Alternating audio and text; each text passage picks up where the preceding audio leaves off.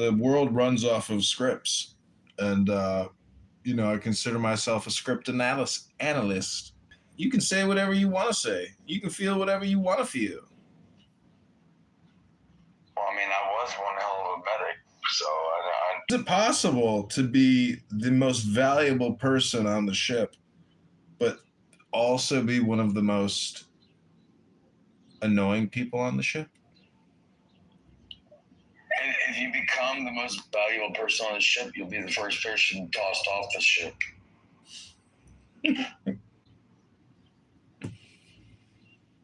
Yeah. Like, down here in Georgia, we just play country dumb a little bit, but we ain't stupid, you know what I mean? Well, Caesar famously said that he'd rather be the last person. What is the quote? Last person in a town if he can't be the first man in Rome, something like that. I have to look it up. But meaning that that his values demand that he always try to be one of the premier leaders. And look what happened to him. He was murdered. Assassinated. Yeah, but when he came into Rome with his whole army and the 2 legions behind him, he was a baller. Oh yeah, he had incredible clout and prestige, especially with his loyal soldiers and generals. But it was really the politicians that sliced him down. Hey, Ed Tujon. Et Brute. Et Brute.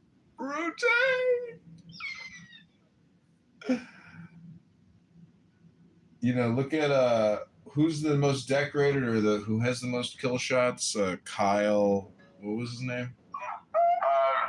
As a sniper? Yeah. It was a Russian female that killed more Nazis. I think it was more than 300 Nazis that was confirmed.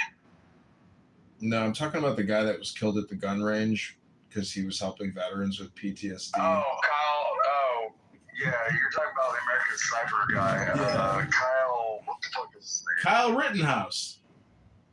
No, that was the kid that got hit with a skateboard that shot those 2 guys with the fucking pistol. Or the AR. I'm just making a joke. Fuck. Chris Kyle. I served with him on Iraq. That's the sad part. Chris Kyle is the name. Yeah, something like that. At least I got the Kyle part right. I just bring him up. Names. I just bring him up because the way he died shows a lack of. Him and his buddy went and they took this one kid that had PTSD, and their mom was like, "Hey, take my son with y'all and go help him out." And the kid with the PTSD shot them both. Yeah. On that range. Yeah. That's what happened. It's dangerous training people. When I was in Fort Benning, Georgia, there was some type of attack by some soldier or something. And he... You were a ranger? No, Fort Benning, Georgia infantry. I didn't do ranger school, but I was trained by rangers. That is ranger school, but okay. I thought ranger school was in Florida. No, it's in Benning. Oh.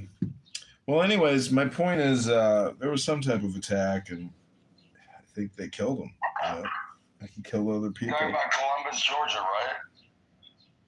Yeah. Yeah, that's Benning. Yeah, that's 3rd Ranger Battalion.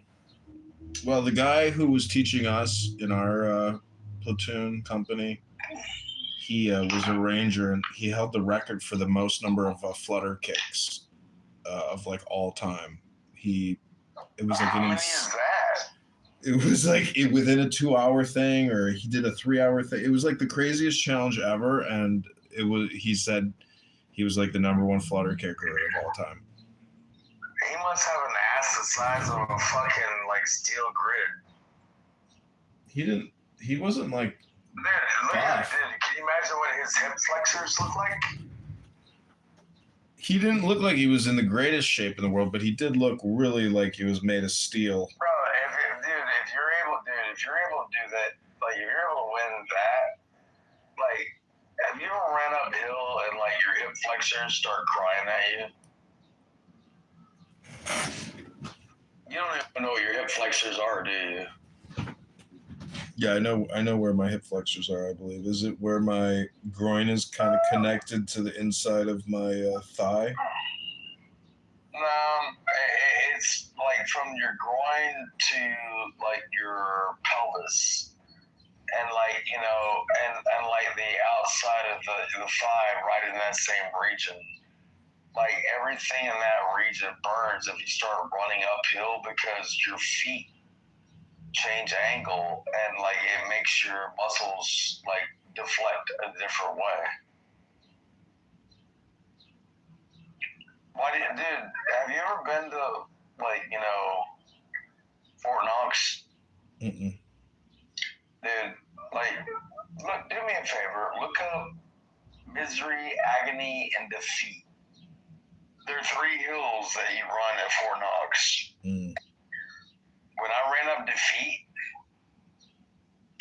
I stopped about halfway up because I couldn't take it.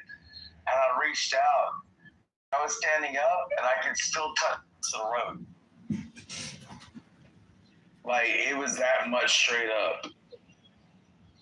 Like, yeah, the 3 hills are called misery, agony, and defeat.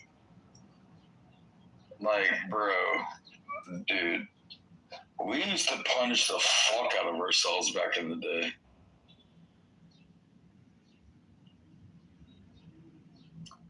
Dude, I was A-train. I mean, I could run 11:45, 2 miles without even thinking. If I really pushed it, I could probably hit close to 11 minutes.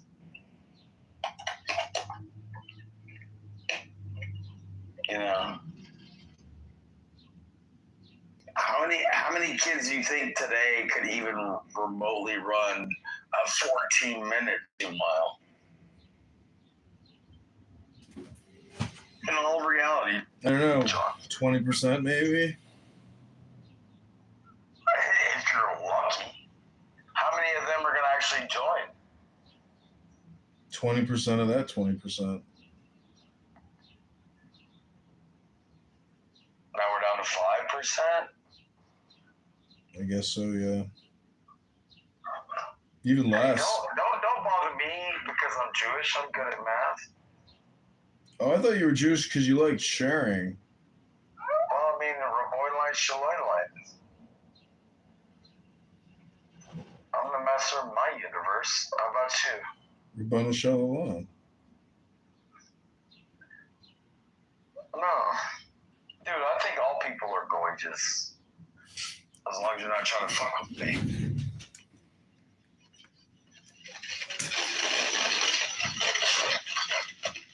You want to fuck with somebody, come fuck with them. No, I'm all about it, dude. I don't know who Roby is.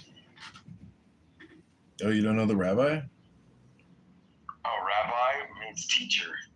No. I don't have my glasses on. I can't see it quite right. No, I'm talking about this short bus special candidate here. Bruh. What's up, rap? Oh, shit. You brought yourself in on the third party. Jesus, Lord, Mary, Joseph, and all the fucking Johns. I'm also in the office today. What are you doing? Making money? No, I'm trying to see where the money's at. Why aren't you making money out of knowing where it's at? Then I had to go with the theme. What are you scared to go get it?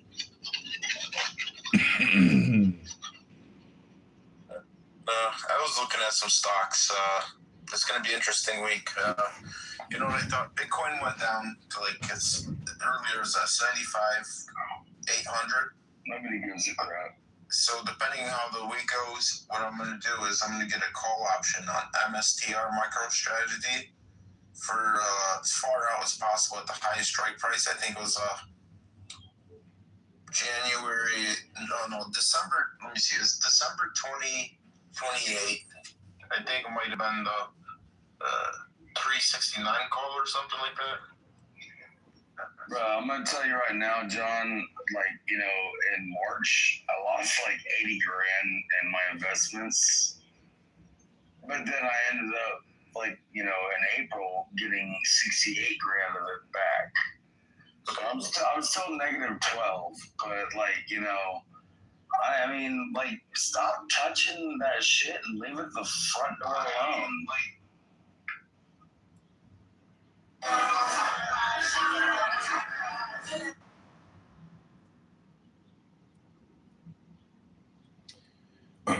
Well, as a mayoral candidate for Chicago, I believe in liquidating our pension fund and eliminating the financial advisor who charges $60 million a year to manage the assets.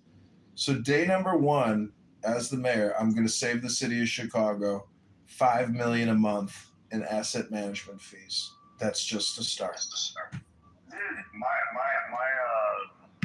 Charles Schwab account manager only charges me like $8,500 a year. And fixed costs, and you don't even have to say how much you're making. But what type of percentage are you seeing over a year and 5 years? Well, I mean, I bought Apple in 1989 at 17 cents a share. I mean, you want to figure it out? You don't have to say like the value of the portfolio. Just say like the percentage return of your account for like a year and 5 years. Well, I mean, anything over 10% is cool with me.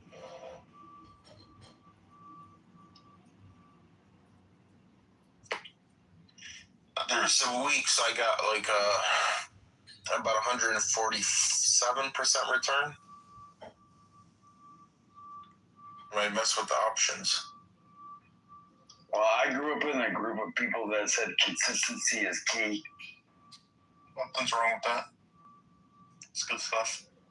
Yeah, I did like a lot of my educational stuff through the Kosher Shekel Fund. They brought me on, started off as a paralegal, and then they saw my potential. They saw that I was ambitious. They threw a bone my way. Came back, took it, turned it around, and they gave me bigger tasks. And then they said, you know, at my annual meeting, they were like, you have potential. See what you can do. We're willing to invest into you. Put some education stuff. They took me under their wing. And Rabbi Randall McDickerson took me to the next level.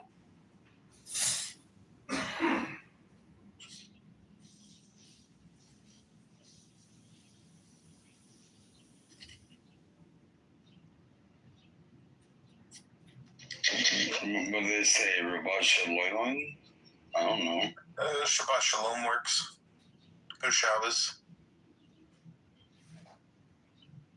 The deepest part of the deepest breath of the day. Dude, my great granddad was in Rothschild. I'm 100% a Christian. I'm a Georgia boy that was in the military in the U.S. Army. I am nowhere near a Jew, but it doesn't come from the female side of my family. It comes from the male side of my family. But like, you know, like if you want to talk shit about Jews, I just want to punch you in your fucking mouth. I love the Jews. Yeah, so do I. Hey, my Jews are gorgeous, and I'll fucking protect their face anytime I can. One of my favorite Jewish rabbis is from Canada, Rabbi Randall McDickerson. Wonder if he had the pleasure of meeting him. Well, I mean, is he an Irish dick, or what's going on with the McDick? It's just his last name, I guess, because of the lineage. But he's part of the Kosher Shekel Fund. I think he started the hedge fund as a retirement and allocation, and then it grew.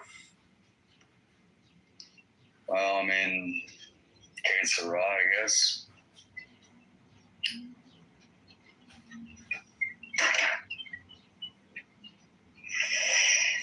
Nah,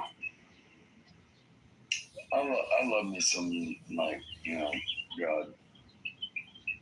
You wanna bitch about like the indifferences, we can, but honestly, I know where I come from, and if you want to fuck with my people, I'm about to like kick you right in the fucking ear.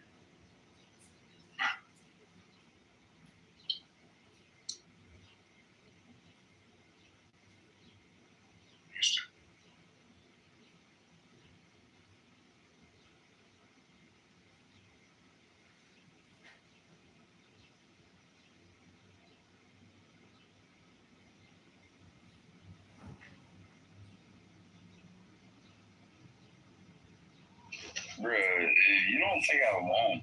I mean, you can question me on it.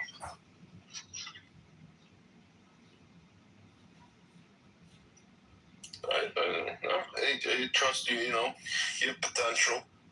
You served the greatest country in the world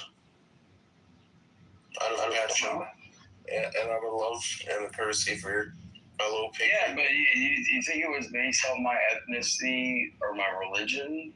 Or do you think it was based on my American culture? I'd say based off your religion, because this country was founded. No, it was based on my American culture. Dude, I don't even really want to know what my religion means to everybody else's belief system. Like, no, it has nothing to do with religion.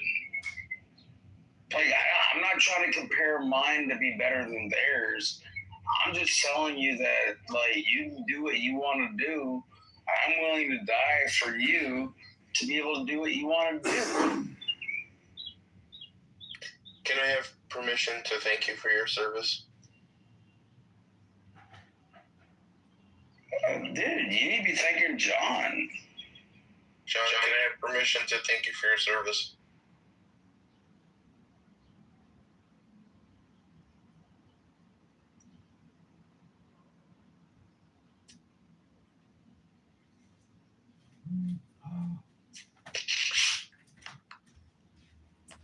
I truly don't think you understand the depth of the room that you just fell within.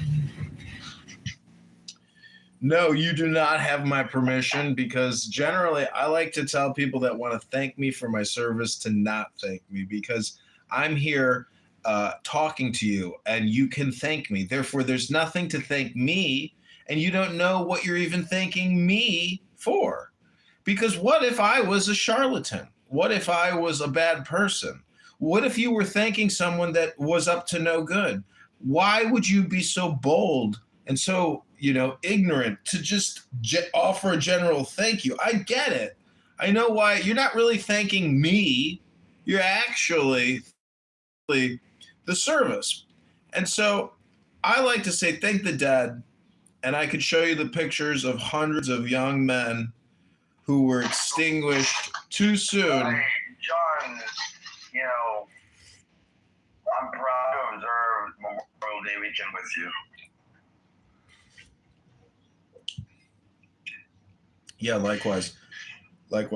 And I am only just playing devil's advocate because I feel like people just talk too much and they're not really more quiet, silent observers. And this beautiful brunette got up in my face last night, and she was so close and so beautiful. And she said to me, John, what advice do you have for me, a poor, young, innocent college student?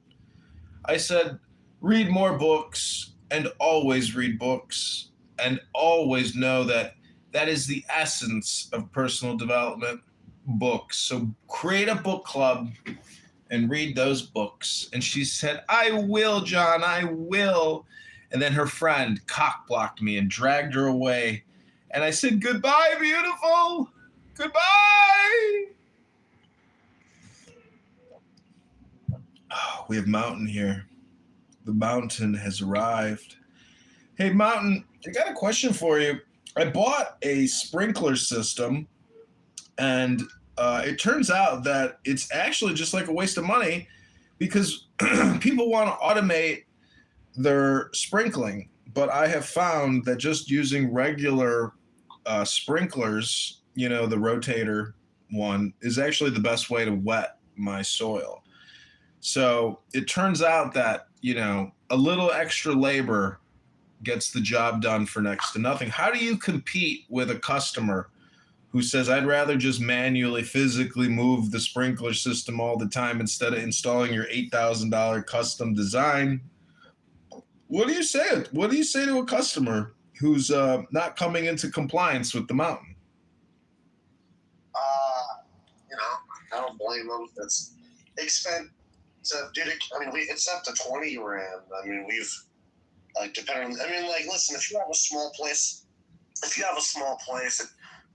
hand water the fucker, I say. But if you have a giant place and you have some money, do it. But that's not even really my passion, bro. I just do sprinklers for the money, bro. I don't really give a fuck about sprinklers. I want to build boats for a living is what my ultimate goal is. That's what I'm pursuing. So it's just a hobby right now.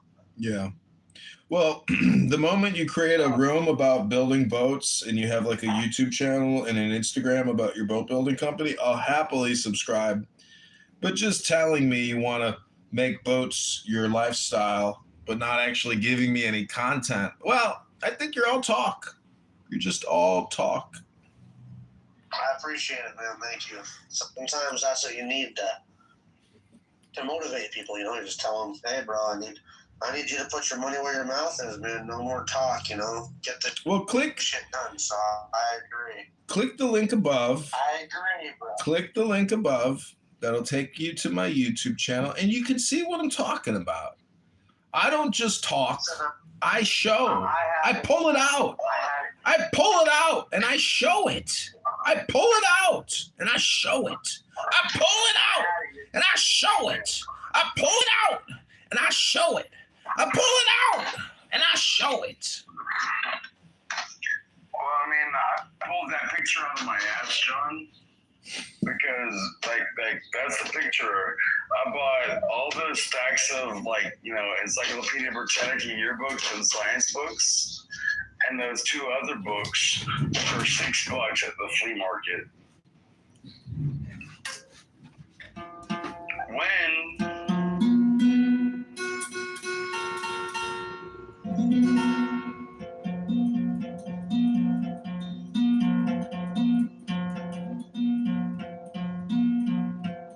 You did have a good day, all right? I'm full with the family today, so. Well, what's going on now? I said to you, nothing. I'm over in Washington hanging out with the family and had to finish building this fucking trail, and I had to put spark plugs in my car, bro. God damn, dude, some of those cars are really challenging to put spark plugs in. Anyway, got it done. Now I'm gonna go do some rest and relaxation. So. If you're dealing with a Ford truck, the last two films are closest to the firewall, it works. Yeah, it's nuts. Now deal with a Ford truck. So. Which one? Oh, it's a Chevy Impala. I already got it done. So. That's a lot easier to work on than a Ford F-150. Damn. Well, not a new one. What, the front-wheel drive V6 one? Yeah. You only had to change 6 spark plugs, and it's a sideways motor, bro. Yeah, I know. The one on the side, the one in the fronts are easy. The one in the back, dude, fuck that shit. I got it done now. So. Hello? Hello. Where's Kitover at? Rabboni Shalom. Oh, nobody's talking to you. Where's Kitover at? Where's Johnny Boy? John? We're here. Hello? We're here. Hello. We're here. Welcome to the John Kitover Show, Dr. Fatima. Yeah, thank you for having me. What's going on? What are we having tonight? Well, it's 17 minutes till 4:20, and I'm about to go out for a power walk. I'm already smoking a joint. Does that count? Me too. I'm almost smoking one. Hey, John, how's your gout these days? I really hope you're doing your evening, John. Best friend. Thank you so much. Anytime. Anytime, you know. Anytime. How are your kidneys working with that gout?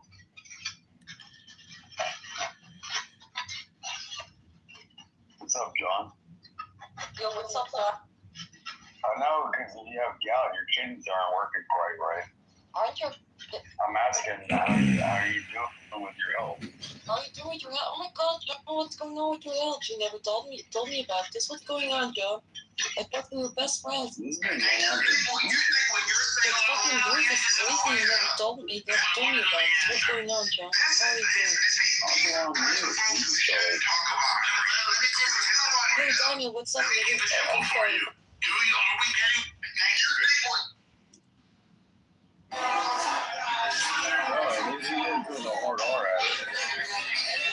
I'm sorry, did I say that like that?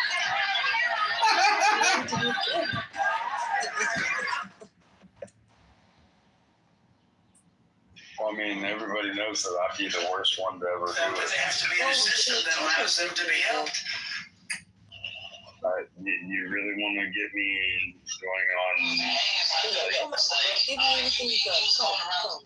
Working with precious metals is fascinating, especially now with how far casting technology has advanced. Today I'm using real sterling silver to make a miniature model of our off-road wheelchair. It's a little gift for the guys who have been working at our wheelchair factory for the past 5 years. Half a decade is a long time. And I know that if you take care of the team will take care of the rest. I get Instead it, of creating a sheet right. of our silver with a rather large wax 3D printer. This wax printer prints 2 types of wax at the same time. The white low melting point wax acts as a dissolvable support for the upper layers. And of course, the red structural wax has a higher melting point. You'll see how it works in a second. You can tell how detailed a wax printer can get with You sound like a little bitch. the analog. 75 years. I know what your mother meant. Yeah. To have me out of love. Hey, Daniel, how you doing? Hey, Mr. Nero. Nero, are you there? Sir Nero? Neto? Sir Neto? Are you there? Hello, everybody. I want to welcome you to the John Kitover show. Sunday show these days, but it's only Saturday evening. We're not there yet.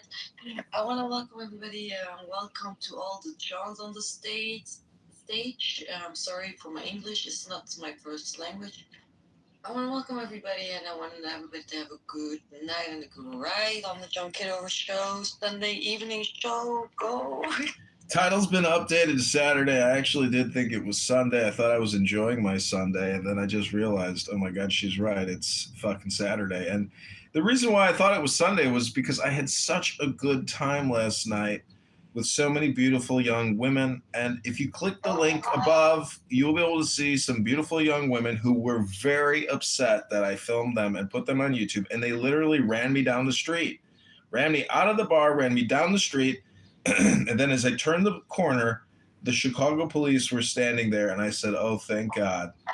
And as soon as they saw the police, these fucking bitches in the video above, fucking bitches, and their gay little fag hags who were trying to kill me, they immediately turned around and gave up when they saw the boys in blue.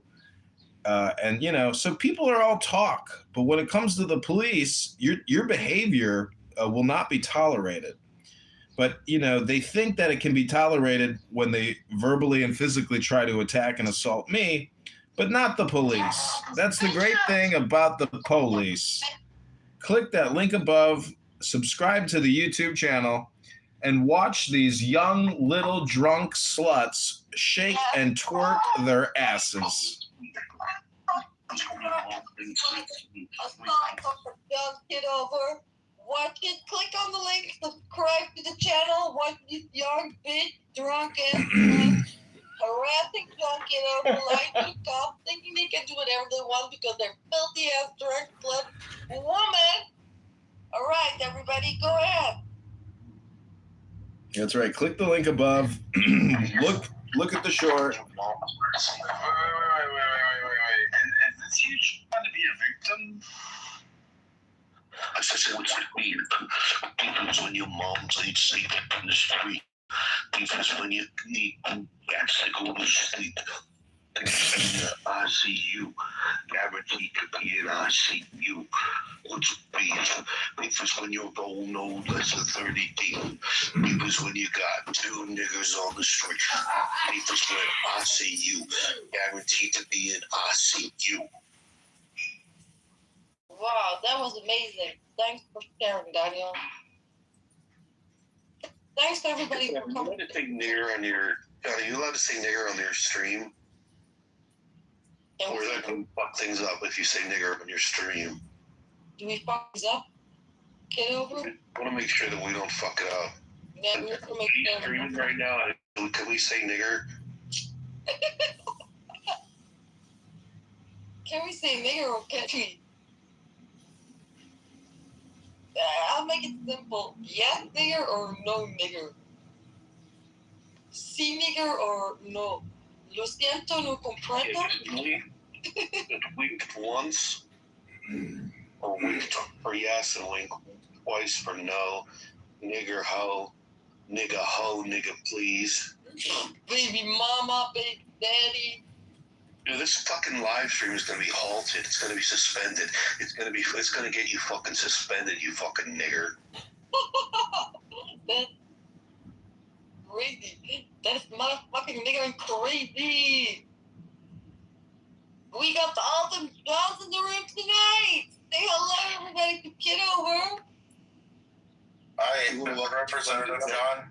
I think you can say it on the stream.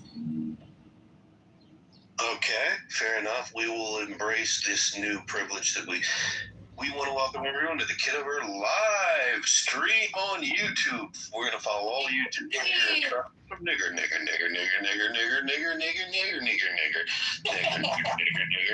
Hello, nigger.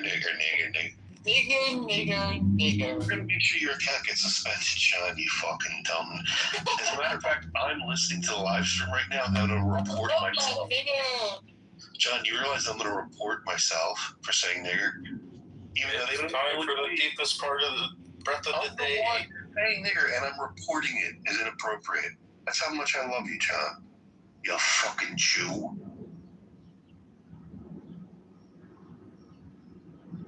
Yahudi? Daniel Nero, oy vey, how could you say this? I am Chicago Metro Mayor. Oy vey. Oh my. Hello, everybody. Welcome to the John Kitover Sunday, corrected to Saturday evening show. I want to welcome everybody today listening to the show tonight. Tonight we have a very much so song. I want to welcome all the guys. Welcome to all the guns on stage tonight. We have an intruder. Can someone kill the intruder on the stage tonight? I'll give you 3 seconds. 1, 2, 3. You guessed that right. Rebby is the intruder. Next question. What are you all niggering about tonight? Tonight, on an all-new John Kitover show, with your host, The nigger? Jermaine Jenkins.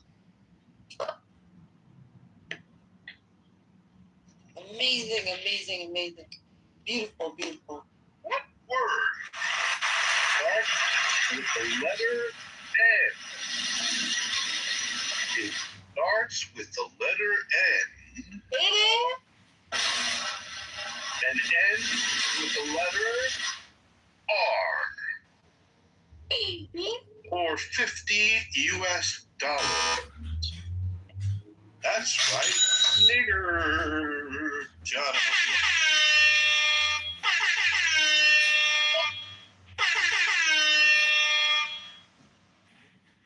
Thank you, everybody.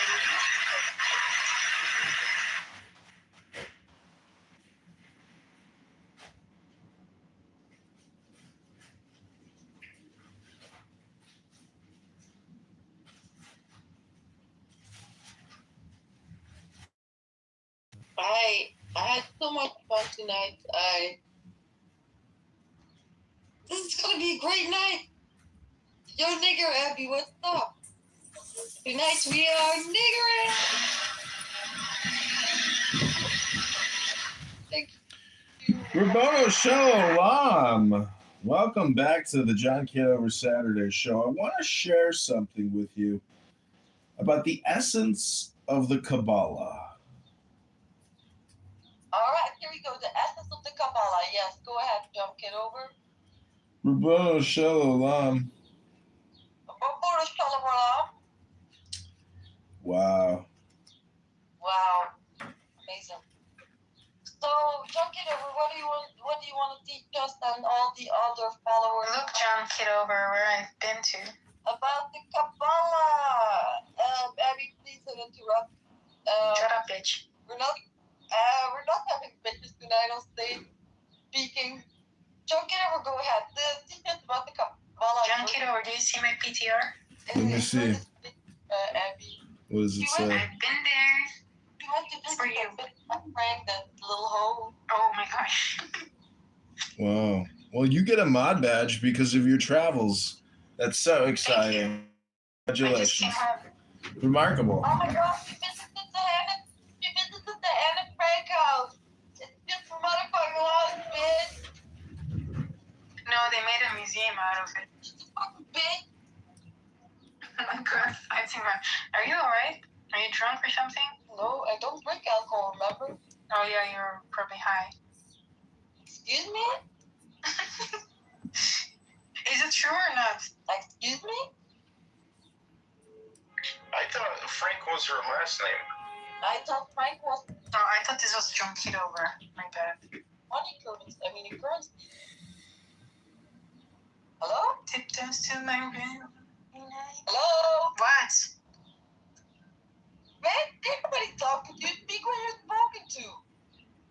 No, go eat something. Go eat your mother, bitch. What? What? What did you say? What did they say? You should eat something. I want to apologize to all the listeners and followers of John Kitover for my behavior. I have behaved out of... I've been to every room yesterday of John Kitover and I wrote an shit. I want to apologize for my friend Abby, who is a little bit retarded by birth. Are you projecting? He probably will interrupt more and just act like it's the wind that you can't see but you can't hear. Anyway, let's go ahead and get over the Kabbalah. Hello? Are you getting your period or are you on your period? Excuse me? Is it true? Excuse me. We are on a live show. Don't ask personal questions. Can you go ahead with the Kabbalah, John Kitover?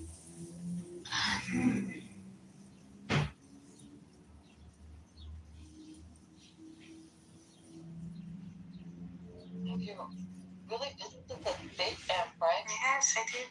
That fucking nigger bitch. I'm sorry. Girl. I'm sorry to all the listeners. I have Tourette syndrome. I've been into the synagogue. Oh, I'm so tired. That sounds demonic. Are you okay? Did something possess you? Did you take something home with you? Yeah, let me give you something else. Let's see. Here, I found a place for you too. Here, PTR.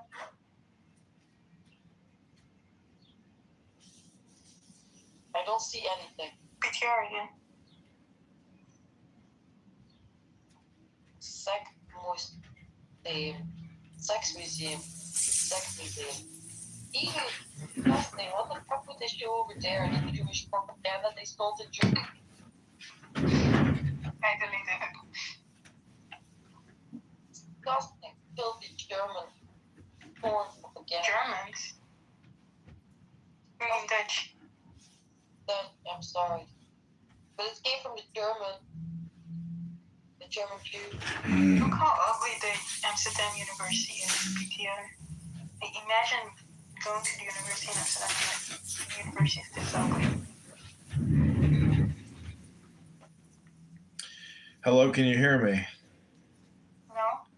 There seems to be a really old building. The church perspective. But the building before the church is really ugly, yeah.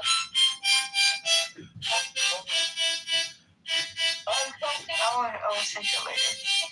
John Kitover, I have a little bit of a complaint. Ik moet zo ook kijken en ik kom misschien zo terug. Okay.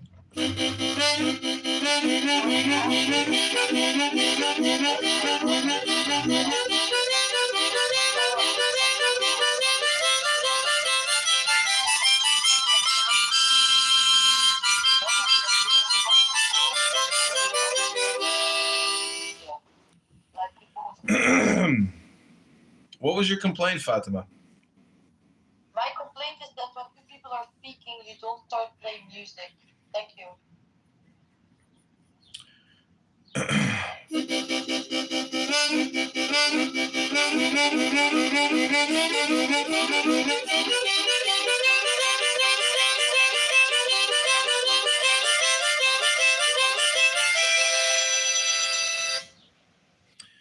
Somebody at the bar yesterday was like, "Can I try on your hat?" I said, "No, I'm sorry, but I said, you know," and then I thought about it. I'm like, you know what? You know, I was like, if that F word wanted to put my hat on, I bet you he wouldn't even have given it back to me, you know? So anyways, I said, well, I got a harmonica. You want to blow on that?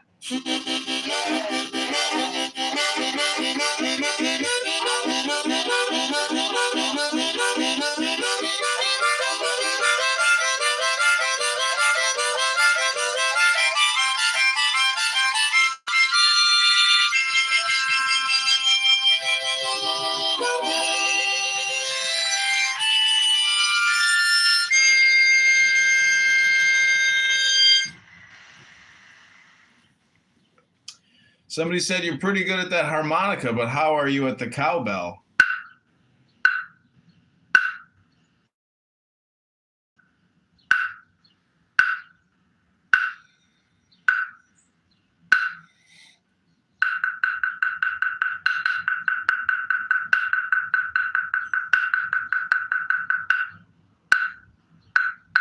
Hello? I said, how? Somebody said you're pretty good at the cowbell, but how are you on the Jew harp?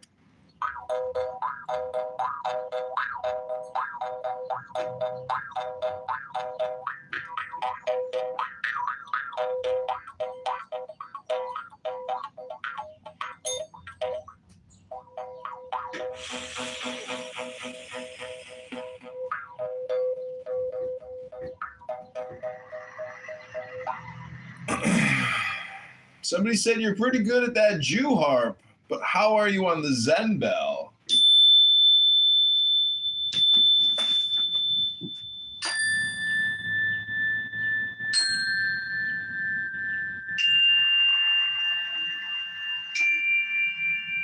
Pretty good.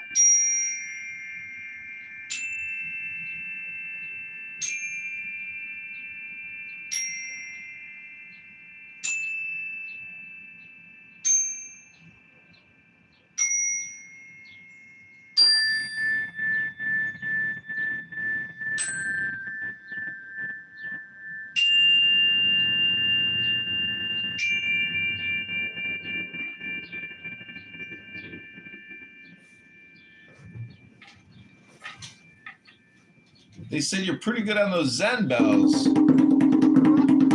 But how are you on the Chinese drum?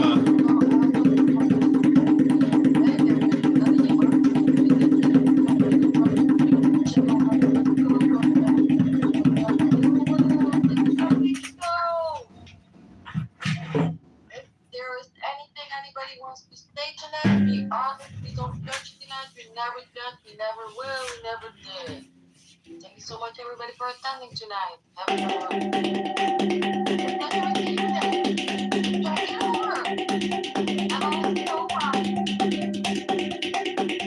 Thank you for that, Fatima. You're right. Too many people have too many judgments. That's part of the problem.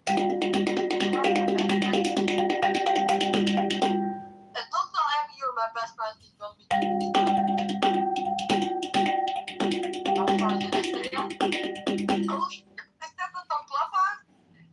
Are you two sisters? I thought you were both part of the same experiment from Chernobyl.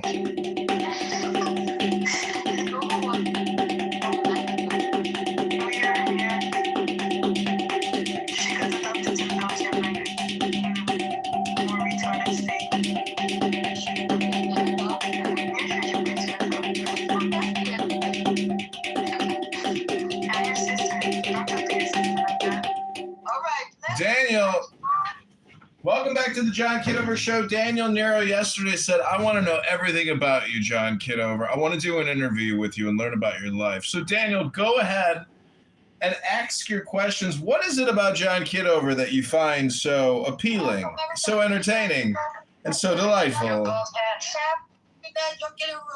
like your podcast. Daniel is here tonight going to interview John Kitover and ask him some personal questions about his life. This is a special edition live show. Dude, is your weed laced with fucking fentanyl or something? Is your weed laced with fentanyl or something? What? Fentanyl is the fucking tranquilizer. Okay, whatever. Meth? Did you eat it with tomato or something?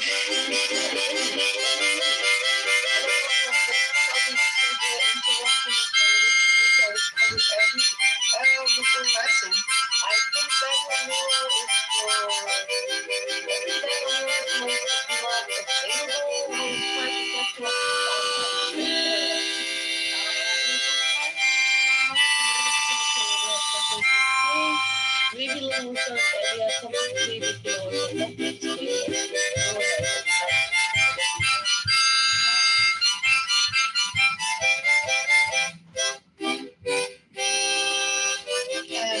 Do you know the song Andreas from Roy Orbison? Gentlemen, Oh, he's right. is the main event. Introducing in the red corner, the champion of the world, John the Beast. Welcome back, everybody. We got Daniel now back on stage. Go ahead, Daniel. Ladies and gentlemen, tonight's guest is the kind of man who makes resume paper nervous. He's a decorated military strategist, a policy architect, a best-selling author, a chess champion, a marathon runner, and according to at least 3 think tanks, technically qualifies as a national resource. Please welcome the one and the only John Kitover. Now, John, I've got to ask, when normal people wake up in the morning, they check their phones, maybe make coffee, maybe stare into the void for 20 minutes. Imagine you wake up at 4 a.m., solve with your political crisis before breakfast, bench, press a tank, and then casually rewrite economic policy while having a overhead. My first question for you, John Kitover. Have you ever masturbated with shampoo? Have you ever masturbated with shampoo? I think that's probably a definite yes. And, I've even attempted it once, remember, with chapstick. And, it was actually rather delightful with the chapstick as well. But I would say conditioner is probably where we've gone to the most because it's less, painful when it gets in the pee-pee hole.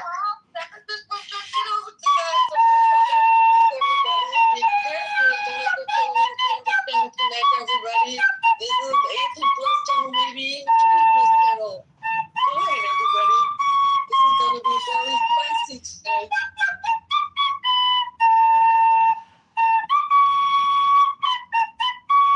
Our co-host. I close my eyes and drift away. I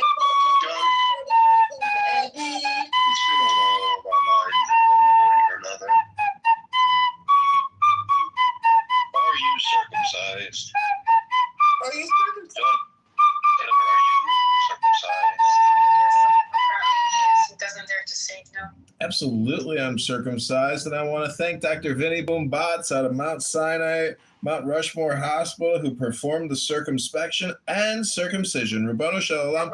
And thank you for preserving my foreskin. I actually have it framed, dated, and signed by himself, John Kitover, the creator of the foreskin. Thank you so much. No question is off topic. Every question can be entertained, so please, Daniel, proceed with the Q&A of John Kitover. Viceman, do you know what's calamari, sir? With ours, I think so, yes. Why? the Belgian There's foreskin turned into a calamari. princess. All right, we'll get it. We'll get yes, what do you want, Daniel Nero? You are a very special co-host, and we appreciate you being here for the John Kitover interview. The John Kitover. Thank you. Yeah, I wouldn't want to be anywhere else at this moment. John, What's your zodiac sign? snap your fingers and change anything about the world around you. What would it be and why? Rabbanu Shalom, I just hope that one day we can at least get 100,000 people to join the John Kitover Book Club, because those 100,000 people will recruit 10 people each, and that'll get us to 1 million people. And those 1 million people will recruit 10 people and get us to 10 million people. And those 10 million people will recruit 10 people and take the John Kitover Book Club International to 100 million people.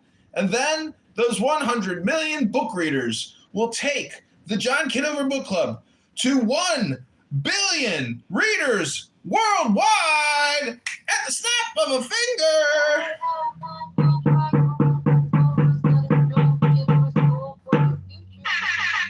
This is gonna be a big goal, but we're all seeing the best in John Kitover. We're seeing him doing it, right? He already feels like he have it. He's doing a manifestation.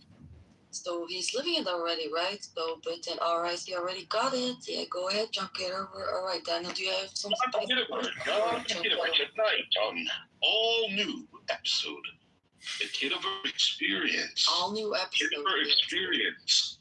With our special guest, John Kitover, we have Joe Rogan up next. But let's bear with John. The question on the table, the burning question. Have you ever had a same-sex orgasm? No, my virgin butthole and my virgin penis are opposite sex orgasms only. I've only had anal and vaginal and oral and ear and ankle and armpit and knee pit orgasm and butt crack, but never, ever with the same sex, but with the opposite sex, with just about every part of the body, including the fat and fold of a stomach, of a gut.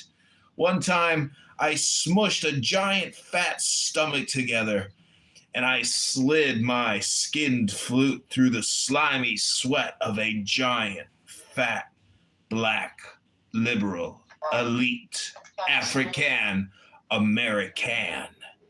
Can you dig it?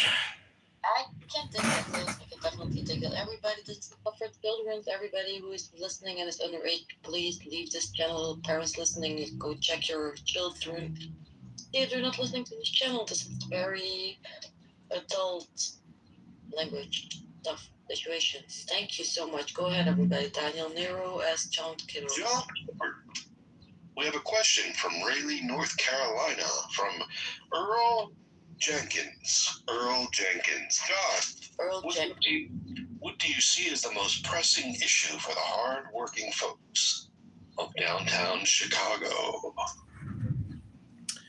Really, it's the property taxes and the crime. Because why pay all the property taxes if you're subjected to a homeless, recidivist, African-American, ankle monitor, no cash bail murderer? The slugfest, the punches in the faces. What am I paying all these property taxes for if when I leave my beautiful condo, I get robbed and assaulted, accosted, and spit on, or tortured, or terrorized? Why do I pay all these property taxes when I go to the grocery store? We got a guy there who's stealing and robbing, and there's no police anywhere to fight the crime, the criminals, the bandits, the mobs. That's what the residents are facing. Security nightmare. end of world apocalypse society. Everywhere. I agree with that. Totally right. That's why John Kitover could go for mayor 2027. Woo, woo, woo! Woo, woo, woo!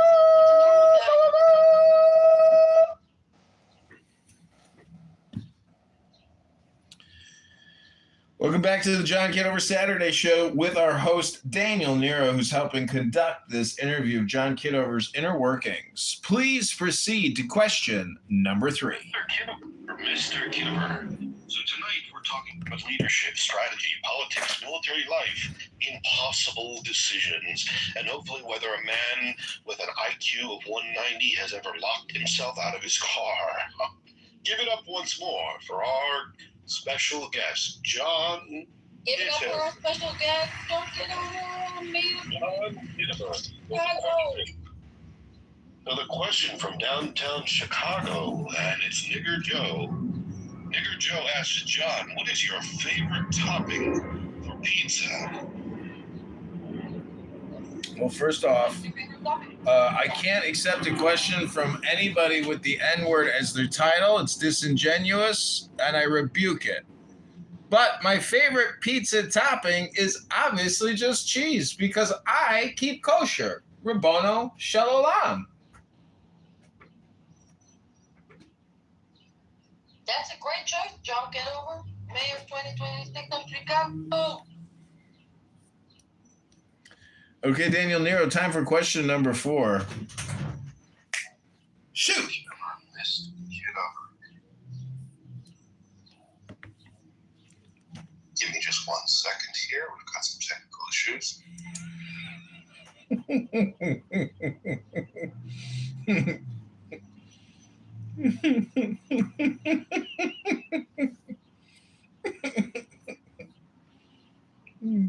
John, before we get into policy and military strategy, I have to say, sitting across from you feels like interviewing a politician.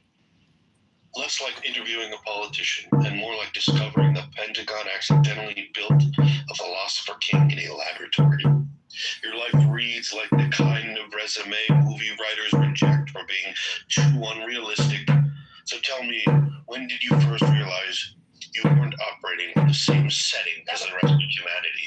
Yeah, that's a deep question. John Kitover, did you think about that, or did you think about it twice? Go ahead, John Kitover. All waiting for your beautiful answer. You're gonna inspire us. I already know it. Yeah. It's a great question, because I was thinking about my origin story and where I truly come from. And I was manufactured by Uncle Samite in the forests of Georgia, where we had to drink the blood of our enemies as we learned how to prepare to conquer an Islamic state. Multiple Islamic states, in fact. It required incredible concentration, ruthless discipline, and focus to prepare for the war against the Islamic State. And the charter and the laws and the Constitution of Muhammad.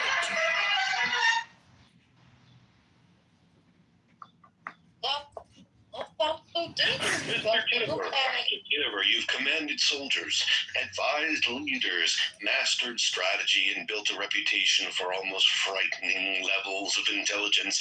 But I'm curious about the human side beneath all of it. In the quiet moments after the speeches end and the cameras shut off, what actually happens with John Kitover? Have you ever cupped a thought? Have you ever brought your hand down and cupped your hand around your asshole and farted in your hand and brought it up to your nostrils? John? Wow, great question. Go ahead, John Kitover. What is your answer?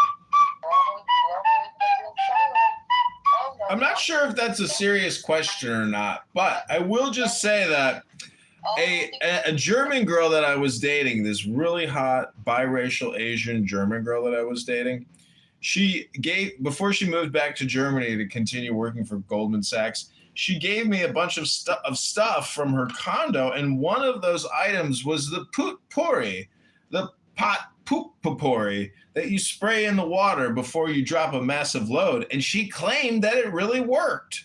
But I have yet to use it. It sits next to my commode, untouched, waiting for someone to experiment with the poop potpourri. Next question, Dr. Nero.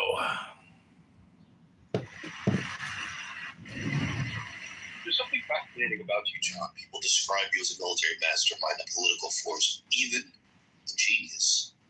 But the people who admire you most often say it's your humor that disarms them. You can walk into a room with the gravity of a wartime commander and somehow still make everybody laugh. What is the funniest way you've ever taken a shit, John? What is the funniest way you've ever taken a shit? Well, one time I came back to the bar and the burrito restaurant with a stomach, too much Mexican food and far too much whiskey. And as a result, I thought maybe the best solution for the best cleanup of what was about to come was in the bathtub. So, in the bathtub, I drew the water, but as I was drawing the water, I was puking and shitting simultaneously in a bathtub, now filling with water and shit and puke. And I was struggling to breathe. And at that moment, I realized, oh my God, I could technically drown and die in a hot bath full of my own diarrhea and puke. And it was at that moment, as I was inhaling those caustic fumes of diarrhea and puke deep into the recesses of my lungs, I took a breath and I said, I will survive this! I will survive! I am a survivor! So I stood up, I turned the water off, and I said, oh no, the bathtub is jammed, full of my diarrhea and puke. Lots of corn, lots of lettuce, chunks of meat and salsa had clogged the drain of the bathtub full of my shit and puke. But I survived. And I remember that I said to myself, I will never, ever do this again. But sure enough, it happened a second time. And I'm hoping that there will never, ever be a third time.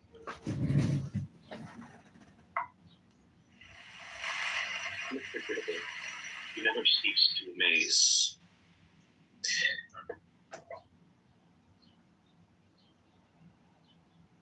You never cease to amaze us. And what a wonderful guest we do have today. We have somewhat of an autodidact, but learned from the academy. John Kitover, genius, strategist, comedic. John, history is filled with leaders who are brilliant, and history is also filled with leaders who are charismatic. But it's rare to meet someone who can claim they possess both in overwhelming quantities. When you walk into negotiations, do you see politics as persuasion, warfare, theater, or just merely sexually?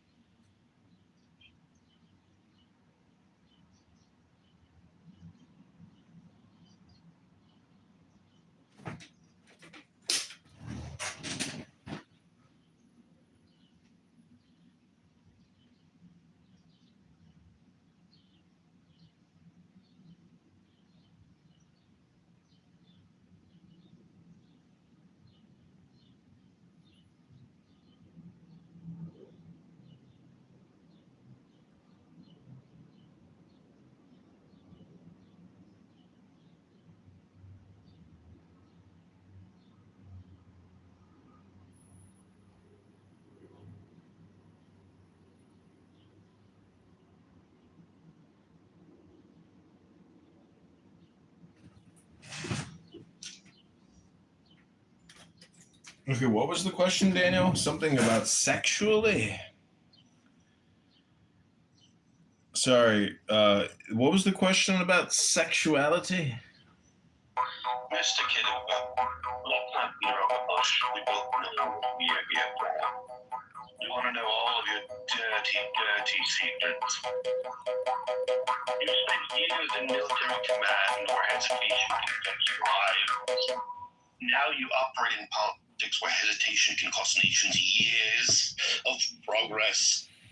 I wonder, has the battlefield made you more patient with people? Are you more inclined to give yourself a hands-free orgasm? Well, I have found that Clubhouse has actually been very good in terms of like anger management, because there are people here that I would, truth be told, I would rather be doing something else than talking to them.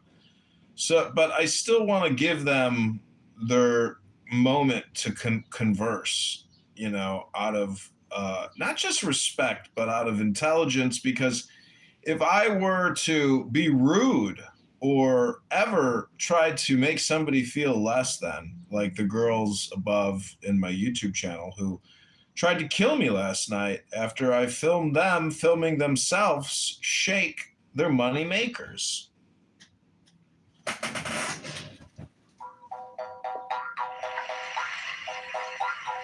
It's really an honor to be across the table from you, John, but I do sense within you a deep whimsy and woe.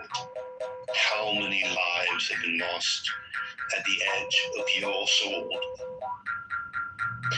You are chilling. Indeed, I feel a sense of chill running down my spine, up through my taint, asshole quivering. And I know how many men you've killed and how many lives are in the palm of your hands. I read that some of your colleagues describe you as a man permanently 10 moves ahead of everyone. That sounds impressive, but also exhausting for the people around you. Have you ever had to pretend to not solve a problem immediately, just so everyone could catch up emotionally?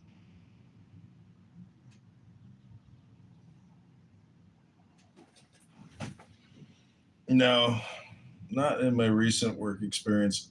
But, there are times where just out of pure boredom, I may actually fail the test intentionally just to continue to take the test out of boredom's sake, because there's nothing else to do. Hello?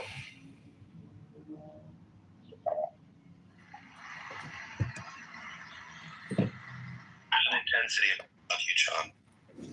The kind of intensity that makes people sit straighter when you enter a room. And you also have the reputation for unexpected humor. One night, at a gala before the Japanese Royal Council, you took your trousers down, masturbated to a hands-free orgasm, and shit directly on the sacred statue. Was comedy always part of your personality, or did you discover somewhere along the way that laughter can sometimes accomplish what authority cannot? Yes, comedy has always been a part of my life, ever since Rodney Dangerfield touched me at the Comedy Store in a special place. Regal, welcome to the show. This is the John Kitover Saturday show. Welcome. Daniel has been. Thank you. Daniel has been conducting an interview so the voters of Chicago can make an informed decision February 23rd, 2027 on who the next mayor of Chicago is going to be. Do you have any questions for mayoral candidate John Kitover? How can you improve the quality of the drinking water over there?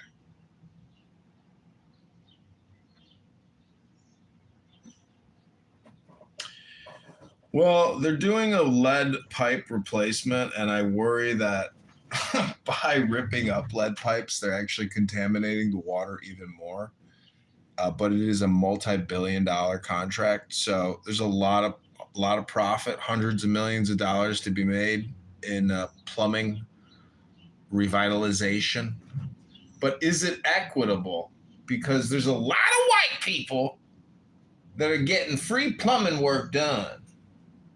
But if you call the plumber's gonna come. But I ain't the plumber. I like what you got going on here, but you know what would be even more funny if you like had like a different suit and a different emotion to each picture of each of these profiles. Like they're a different emotion of John. Yeah, that would be good. I could work on that, eventually rotate it, have a unique profile. Like you can get off the mic on the crazy one. You can do crazy John, happy John, sad John, excited John. Did you ever see the original Wolverine movie? Your picture on your PTR is a picture of Wolverine. And when he gets the adamantium infusion sent into his tuchus that makes his bones the densest object on the planet, he escapes butt naked. And he kills everybody and cuts through, 2 feet of steel and jumps off of a cliff into a river butt naked. That's how powerful he was as a Wolverine. So I think the question here today is, what are you going to do with the rest of your day? Well, I just got done getting some cheeks a minute ago, making some chicken noodle soup. It's a little gray out. Yeah, I think I'm going to sit back and have some chicken noodle soup. Maybe masturbate a little bit, who knows? Have you ever put dill in yo chicken noodle soup? Because I have an herb garden and I got some dill growing and I got a can of chicken noodle soup just waiting for that dill. The problem with the dill is after I took it out of the organic hydroponic grow system and I put it in a grow bag, it lost its essence. All those little flakes of dill smell no longer come off of it. That does happen, dude. You can't take all the hydration out of it. It's sad, but it's a thing. Well, I guess You probably wouldn't want that to happen. Kind of like, I don't know what you're doing with that. But, you know what the secret is? Basil leaves in there, or there's no reason to shop. Maybe something like that. I got basil. I can put some Stuff's basil in pretty there. good. I'm just saying that in today's world of produce, if you buy stuff and you think you're going to eat it a week later. Or fresh basil in there, or... Yeah, I got fresh basil. I got good. dill. I got thyme, rosemary. I got all kinds of stuff growing. I got a big garden vegetable garden over here. So, Daniel, are there any other questions for mayoral candidate John Kitover you'd like to ask?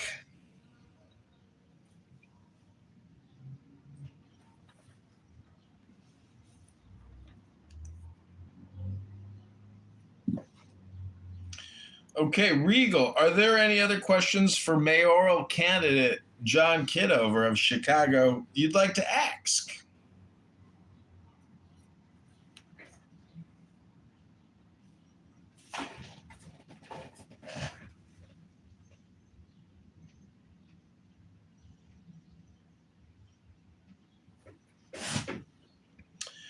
Okay, well, we're going to move on to the reading component of this room.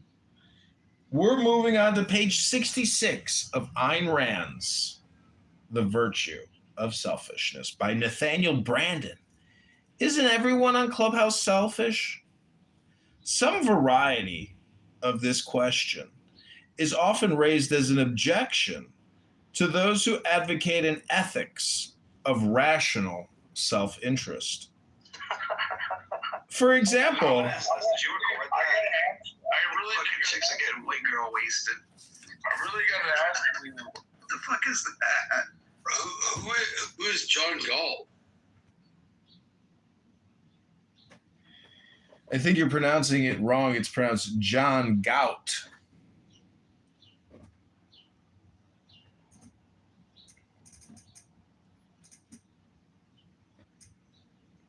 I mean, mean, are we doing Atlas Shrugged? John Gal. Like, who's John Gall? All hail Megatron, Bible Quranic, Supreme Troll. All hail Super Troll Megatron, Master and Commander of the Super Troll.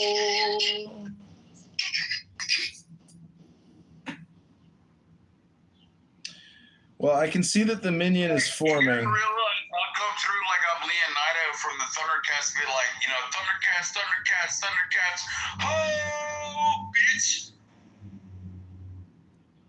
Okay, if you haven't invited people to the room yet, please do so now.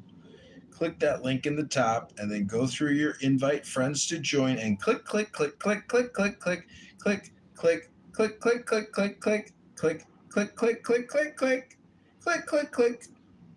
And then scroll down. John, I just lost 30 brain cells in another room, so I'm trying to gain them back by coming in here. I think it's possible that you can help me out with that. Yeah, you're in the right space to regain intelligence because I can read a book to you, and that'll put you in the top 1% of all Clubhouse speakers today. And I can tell you that God is full of shit and, like, you know, act like a fucking drill sergeant and tell you how to fucking get your head on your ass.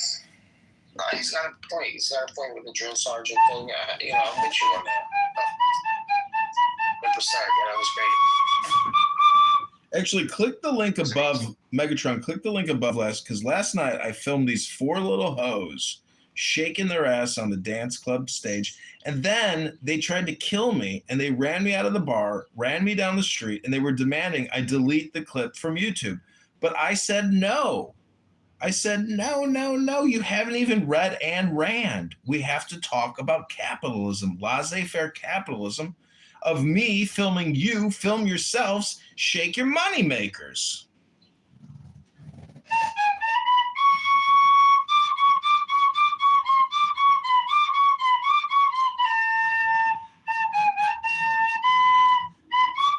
Yeah, I don't know what went on last night.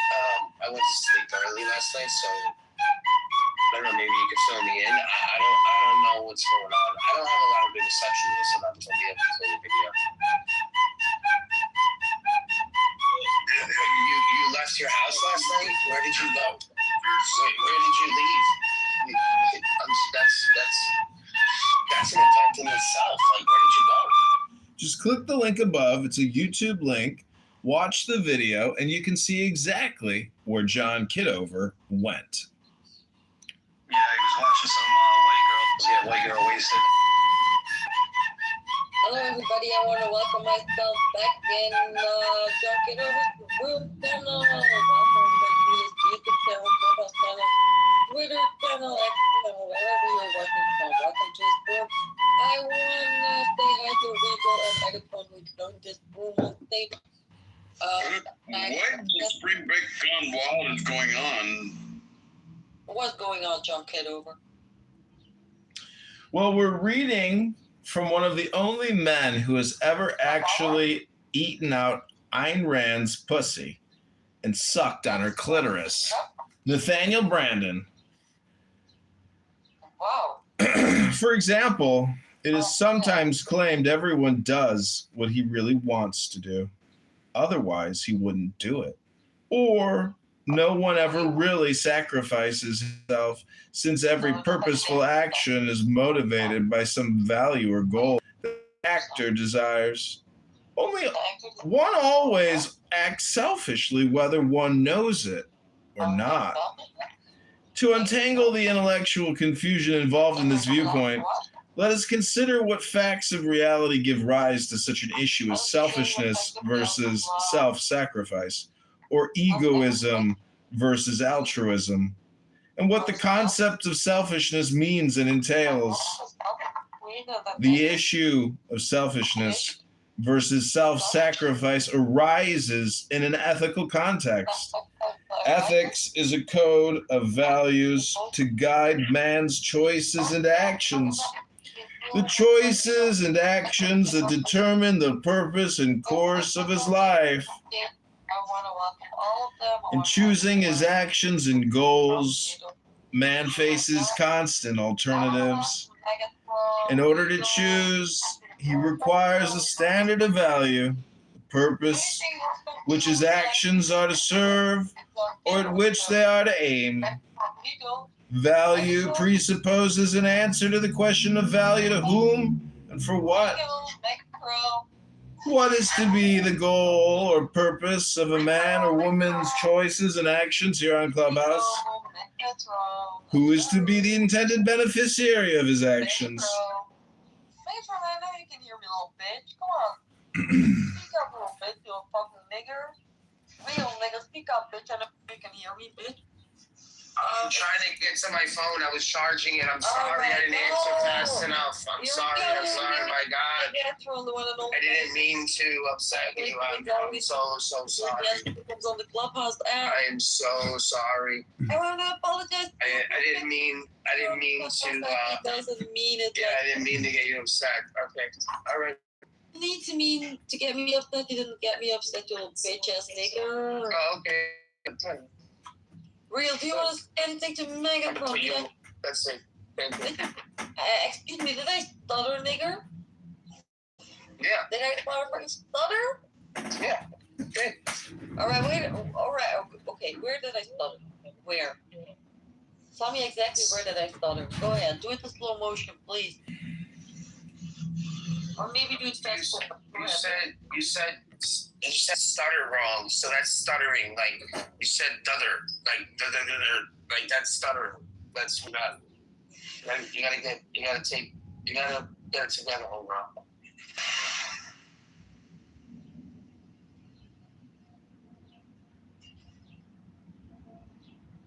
on. Okay, the stage has been cleared. Clear stage. Stage is clear.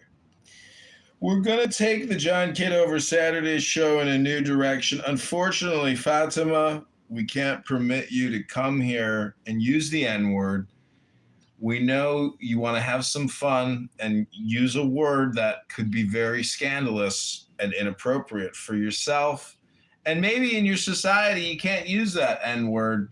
But here in America, where the N-word is sacred, we can't let the N-word capital economy not actually monetize. So unfortunately, based on Ayn Randian principles, we have put you in what's called the non-capital, laissez-faire, non-creative section. You're incapable of actually producing value because you have no values. But that's okay, because we're going to help you get those values that you so desperately need in today's valueless world. We're going to read Nathaniel Branden, one of the only men that have successfully actually eaten out Ayn Rand's pussy and sucked on that clit till she came in his mouth. The clash between egoism and altruism lies in their conflicting answers to these questions. Egoism holds that man is an end in himself. Altruism holds that man is a means to the ends of others. Egoism holds that morally, the beneficiary of an action should be the person who acts. Altruism holds that morally, the beneficiary of an action should be someone other than the person who acts. To be selfish is to be motivated by concern for one's self-interest. This requires that one consider what constitutes one's self-interest and how to achieve it, what values and goals to pursue, what principles and policies to adopt. If a man were not concerned with this question, he could not be said objectively to be concerned with or to desire his self-interest. One cannot be concerned with or desire that of which one has no knowledge. Selfishness entails a hierarchy of values set by the standard of one's self-interest, and b, the refusal to sacrifice a higher value to a lower one or to a non-value. A genuinely selfish man knows that only reason can determine what is, in fact, to his self-interest, that to pursue contradictions or attempt to act in defiance of the facts of reality is self-destructive, and self-destruction is not to his self-interest. To think is to man's self-interest. To suspend his consciousness is not. To choose his goals in the full context of his knowledge, his values, and his life is to man's self-interest. To act on the impulse of the moment without regard for his long-range context is not. To exist as a productive being is to man's self-interest. To attempt to exist as a parasite is not. To seek the life proper to his nature is to man's self-interest. To seek to live as an animal is not. Because a genuinely selfish man chooses his goals by the guidance of reason, and because the interests of rational men do not clash, other men may often benefit from his actions, but the benefit of other men is not his primary purpose or goal. His own benefit is his primary purpose and the conscious goal directing his actions. To make this principle fully clear, let us consider an extreme example of an action which in fact is selfish, but which conventionally might be called self-sacrificial. A man's willingness to die to save the life of the woman he loves. In what way would such a man be the beneficiary of his action?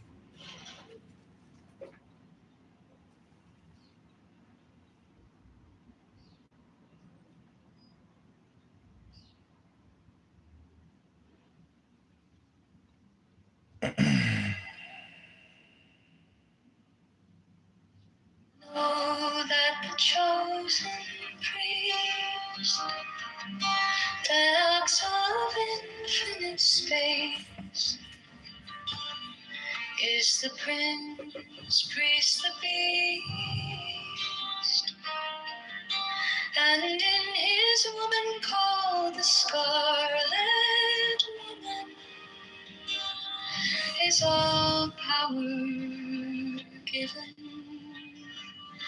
They shall gather my children into their fold. They shall bring the glory of the stars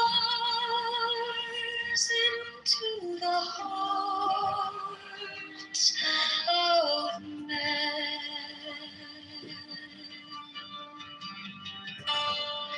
16, for he is ever a sun and she a moon. But to him is the winged secret flame, and to her the stooping starlight. But we are not so chosen.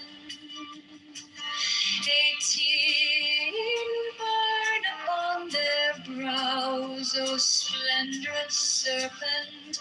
19, O azure-lidded woman bent upon them. 20, key of the rituals is in the secret word which I have given unto him.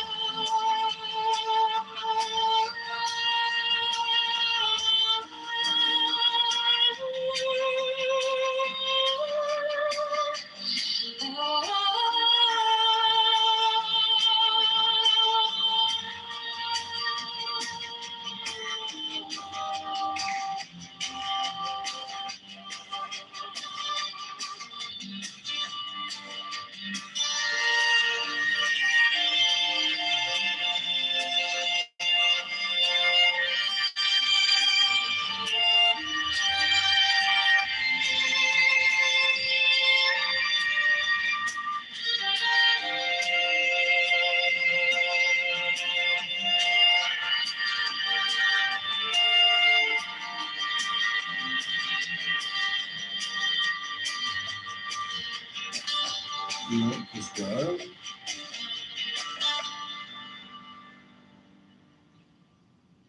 Really? Really? Oh, that's good news.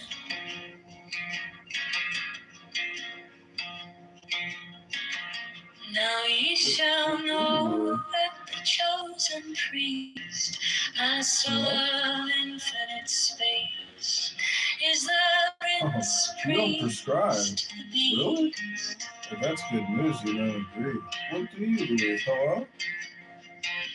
And in his woman, called the Scarlet Woman, is all power given. They shall gather my children into their fold. They shall bring the glory of the stars into the hearts of men.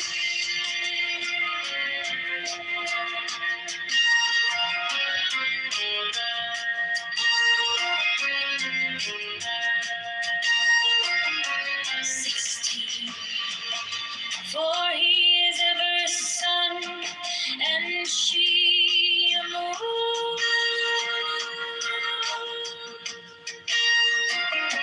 But to him is the winged secret flame, and to her the stooping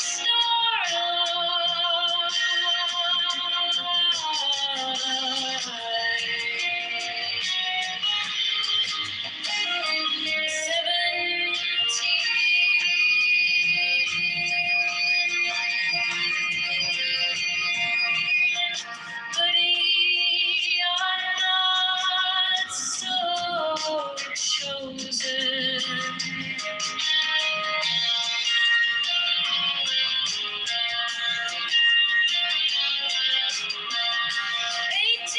Burn upon their brows, O splendrous serpent.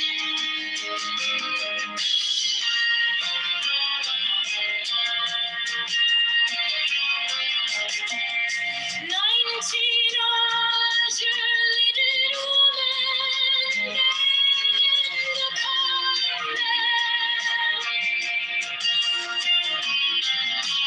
20, the key of the rituals is in the secret word which I have given unto him.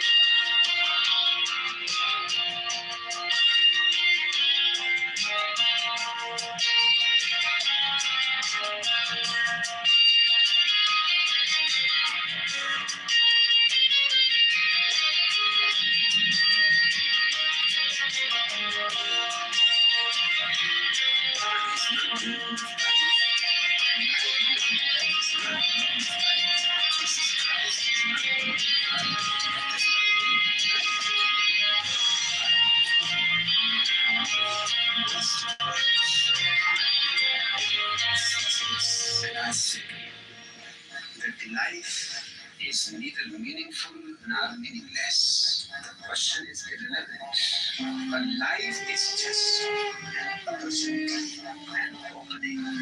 It depends what you make of it. It depends on you.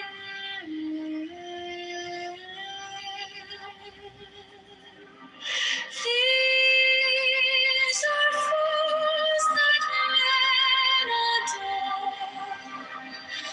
both their gods and their men.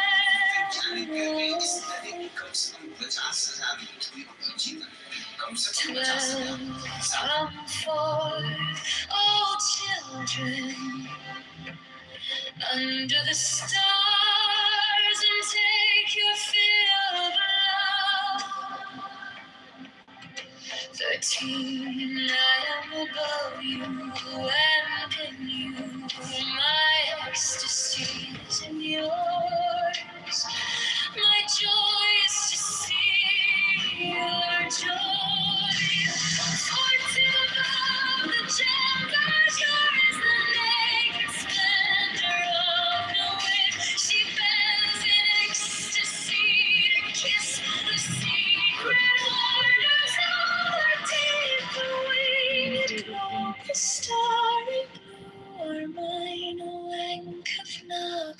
soon.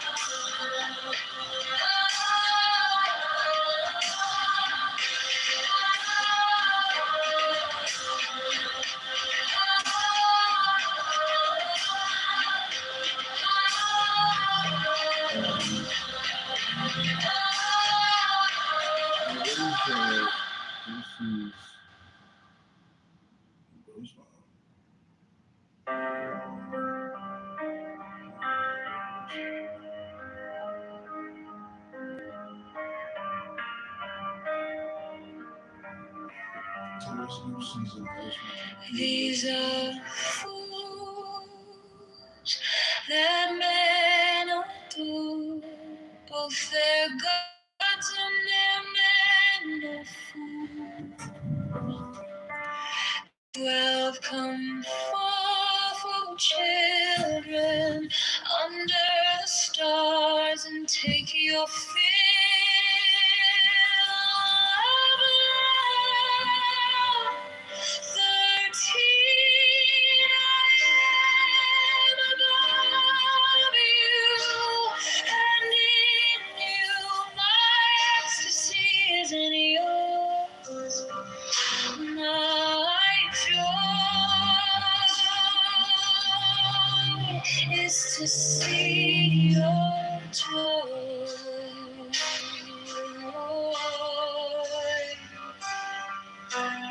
14 above, the gemmed azure is the naked splendor of night.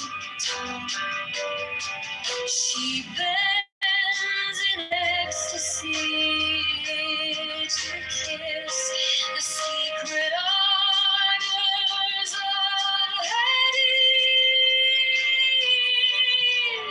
The winged globe, the starry blue, are mine, oh, and not sweet.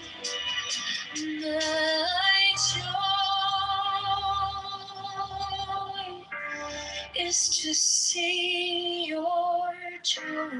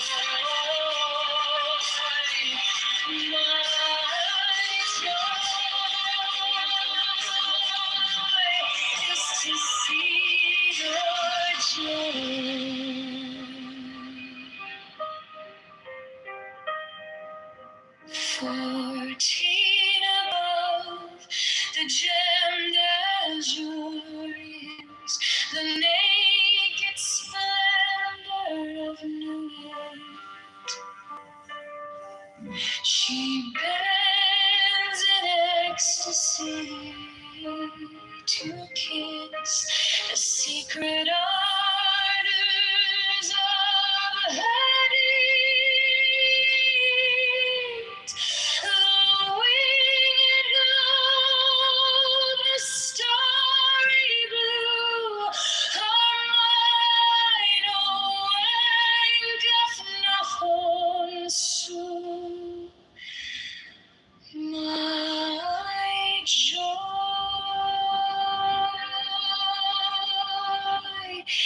is to see your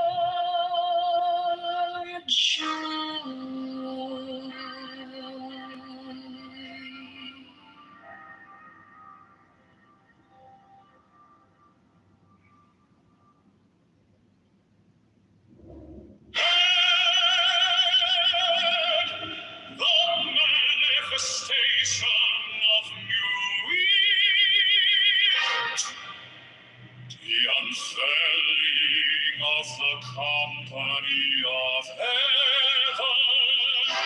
heaven. Every man and every woman is a star, for every number is infinite. There is no difference. Help me, O warrior Lord of thieves, in my unveiling before the children of men.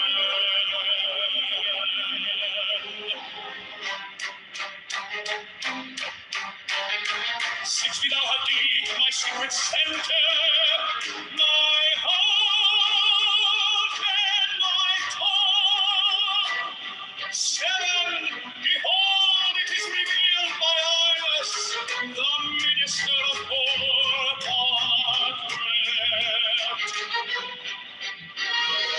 8, the cubs is in the pool, not the pool in the cups.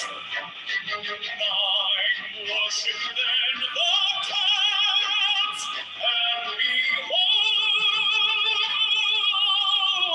my light shed over you.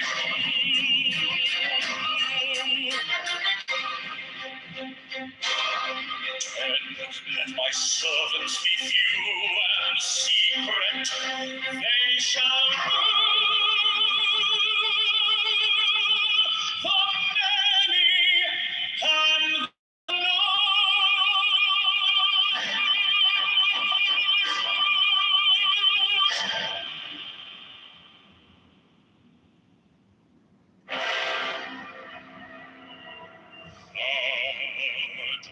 the manifestation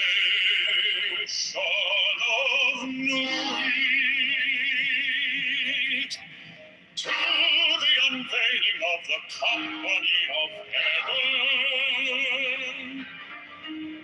Every man and every woman is a star.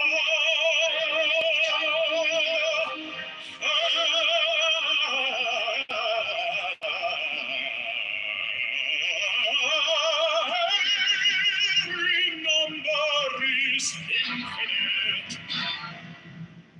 There is no difference. 5, help me, O warrior Lord of thieves, in my unveiling before the children of men. My secret center, my heart and my tongue. 7, behold, it is revealed by I was the minister of Horcrux. And the cast is in the pool, not the pool in the cast. 9, worship then the cats, and behold my light shed over you. 10, let my servants be few and secret, they shall rule the many and the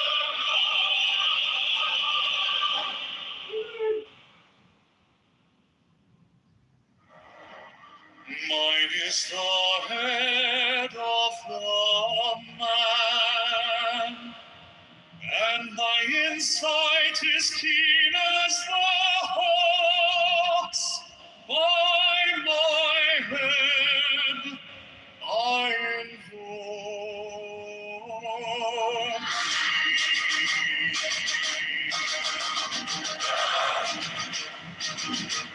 I am the only begotten child of my father and mother. My father is dead.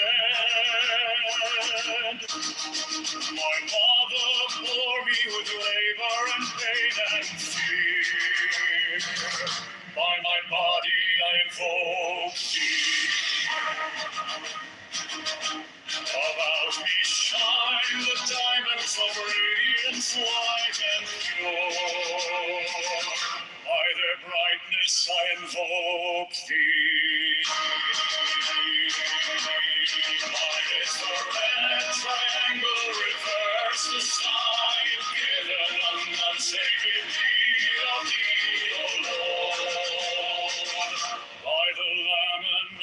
invoke thee. Mine is the garment of white, sewn with gold, the flashing of my that I wear. My robe I invoke thee. Mine is the sign of a prophet and time. By the sign I invoke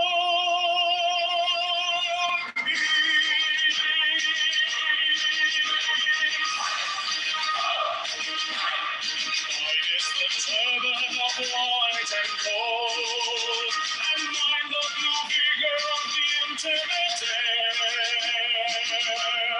Mine my crown I invoke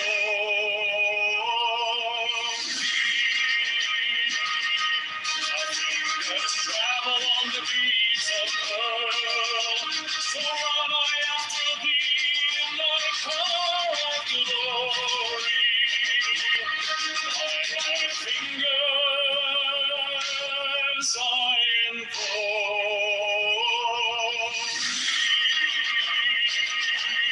I bear the wand of double power, the voice of the Master. They will have no by the Lord I invoke.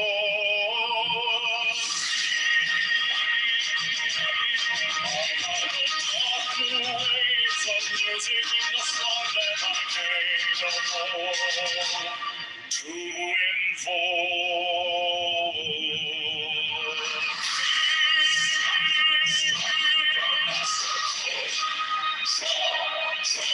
the flaming sword, crown, child, and conquering Lord, Horus, Avenger. By the song I invoke.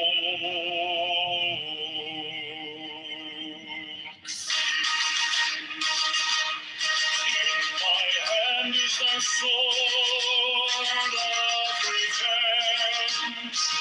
Let it strike at thy bidding. By the sword I invoke.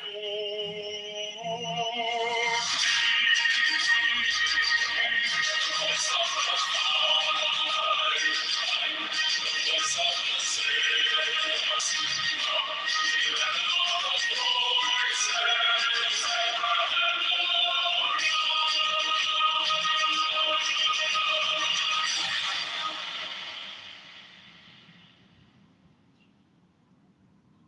Mine is the head of the man, and my inside is keen as the hawk's. By my bed I invoke thee. I am the only begotten child of my father and mother. My father is dead. My mother bore me with labor and pain and fear. By my body I invoke thee.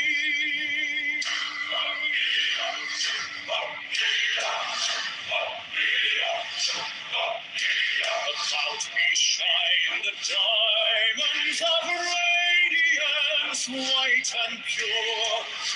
By their brightness I invoke thee. Mine is the red triangle, reverse the sign, given of none, save it be of thee, O Lord. By the Lamed I invoke thee. Mine is the garment of white, sewn with gold, the flashing of day that I wear. By my robe I invoke thee. Mine is the sign of a prophet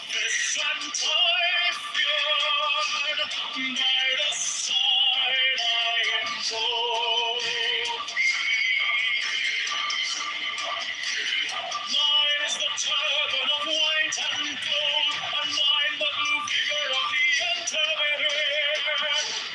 By my crown I invoke thee. My fingers travel on the beat of earth, so run I after thee in thy car of glory. By my fingers I invoke thee.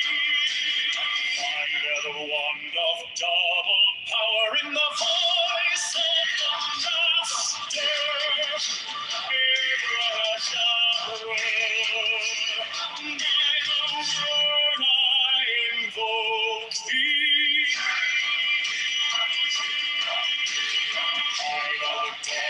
Waves of music in the song that I made all alone to invoke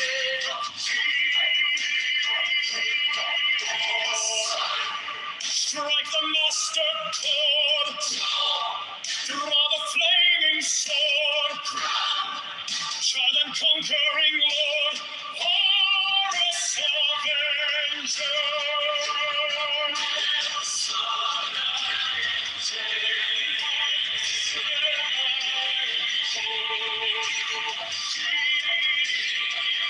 In my hand is thy sword of revenge, and I strike at thy cheeks.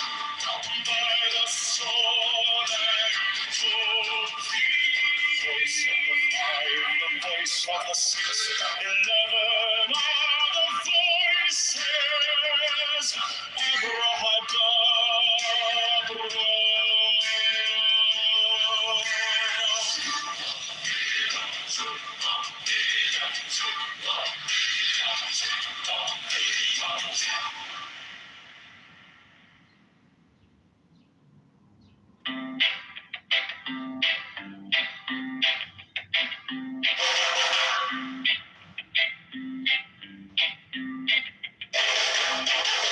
Mine is the head of the man, and my insight is keen as the hawks by my head I invoked it.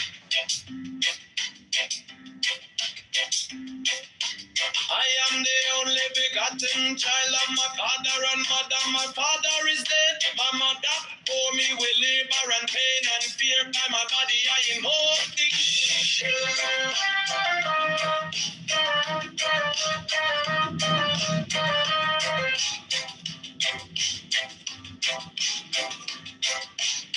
Upon me shine the diamonds are radiant, white and pure. By their brightness I invoke it. Mine is the red triangle reverse, the sign given of none. Save it be of thee, O Lord. By the Lamb and I invoke it.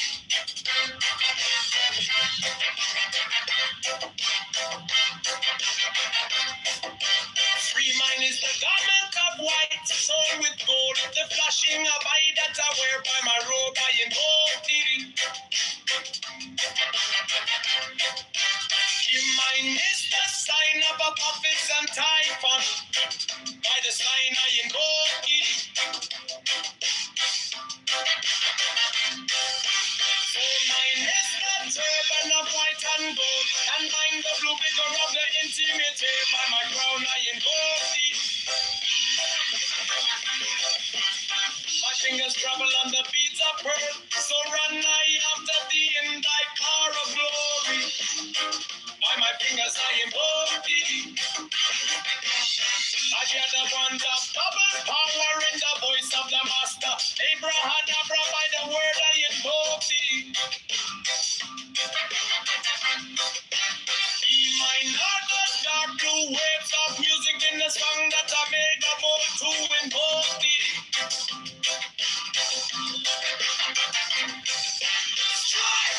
Strike a master chord, draw the flaming sword, child and conquering love, by the song I invoke thee.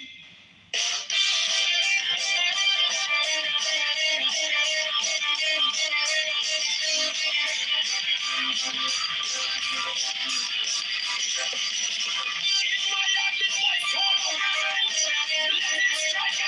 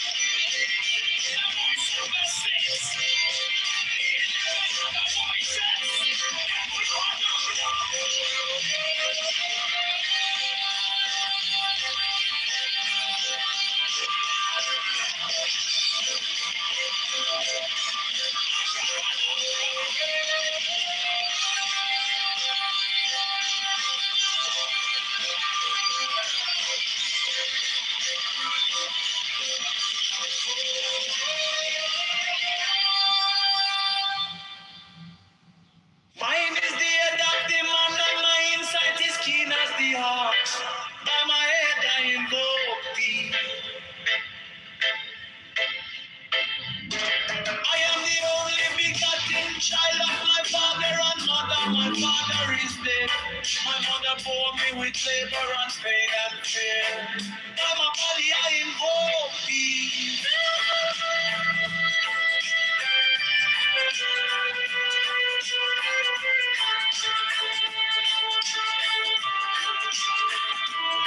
Around me shine the diamonds of radiance, white and pure. By their brightness I invoke thee. Mine is the red triangle reverse, the sign given of none. Save it be, O keep me, O Lord. By the Lamb and I invoke thee.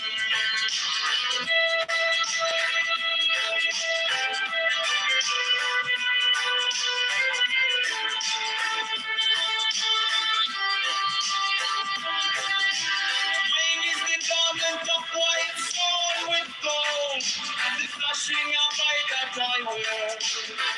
By my robe I invoke thee. Mine is the sign of a Apophis and Typhon. By the sign I invoke thee.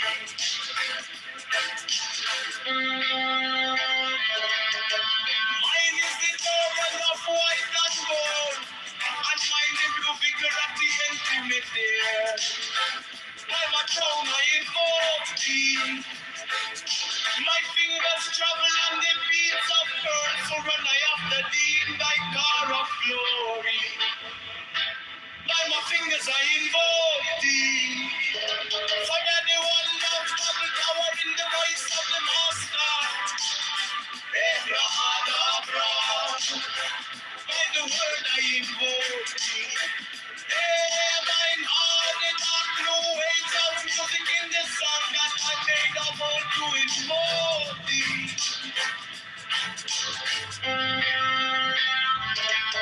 Strike the master chord, draw the flame in his sword, Johnny the conquering Lord, our Lord, avec God, by the sword I invoke thee.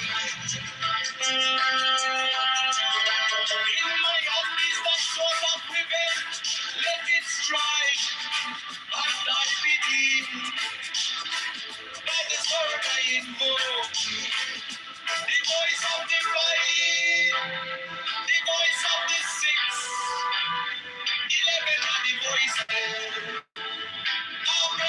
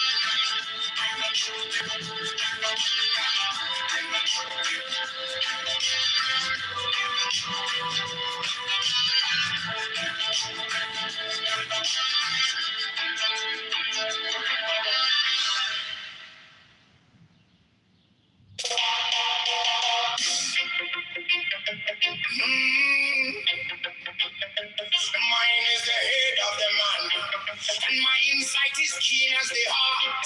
By my head I invoke thee. I am the only begotten begotten child of my father and mother. My father is dead. My mother bore me with labor and pain and fear by my body. I know thee about me. Shine the diamonds of radiance, white and pure by their brightness. I know thee. Mine is the red triangle reverse, the sign given of none, save it be of thee. Oh Lord, by the layman. I know thee. Mine is the garment of white stone.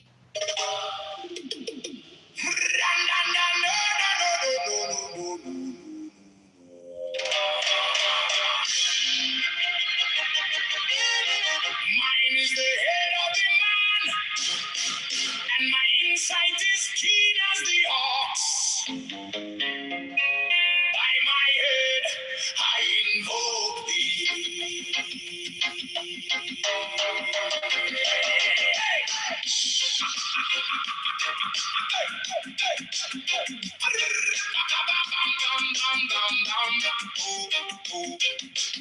I am the only begotten child of my father and mother. My father is dead. My mother bore me with labor and pain and fear by my body. I invoke thee. About me shine the diamonds of radiance, white and pure. By their brightness, mine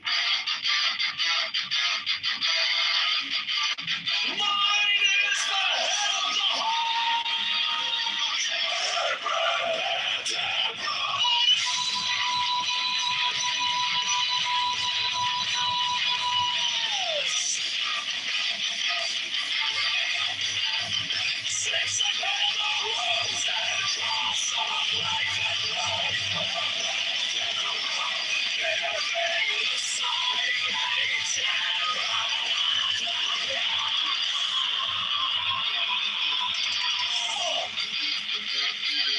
remaining in the sign, the invocation concludes.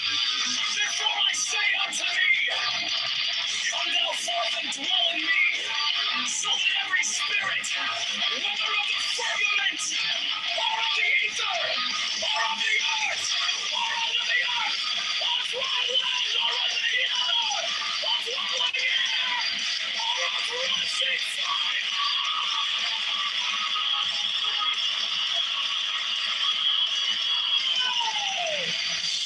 and every spell and scourge of God, the vast one might be.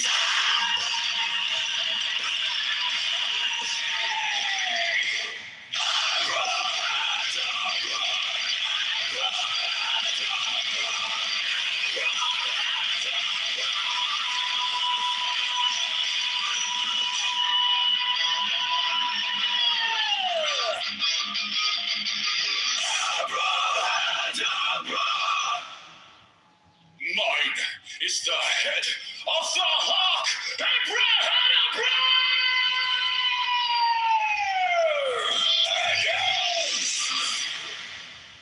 I bear the rose and cross of life and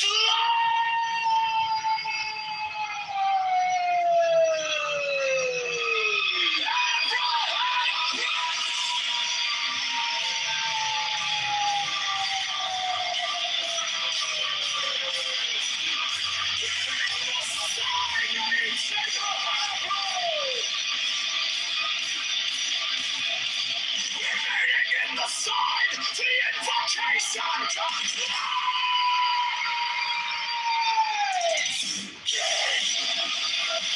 Therefore I say unto thee, I'm not what to dwell in me, for that every spirit, whether of the firmament, or of the ether, or of the earth, or of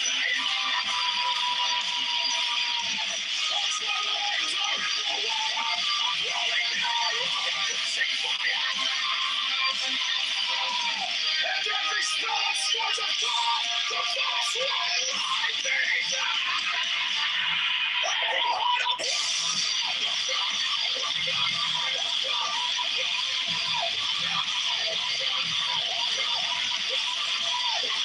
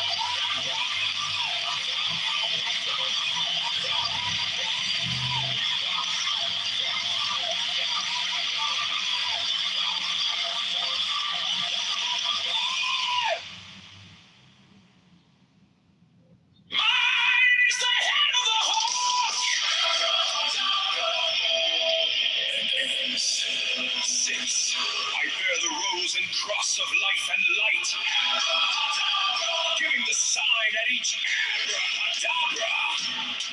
Remaining in the sign, the invocation concludes. Therefore I say unto thee, come thou forth and dwell in me, so that every spirit, whether of the firmament, or of the ether, or of the earth, or under the earth, on dry land, or in the water, of whirling air, or of rushing fire, and every spell and scourge of God, the vast one, might be thee.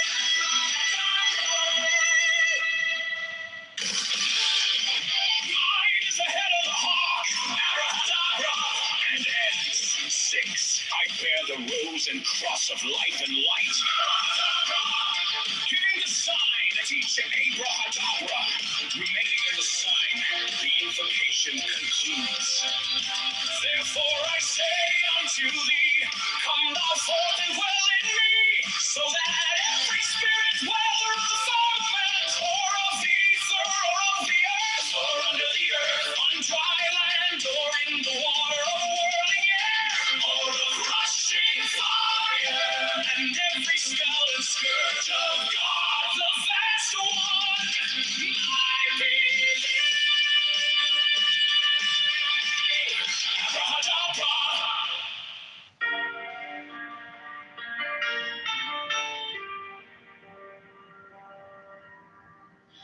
You came like dawn in my hands, soft but stronger than I knew.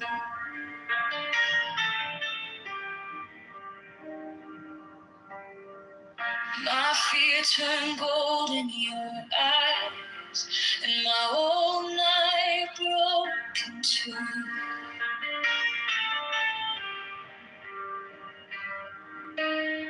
I was lost in the noise, now I'm learning how to stay close to your quiet light in the middle of the day. Stop thinking, let it flow. Take the deepest breath of them all. Hold it close. Don't run from the feeling. One more second. You can start believing. Wisdom of God. Now it's joy. Wisdom of God. Now it's love. Wisdom of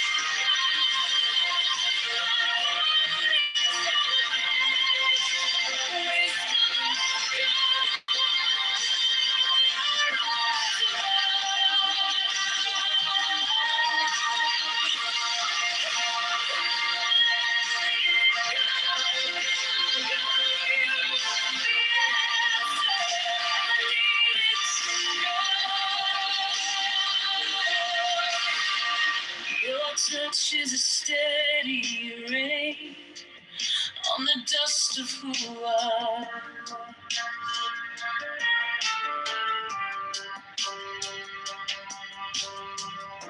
Every wound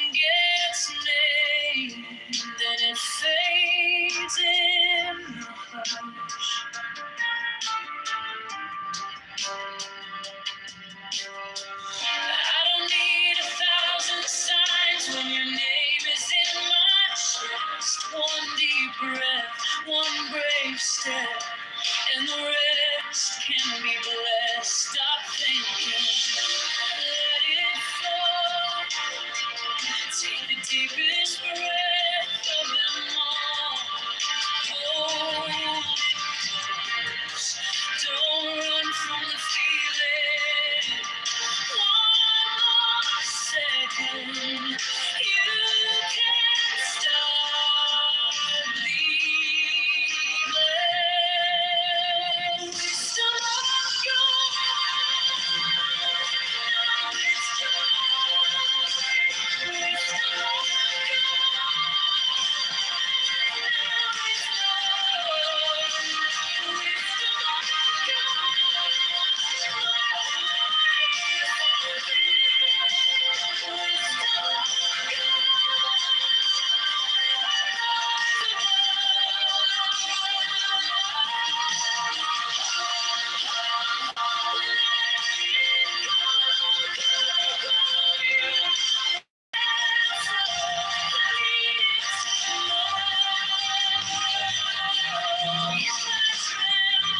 Stay near.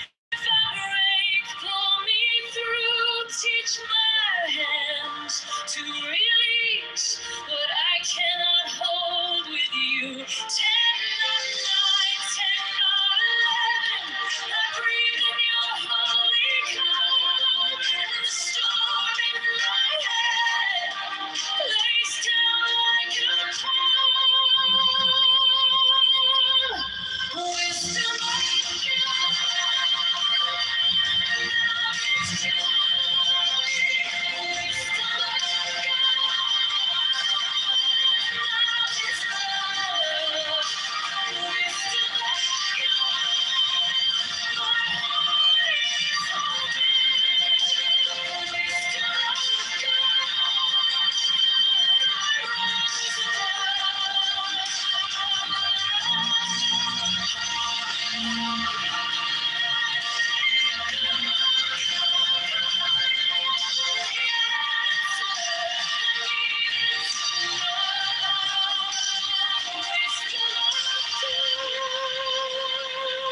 Now it's home. Wisdom of God, I'm yours alone.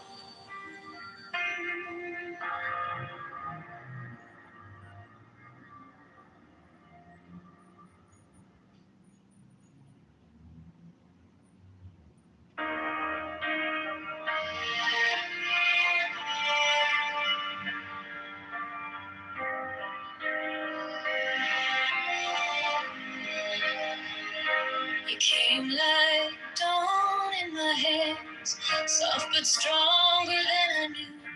The fear turned gold in your eyes, and my old night broke in two. I was lost in the noise, now I'm learning how to stay close to your quiet light in the middle of the day. Stop thinking. Let it fall. Take the deepest breath. Hold them all.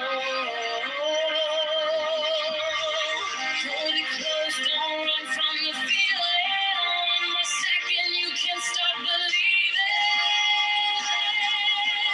Wisdom of God, now it's joy. Wisdom of God, now it's love. Wisdom of God, my heart is open. Wisdom of God, I rise above. Let it go, go, go. You are the answer. I needed to know. Your touch is a steady rain on the dust of who I was. Every wound gets named, then it fades in a hush. I don't need 1,000 signs when your name is in my chest. One deep breath, one brave step, and the rest can be blessed. Stop thinking. Let it fall.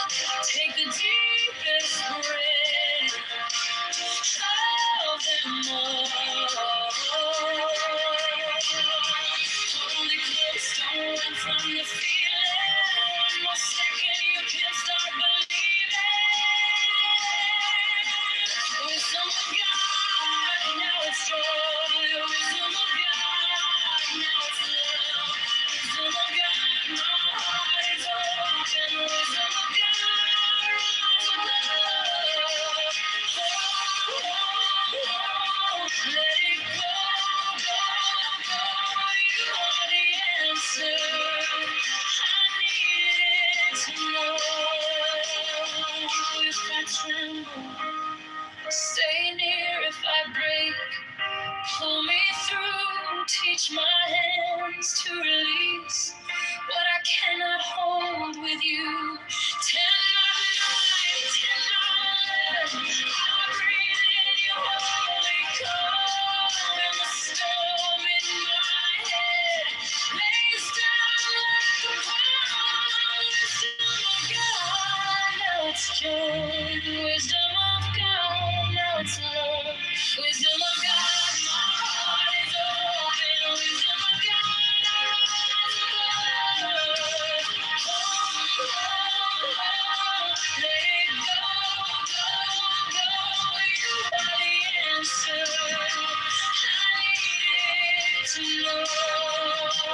Wisdom of God, now it's home. Wisdom of God, I'm yours.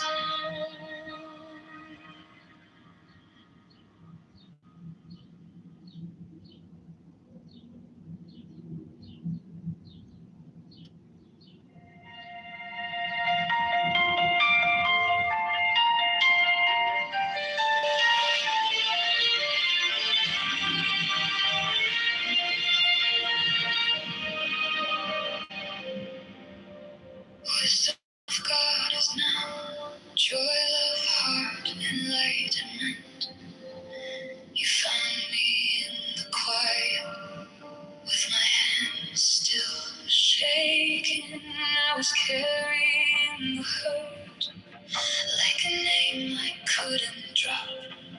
Then you touched my trouble and the whole room stopped. Stop thinking and your problems. Take the deepest breath of the day. Hold for 10, not 11, 10, 9, 9, stay.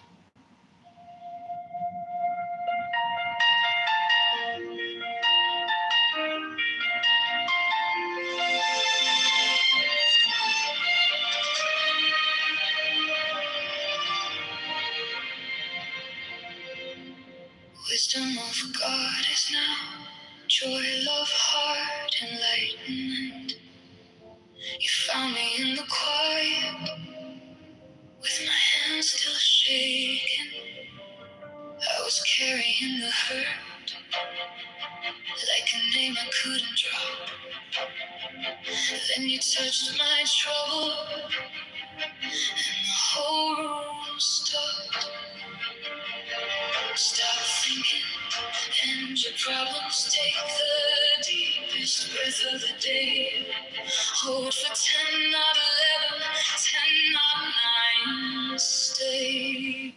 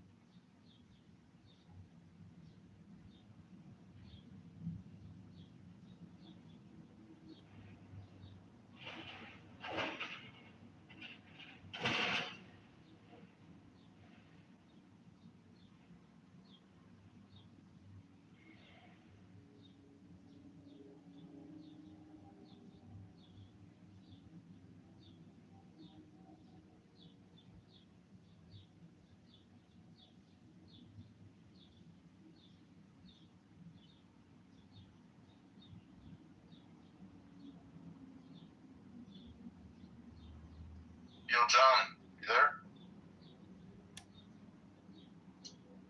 Yo, Johnny.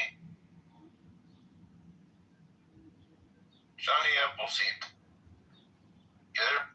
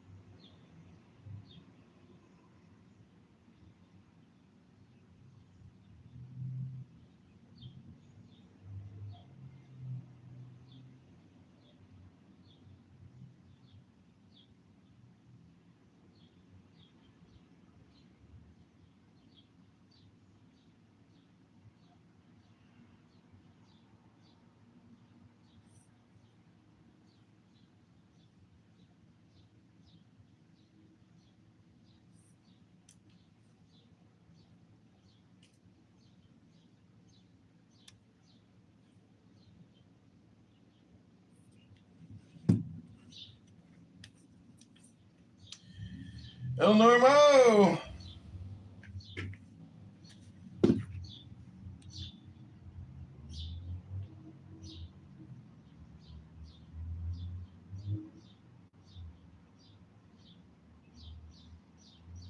It's tax advantage if you really want to know the truth about it, right? So a trust is tax advantage. I wouldn't explain anything that way because it doesn't mean anything. It's like, but that's just me. Like, I'm just saying, I've literally never said that professionally. So the question was about Roth IRAs. It's not just about a tax play, although it can be. Like I said, it's also if most people have the choice between a traditional and a Roth, that's the reason that the income requirements or limitations for a Roth are so low, because it's not meant for extremely wealthy people. It's meant for everyday Americans to help them hold on to their dollars later versus now. That's why states should not make this horrible JCPOA minus deal. Terrorism, nuclear weapons, we're going to have to be right back here in 5 years. The government can't agree on anything, blah, blah, blah, blah, blah. It does not matter. We understand the reasons why this regime should have been removed, but this president was never going to do it, and he's not going to do it. And laying out for the millionth time all the reasons why it should be done is just misleading people and giving people false hope, and that's been my complaint the whole time. Thanks. Can I ask a question really quick, Vladimir, to Brian? Yeah, go ahead. Yeah, Brian, I think you and I have gone back and forth on this for, sadly, the past couple of months, but you've said this before. Can you remind us what the difference is between having a plan and being prepared to execute that plan? Because Admiral Cooper, I think, gave a fantastic answer during his hearing. When he was being questioned, he's like, was Strait of Hormuz, supposed to be closed? Was this, was that? And he's like, I just give operational plans and they make the policy decision. I just work here, right? It was kind of like his answer. Can you kind of help me, remind me of that? So thanks, Craig. That's that answer by Admiral Cooper, who is, by all accounts, a great, admiral and done a fantastic job at what he was asked to do. And that's what the uniformed military does. They do what they're asked to do by the civilian chain of command. What he was saying, under oath, as diplomatically as possible, is we, the military, had plans for every contingency that's played out. We warned the Secretary of Defense and the President about all of these risks, and they blew us off. So the difference between, and again, so frustrating, you see all these self-proclaimed military experts saying, how dare you say the United States didn't have plans? The U.S. military plans for everything. Yes, they do. Of course they do.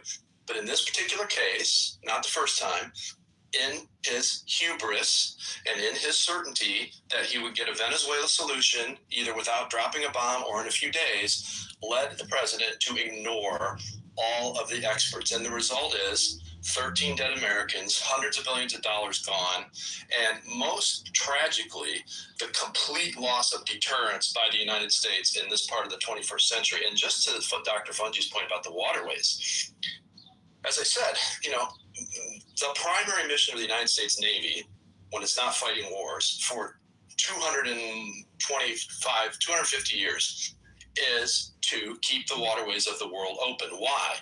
Because that is how you maintain an economy for the world. And now that we have allowed the Iranian regime to realize and demonstrate to the world that they can hold the world hostage, it's not just them, it's every other country in the world that has a waterway on its borders that it can blackmail the world on. So again, our U.S. military is the best in the world. Their plans are the best in the world. They're not infallible, but they're the best in the world. And they're meticulous and they're voluminous, and this administration ignored them. That's just how it is. Thank you. Can I add something? Because I think that Craig's question is a great one, actually. Many powers have planned and very few are prepared for the consequences of implementing them. And if you analyze the maritime strategy with this, we can say that the maritime strategy only matters if adversaries believe the United States is willing to enforce freedom of navigation, even when doing so risks war, economic disruption, oil shocks, domestic political pressure, and even a prolonged confrontation. That is why, the perception when it comes to having a plan and being prepared to implement the plan is important. And so, if the U.S. announces a doctrine, I'm talking about the kind of maritime doctrine that Trump has kind of pushed forward. So, if the U.S. announces a doctrine of maritime dominance, but then negotiates under pressure after a choke point is threatened, then adversaries begin distinguishing between American planning capacity and American enforcement capacity. And that distinction is dangerous because once enemies conclude that the United States prefers stabilization over escalation, they begin testing the limits of coercion, and they study not what America says, but what costs America is actually willing to bear. This is also why Taiwan, NATO, the Strait of Hormuz, of course, and the South China Sea are psychologically connected. And the issue is not, and that's an extremely interesting question that you have asked, Craig, because the issue is not whether the United States has strategic documents. The issue is whether allies and enemies believe America is prepared to execute them under conditions of real crisis. And I'm going to finish here. A plan signals ambition. Preparation signals credibility. And you know what? In international politics, credibility is ultimately more important than doctrine. Thanks. And just real quick, Dr. Fudgy, to your point, the timing of this is also catastrophic because we're less than, 10 days out from the president going to Beijing and bending the knee to the biggest communist dictator in the world. And now we're out, and our enemies are going to the conclusion, whether it's true or not, that he's just following orders from a communist dictator, and that is not good for the United States. Thank you. And I want to go to Cyrus because he was handing his hand up. Are you here, Cyrus? Yes, I am. Thanks, Vladimir. Great commentary. I largely agree with what Brian said. I've always been very critical of how Trump doesn't really interface with the brass at the Joint Chiefs of Staff. And, the writing was on the wall. This type of conflict where it's a limited but high-intensity air conflict, we've war-gamed this multiple times throughout the last decade, and the outcome is the same. So I think this was a Hail Mary pass by Trump, where he, thought he'd get some, decapitation strike and have a rapid change in the regime and get the desired outcome.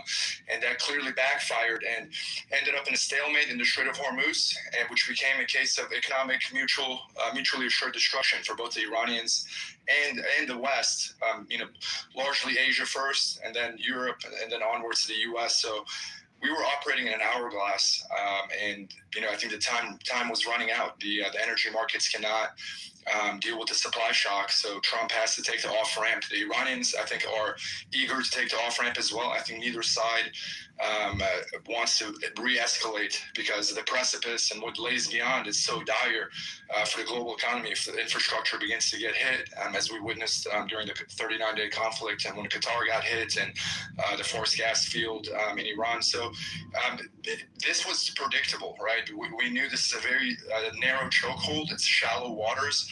And America's Supreme Navy, which is premier, has limitations. Our submarines operate best in deep water. The large warships in a small, narrow waterway are exposed to an array of offensive weapons that Iran has demonstrated they have. So, not to mention the destruction that was caused, to U.S. bases. This got expensive very quick.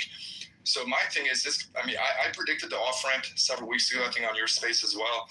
Seems like both sides finally have decided to take the off-ramp. I think they'll open the Strait of Hormuz, no toll system. I don't think they will collect tolls to the Iranian side, but they will implement their control mechanisms where each ship has to get in queue and get a passage permit. So I think that will be in place while this off-ramp is taken.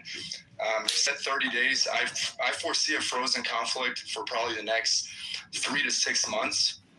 And I'm not very optimistic they will reach a grand deal. The JCPOA was torn up by essentially the war hawks, the neocons, the AIPAC crowd in Washington, and then you had the other voices that were more realist in position. Hey, we can contain Iran, we can work with them. So it's these competing forces, and historically the war hawks have prevailed. So since the JCPOA didn't work, I don't foresee this working out. Not at least not under the Trump administration. And we need an overhaul of our entire foreign policy in the Middle East for this to stick. And it is a strategic loss. It came at a terrible time. We saw how some of Trump's messaging from the China visit, I found it very weak. When Trump was questioned after the meeting regarding weapons sales that were scheduled to Taiwan, he said, yeah, we're going to think about that. Well, maybe we'll put it on hold. And China came out and said, either before or after that, unrelated to that comment, that the Taiwan is the crux of the matter, and that reunification it is in their it is in their playbook. That's what they're looking for, and Taiwan obviously does not want that to happen. So the flashpoint is still there. I think it's a powder keg. There's a significant interdependency economically. I think that's what will hold this conflict kind of simmer down and lukewarm. I think for probably a few decades, at least. I don't foresee any hot conflict with China in the next 15, 20 years. But the timing is terrible. This is as far as power projection and the credibility that Dr. Fungi was talking about, that is part of power projection when you offer a security umbrella, especially to a significant investment like the GCC. That has been shattered. Now it's proven to be a thin veneer of securities, and that truly it is a fragile situation that even the premier military in the world can't stop this destruction from taking place. So these are terrible precedents to set. They were completely unnecessary. I personally think the JCPOA was a good enough deal. I was critical of the sunset clause. I think they could have been a bit more tight, and I think the U.S. side could have probably pushed a little harder on some key points. But generally, I think diplomacy is the way to go with Iran. There's no other solution. You can't contain them forever and have crushing sanctions forever and expect them to behave well with respect to their proxies and the shenanigans they like to get involved with regionally, the sectarian issues that are ongoing anyway, right, with or without Iran. So they just leverage these sectarian points and essentially purvey their worldview and their regional ambition. So if we want to stabilize the Middle East that is following the rules-based order that we fought so hard for post-World War II, I think it's time to treat Iran like that. I think they've demonstrated that they've extended the fig leaf multiple times. Post 9/11, Iran connected the United States to the Northern Alliance, which was a large part of the success, how we pushed out the Taliban in the first 3 months of the war. Those huge successes were attributed to that. When ISIS was running through Iraq, Iran jumped in, connected with the Kurds. So historically, they're no angels, right? But at least when we're talking about Salafi, Wahhabi extremism, they're fighting the same terrorists that are, paying globalists that are, actually want to go to other borders and, blow buildings up. That's not the quote unquote kind of terrorism Iran engages in, right? So, I have one question, Cyrus. Do you think that the attacks on Emirates or other Gulf countries will continue, or you think it will also stop? Because there's this talks that the agreement will include like a general ceasefire, including in Lebanon, but it doesn't mean, I think, that necessarily attacks will stop. What do you think? Yeah, so for the GCC, certainly it will stop. And before this war, Iran had actually very constructive relationships, especially with the UAE. So on paper, they stand opposed. But in the 70s, the first wave of the business class that came in with Iran were Iranian, through the 80s. And then later they became Brits. And then now it's the Indians and Chinese. So Iran actually has deep roots in the UAE. I don't think there's any impasse or any bad blood that can't be, there can be rapprochement. Certainly there's been damage. The GCC will restabilize as long as the U.S. leads that effort and there's a unified voice, because the GCC follows essentially the United States. With respect to Lebanon, it will be a very fragile ceasefire. I don't even think it will last a day. I think Israel will throw everything in the kitchen sink to derail these peace talks or negotiations and to torpedo it. So to that end, I don't think the Lebanese situation will be resolved easily. Even if a grand deal is reached, right, which I'm very skeptical of. I give it about a 70-30. This offer that we've taken, I give it about 30 days with provisions to extend, right, to 60 days. I think we're looking at least 3 months to 6 months of intensive negotiations. The holdup will be the 460 grams of 60% highly enriched uranium. Iran, under no circumstances, will give that to the United States to dilute. It will have to go through Russia. These were already discussed in Switzerland, I think 9-10 months ago, when they attacked Iran during those talks. So the points are clear, right? They don't need to revisit and hash out things that have already been discussing for years. So the enrichment piece is very important. I think Iran will agree to 3.6% maximum enrichment and probably 5 years of zero enrichment. I think the United States was pushing for 20. Iran won't agree to that. There are some very hard lines that Iran has placed and the United States as well. So I wouldn't call them maximalist positions. The rhetoric we've heard in the last weeks, both sides were maximalist, but I think when push came to shove, both sides have shown enough flexibility to take this off ramp. But now the real negotiations begin, right? So assuming this MOU will actually see the light of day and have ink dry on it. So the real negotiations will be the real test. How flexible is Trump? And you can rest assured he's getting major pressure from both Netanyahu and the entire lineup of AIPAC to make sure that there is no deal reached. So that's why I'm very skeptical. Cautiously, I have a little bit of optimism, but I don't give it more than a 30% chance that we'll see a deal reached. Can I respond to that real quick? Yeah, go ahead, Brian. Look, I said this at the top of the space, but it's been a while and there's a lot of new people here. It is the summer of an election year in the United States in which Trump is highly likely to lose the U.S. House of Representatives and possibly the Senate.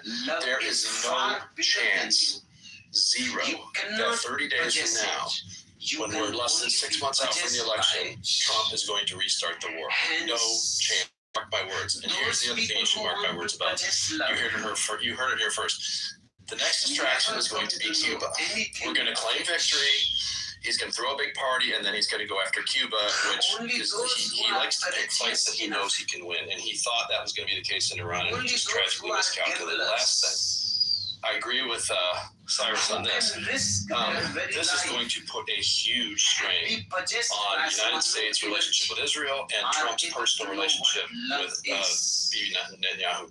Remember, Trump issued a written order threatening military action against Israel if they struck terrorists in Kuwait. So imagine what will happen if Trump thinks that Netanyahu's on the wrong side of this. I suspect we will probably allow Israel to do what it needs to do in Lebanon, but not while the peace talks are going on. And if they do, they're going to be pissing off the president, and they'll just have to take that risk. It's a great question. So do you think that Kuwait will be easy, or because also I saw from this journalist who was close to the Trump administration, Laura, she was also claiming that either will be Iran or Cuba. So it seems also that they're trying to prepare the ground basically in the media for this.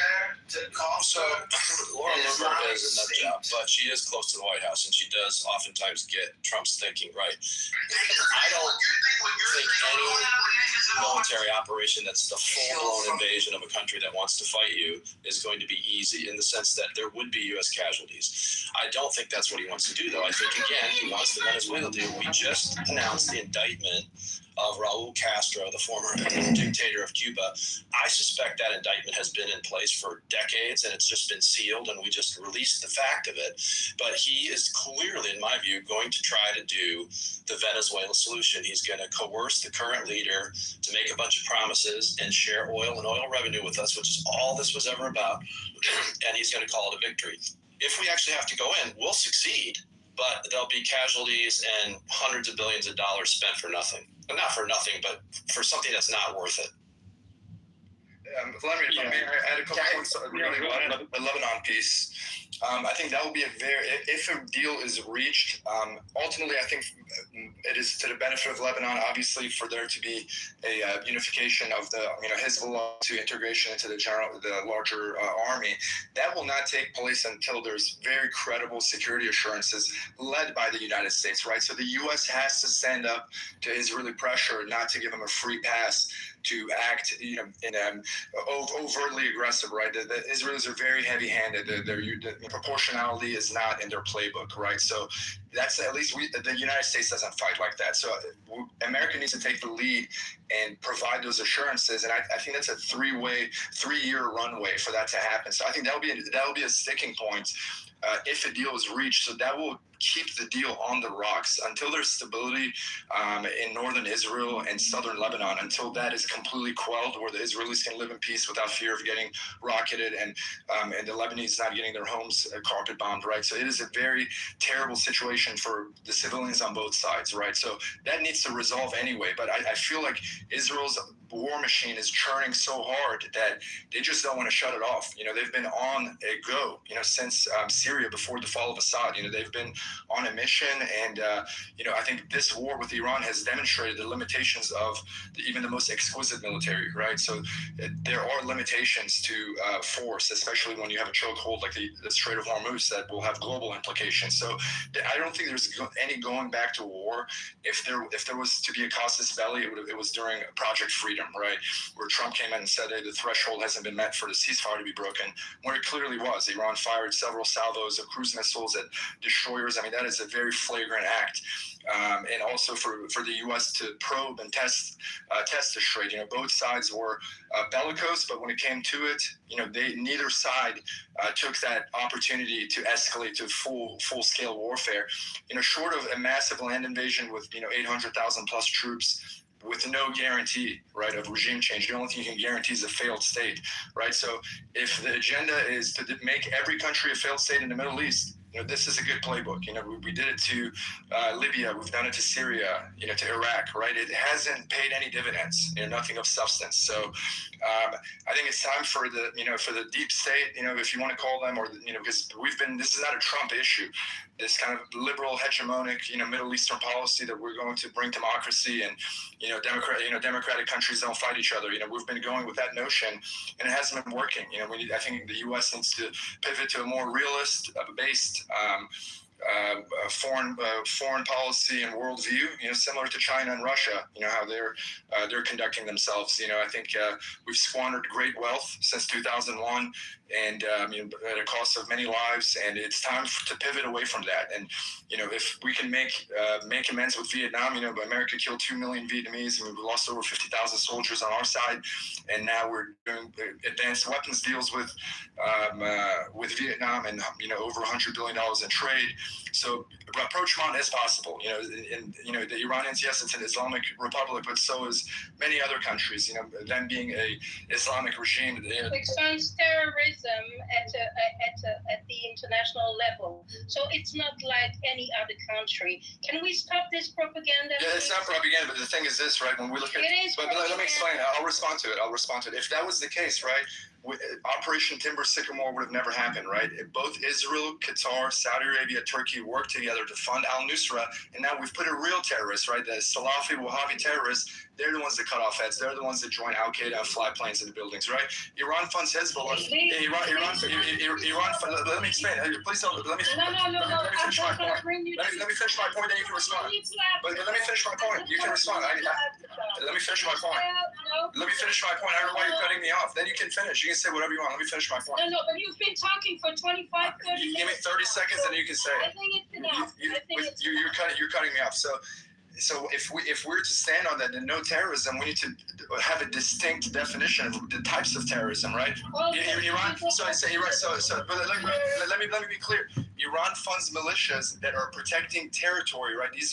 Their sovereignty, right? We're talking about territorial sovereignty. So is it resistant? So let me explain. So Iran funds Hezbollah and Iraqi militias. I don't agree with it, right? But I think I can distinguish between Iran funding Shia militias to fight invading forces than Al-Qaeda getting on a plane, coming to America, training and running planes into buildings, right? So there's a distinction there. So Iran is a regional actor.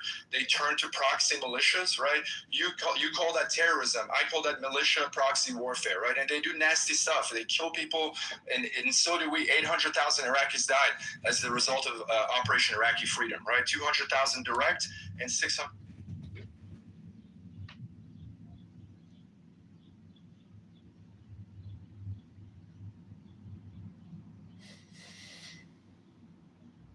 Hola, Maria Celeste. This is John. Hope you're having a nice afternoon. I'm about to go work out, but I live in Jefferson Park. I think you're in Albany Park, but let me know if you want me to pick you up or if you want to meet me there. Just text me back. This is my number, and looking forward to talking to you soon. Bye.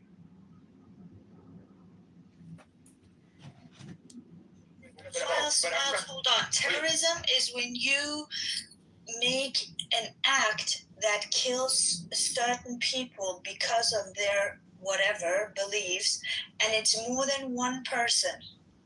It could also be one person. Unprovoked wars. We got duped into the Iraq war with false claims of weapons of mass destruction. Guys, I think Vladimir, time out. Yeah. Vladimir is having connection issues. No, I don't have connection issue actually, but actually let's go to Craig and then let's go to Michael and Piotr. Stop this problem. Let's get to the terrorism debate because it's let's stick to what we're talking about, and that's Iran and the idea, right?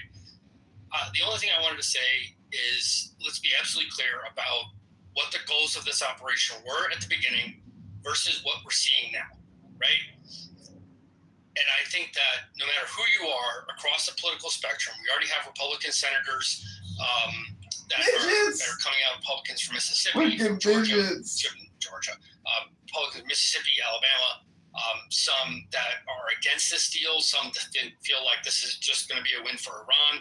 I think that the American public has to digest the fact that this was not a failure of military application. This is the failure of political will, right? And the political will to impose terms on Iran was simply not there. It was not a failure of arms. It was not a failure of munitions. It wasn't because the U.S. military is incompetent or we don't have the military means to do that. We do. We just don't have the political will to engage in the operations that it would take to impose those terms.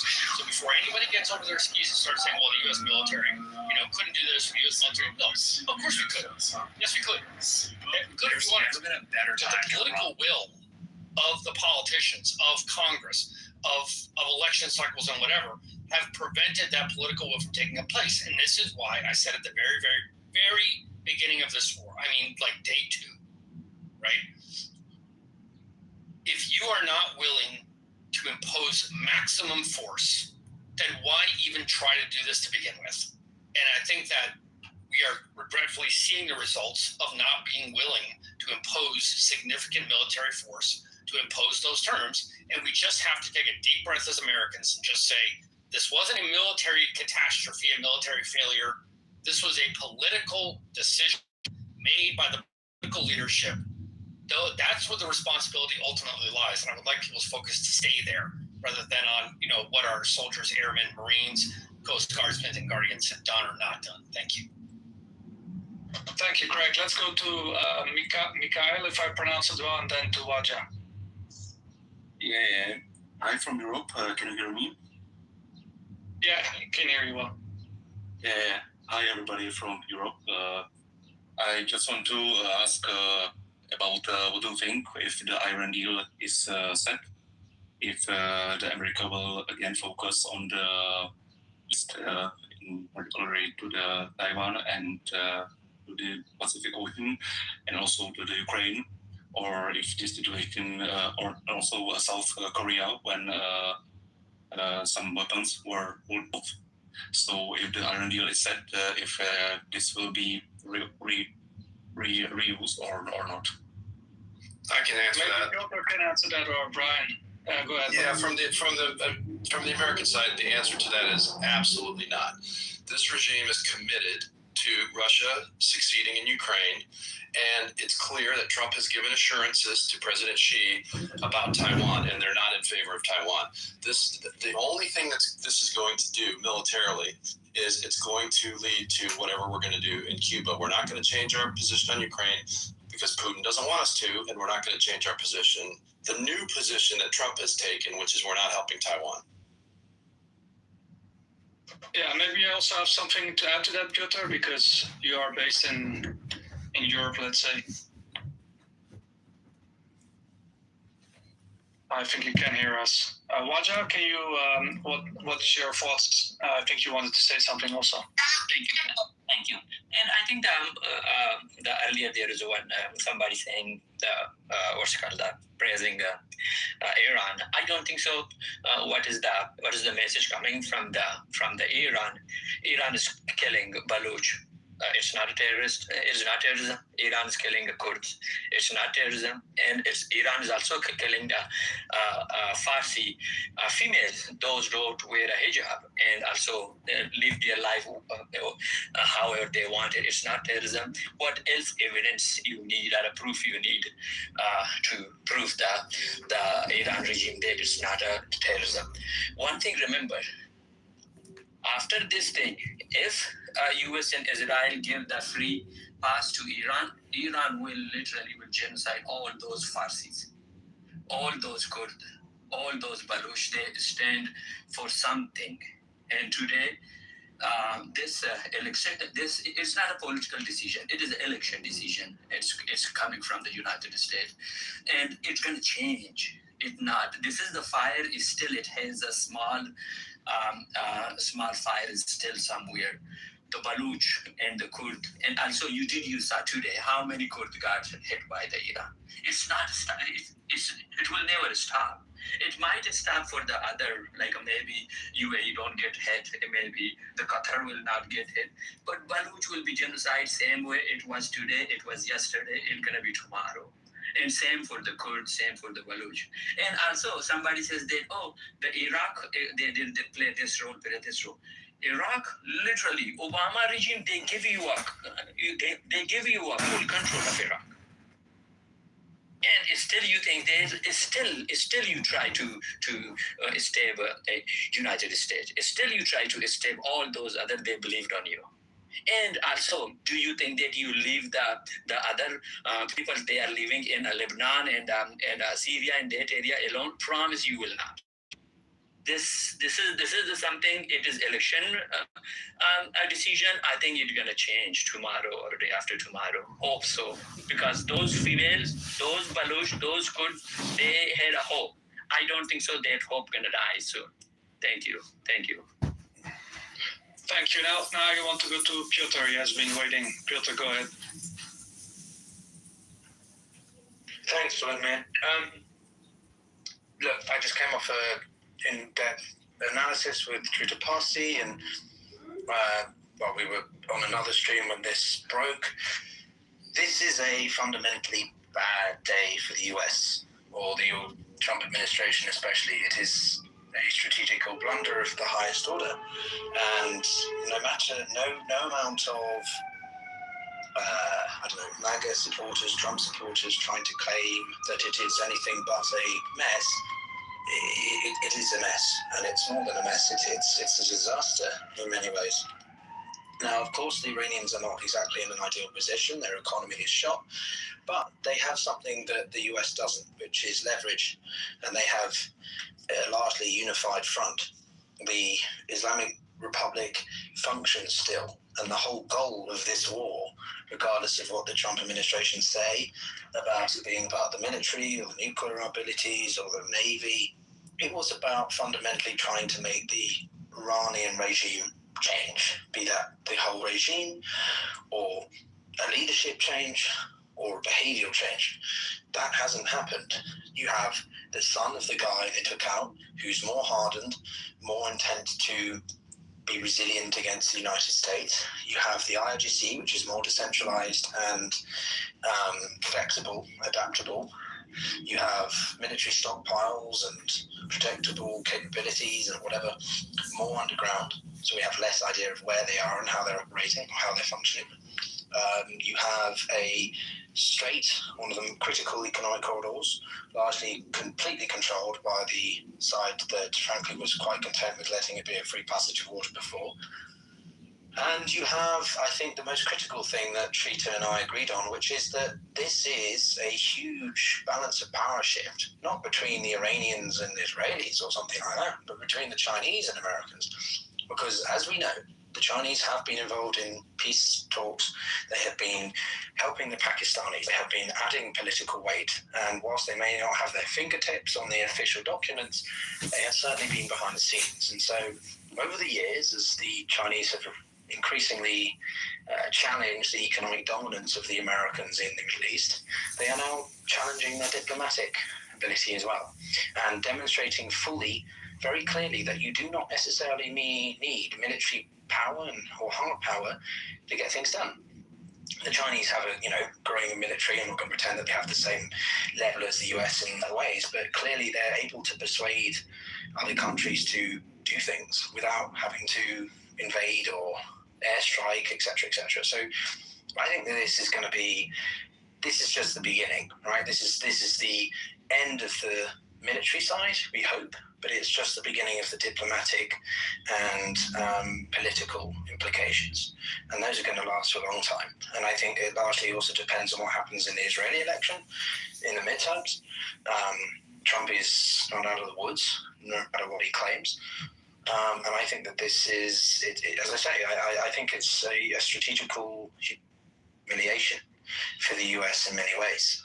It's not to say the Iranians don't have challenges, but they are working and have been for a long time, I think, in the past few months, at the day after tomorrow. And what I mean by that is simply that they have been talking to the Omanis, talking to the Saudis, talking to other Gulf states about how to administer the strait, how to coexist, even if they don't fully recognize each other or whatever in the case of Saudi Arabia and Iran or something.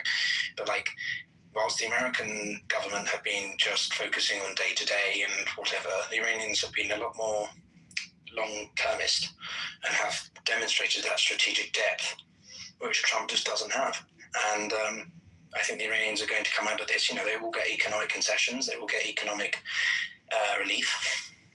And that's going to be one of the biggest critical things to allow them to improve the country internally whilst reinforcing their control.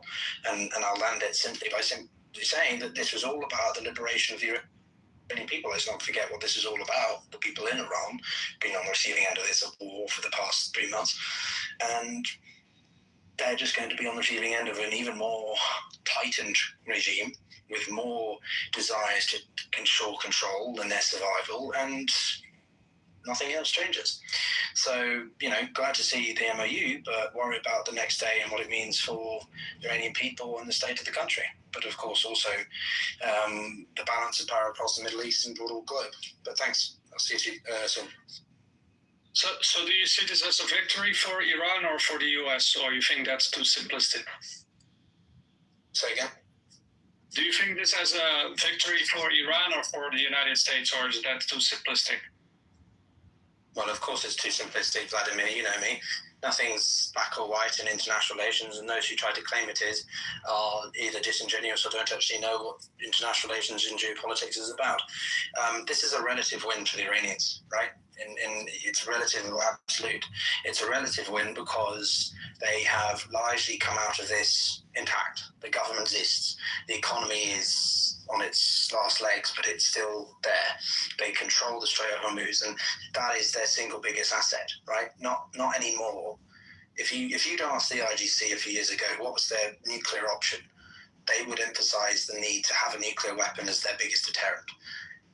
All this has done, this war, I think fundamentally, is woken them up to actually their biggest asset is the Strait of Hormuz, its geography. They are able to control a body of water in a way that no one else can. And if they ever feel that the American government, Trump, whoever, wants to try to force their hand again, then they can just put this pressure point again, put their thumb on this pressure point. and I think that's a huge strategic revelation for them. As I say, the US this is a huge defeat for the US. I mean, has the US military been defeated? No, but in the sense of like the US has not achieved its military objectives. They have not achieved what they intended to do, and therefore, if you want to be very simple, Iran win, the US lose. Thank you. Thank you, Piotr. Also, Drew had his hand up. Go ahead, Drew. Yeah, hi. I'm not a geopolitical expert at all, but I think that just to put a counterpoint to what a lot of people are saying, I think that this is not at all a disaster for the U.S. I think that we come out stronger net. I think that it makes let's see, just things that I pulled out of the top of my head. China's oil production was especially disrupted. Their oil buying was especially disrupted. The UAE pulled out of OPEC. Our natural gas facilities and oil production arguably strengthened, even if it's just in the short term. Europe's even more locked into the U.S. oil orbit. Kuwait was on the verge of needing to engage in swaps with the U.S., treasury swaps. I think that strengthens our dollar.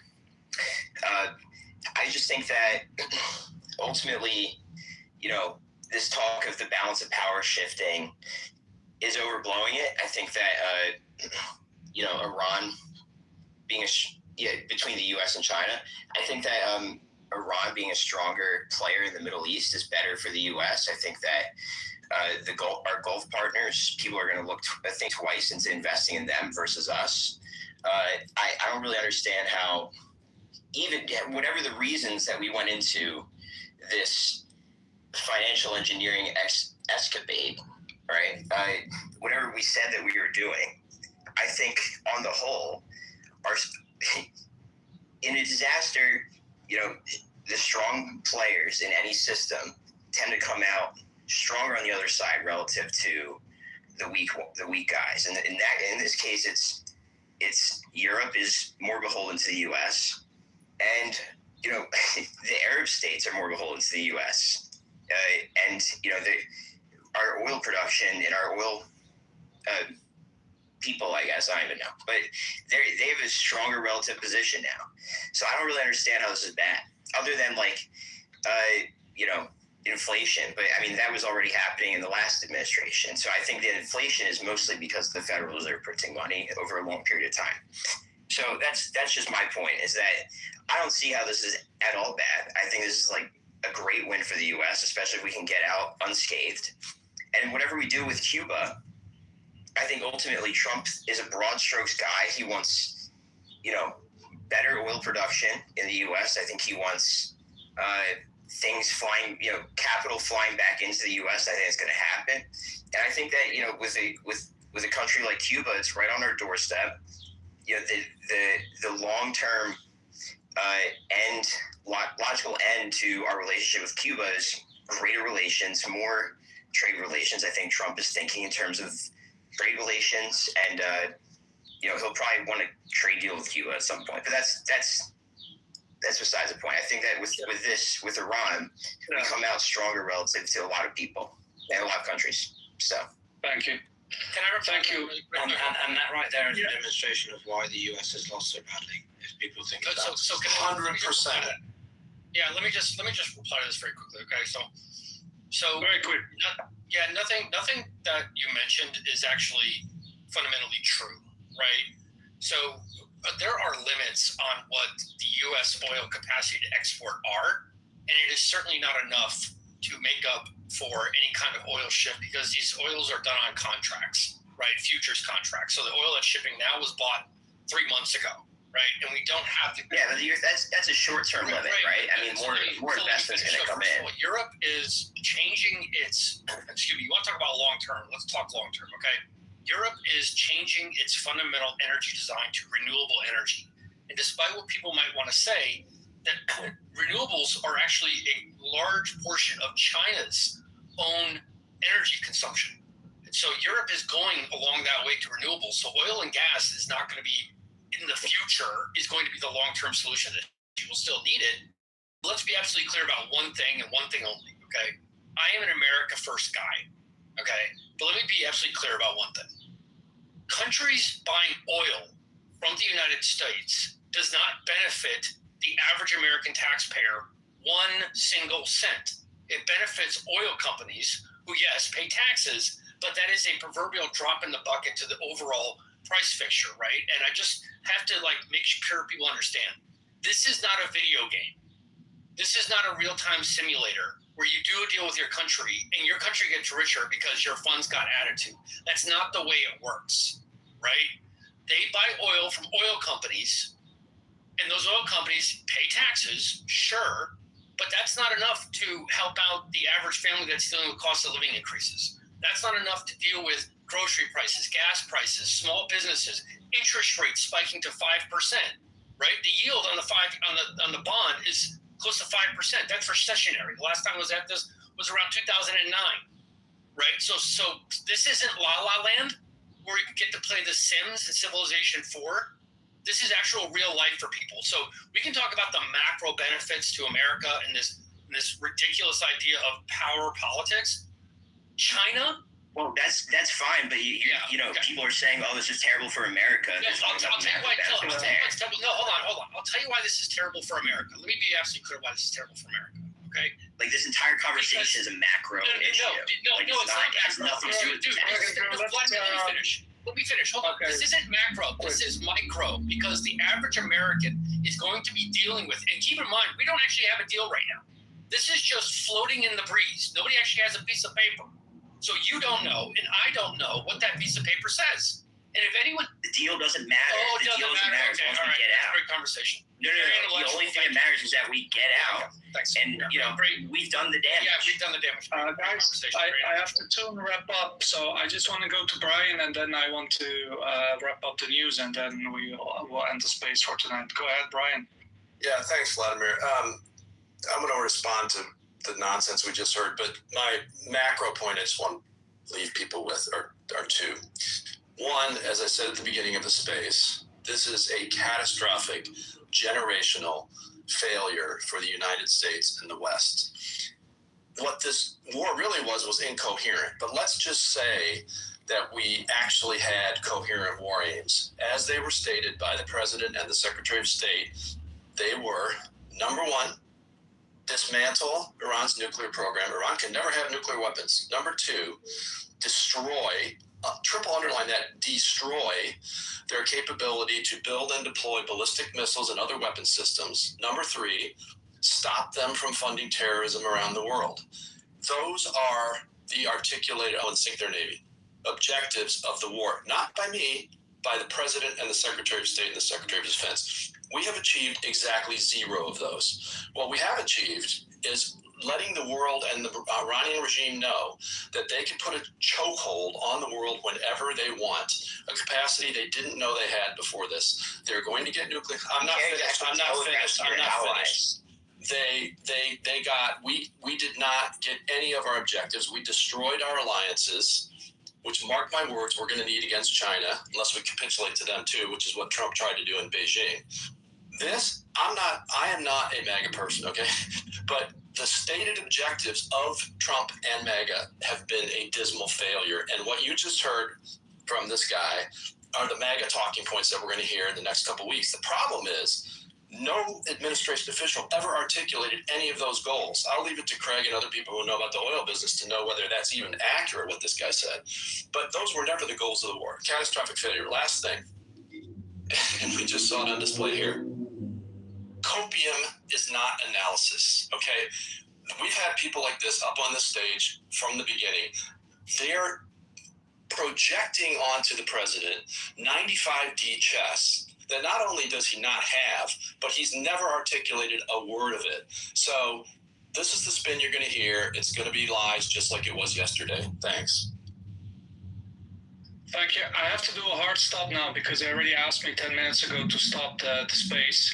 So I'm now just going to wrap up the news, and I thank all the speakers for their contributions.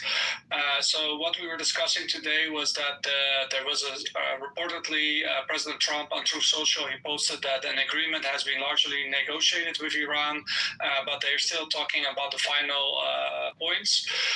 And the reported terms of the proposed agreement reportedly includes the halting of fighting of all fronts, including Lebanon, the reopening of the Strait of Hormuz, the ending of the U.S. naval blockade and Iran not charging tolls, and also releasing $25 billion in frozen Iranian assets and delaying the nuclear negotiations for 30 to 60 days. Iranian state media have denied that the Strait of Hormuz has been returned to normal, and they also say that Iran's nuclear program has not been discussed. And also today there was news that there was gunfire reported outside of the White House, and multiple reports say that Secret Service agents shot 2 armed suspects and 1 bystander was injured, but President Trump is safe. So keep following the Mario Naval's account on X for breaking updates and live coverage on recent events, especially on the current situation between the US and Iran. And if there's any final agreement between Iran and the US, most likely we'll have another space again, but it depends on the news developments. Thank you all.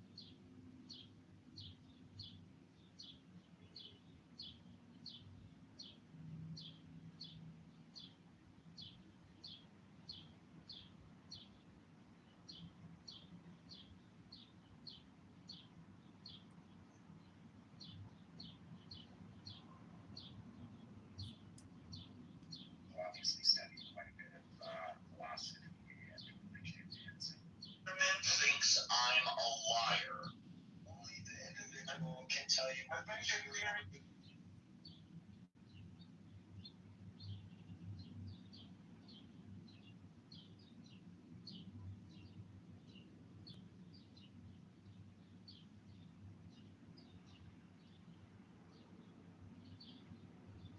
the man thinks.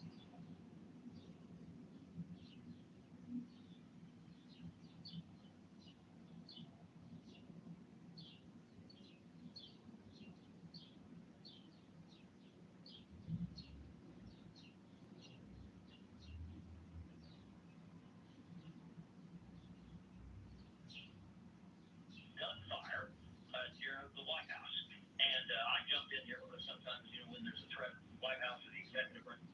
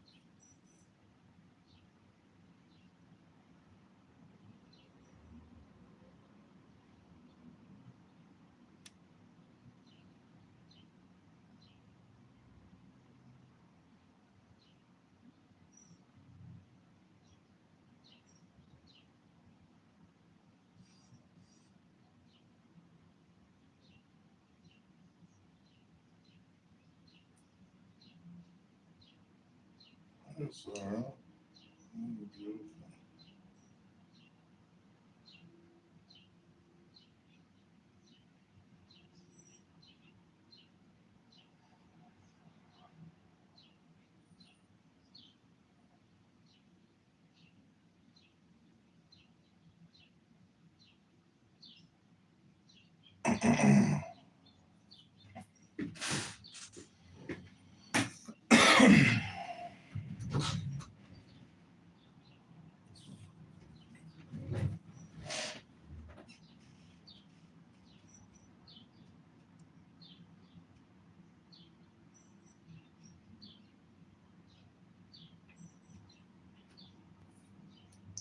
So all their Greek logic and philosophy, they still couldn't get justice right.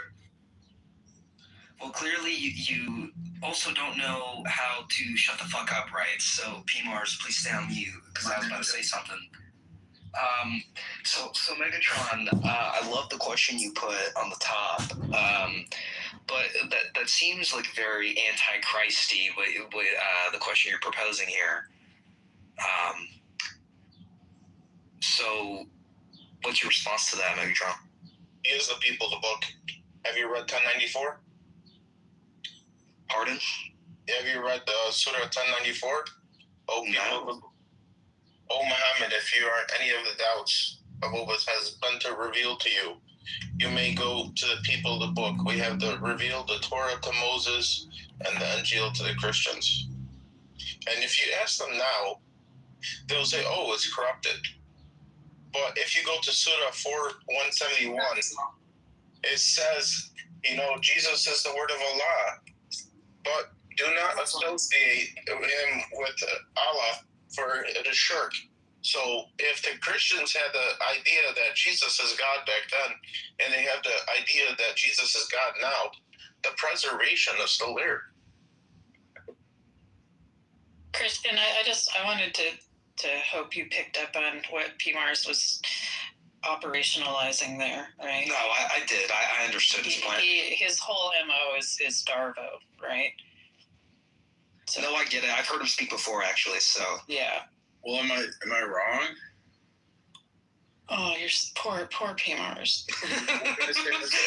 You do something shitty, right? and then you Darvo, right? Just be accountable. Be accountable, and if people don't like what you do, and you don't like that people don't like what you do, you're gonna have to weigh whether you want to do it or whether you want to be liked. Okay. Nobody's required to like you. To be liked, despite your hideous behaviors. To be able to do these things, especially because their prey is so small and nimble. I'm not. In order for them to be able to survive. Listen to the Twitter just because a bunch of people feel a certain way. Like, so what? Like, people are wrong all the time, even in large groups. So I don't have to listen to you. I listen to God. Yeah, you listen to your own ego that tells you that your preferences and thoughts are more important than everyone else around you. Let me ask you, what's worse, to call someone an N-word or to treat them like they are an N-word? Which one's worse? It's the same thing. It's not the same thing. It is the same thing. Okay. You can't talk to these fucking bitches. It's the same thing. Well, instead of calling them a bitch, PMARS, take the thumb out of your asshole and maybe explain why you think you're saying is true. Just a proposal. But then the fucking whore can't answer a simple question. You see, this is ad hominem, bro. I thought you were like a non-fallacious man. I thought that's you were fine. But if you're gonna act like a dumb whore, I'm gonna call you a dumb whore. Well, the thing is that she's not being a dumb whore, and you're just being a fucking cracker. Is what you're being, like a standardized white, selfish, possibly homosexual cracker. And if you want to be like that on the stage, that's fine. But don't like force your insecurities on other people, and just like. Yeah, that's where you can start playing the music for PMARS, like the sad music, the sad guy music. Oh, okay. Well, you're prostituting false gods. That one, and because it's really hard being a closeted homosexual Christian nationalist in North Dakota. I do. I'm not a Christian nationalist. I pity you. I'm not a Christian nationalist. I'm a Christian anarchist. Also, please have respect with the language about using it around our beautiful caramel queens in the audience. PMARS, this is for you.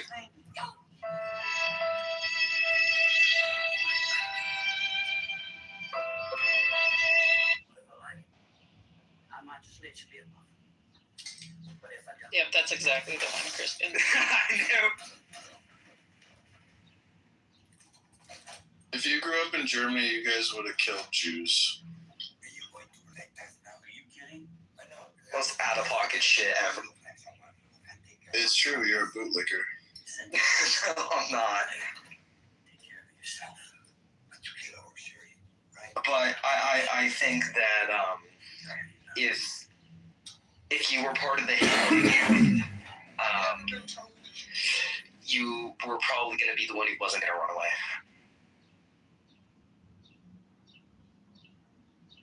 I support the current thing. I agree with everyone else. Let's all say the same things.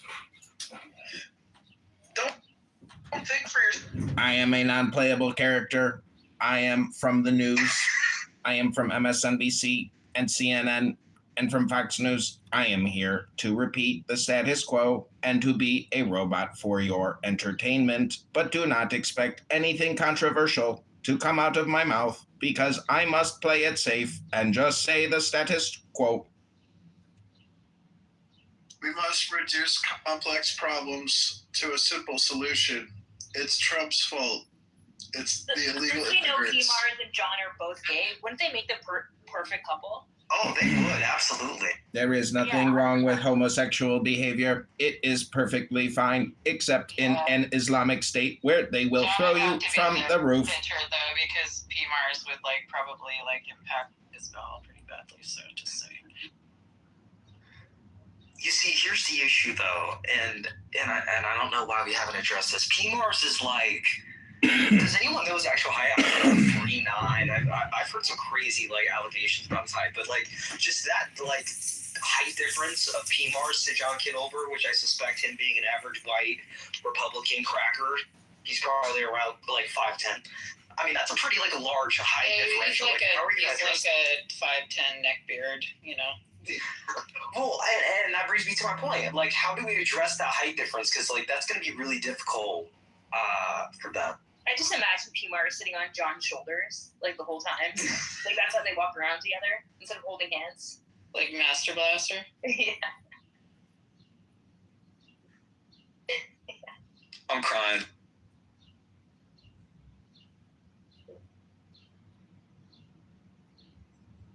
Cora's pussy stinks. Go fuck your mother. Regal, behave. Yeah, you guys don't want any of this. Regal.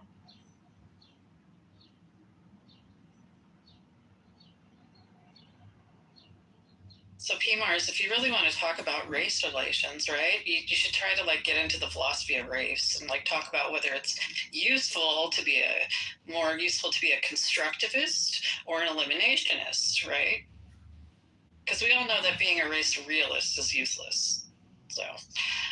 So that's your two positions, and you discuss the benefits of either one, and under in a current sort of situation where there is structural racism, right? Do we work from this social construction is still affecting us enough that we need to acknowledge and address it directly, or do we work towards de-racializing everything in order to remove the systemic barriers? So there you have it. What do you know that sociologist Jacques Ellul doesn't know? Because he says the system is too complex to say that, the system benefits a certain group or a particular, race or something. Which system are you talking about? Any system, the system. No, it's pretty evident if you've ever worked in, particularly if you've worked in the public sector. It's pretty easy to find barriers and eliminate them. And they're usually based on some in the world.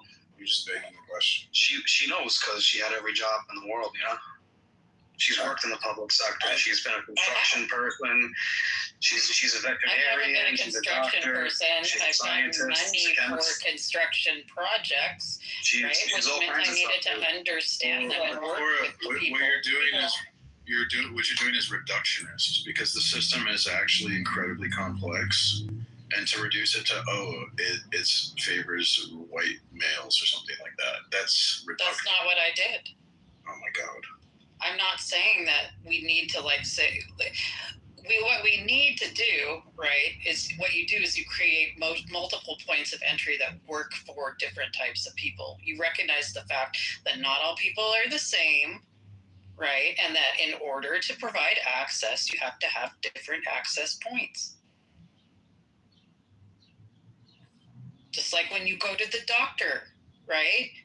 If we just assumed everybody was one kind of person at the doctor, you'd get really bad diagnoses. And you used to get really bad diagnoses until they started doing better differentials and triaging things. What? I'm saying 100% to you, but it won't let me emoji. The whole point of the technological society is to iron out differences between people, so everyone's pretty much the same. Yeah, that's stupid. Are you watching Pluribus? Being the same and being that connected and being that. See, you're sitting here talking out against programming, and then you said, let's iron out the differences between people. That's the worst type of programming. That's the reality. Having diversity is what keeps human beings alive, because then we're not subject to one thing wiping out the entire human race. Yeah, but that's not what you're advocating for everyone thinking like you.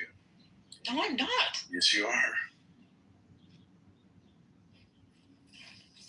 Look, PMARS, I will put $100,000 right now, spread across my fucking bed, being sent directly to your North Dakota ass fucking state, if you can prove that Cora is proving that within her statement that she just made $100,000 US right now on the spot.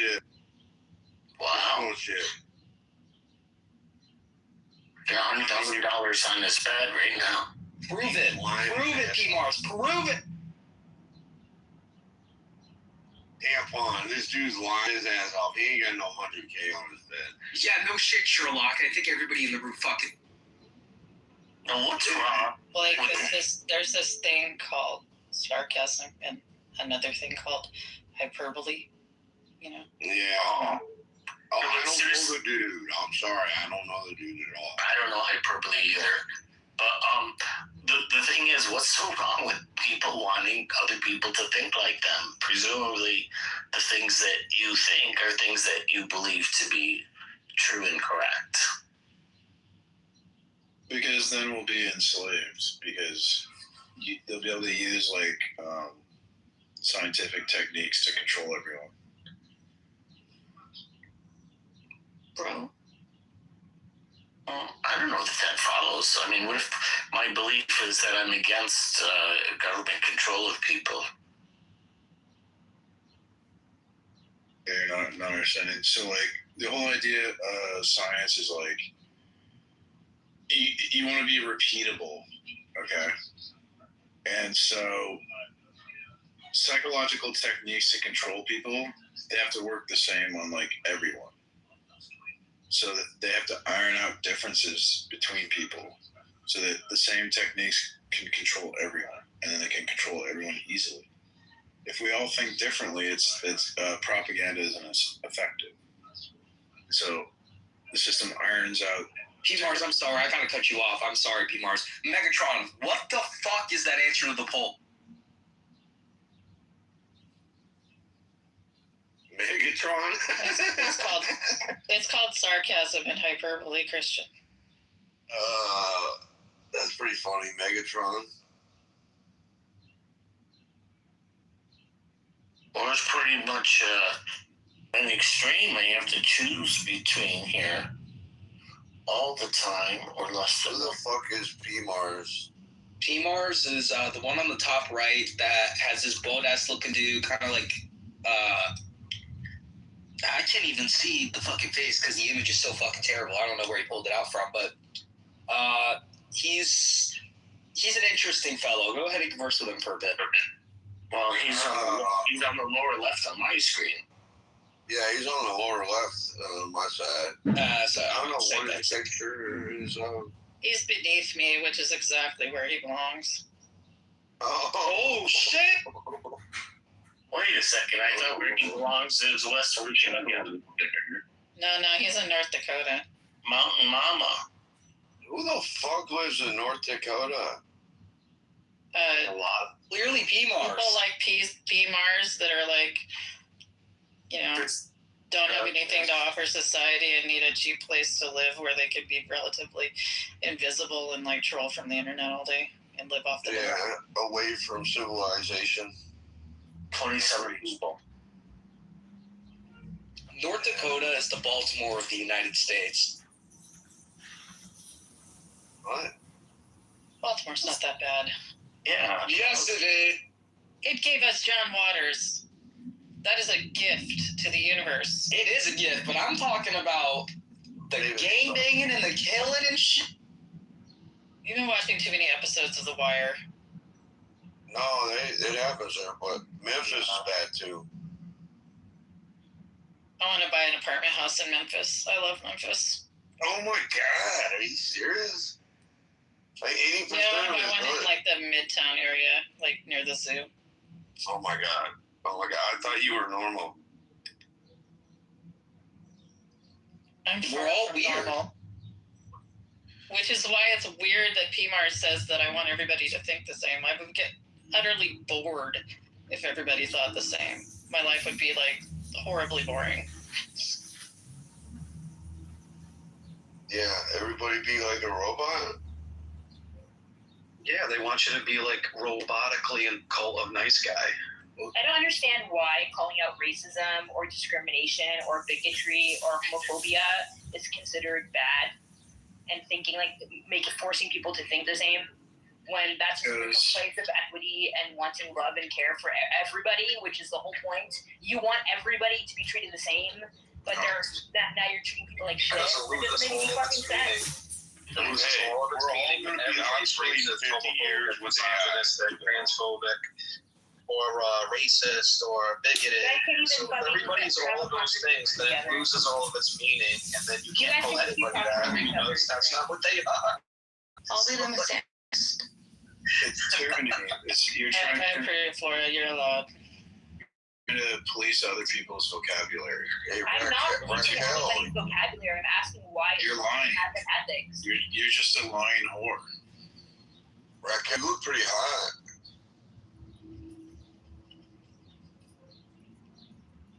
P-Mars, nobody's policing your vocabulary. You have to say that we have the right. We have the right to not like you because of your attitude. I'm gonna put him in the audience for 3 minutes for saying that was pretty bad. Take a comment, Raquel. So we have to thank Baltimore for the national anthem, amongst other things. Oh yes, Francis Scott Key. Exactly. And the flag. Whatever, Raquel.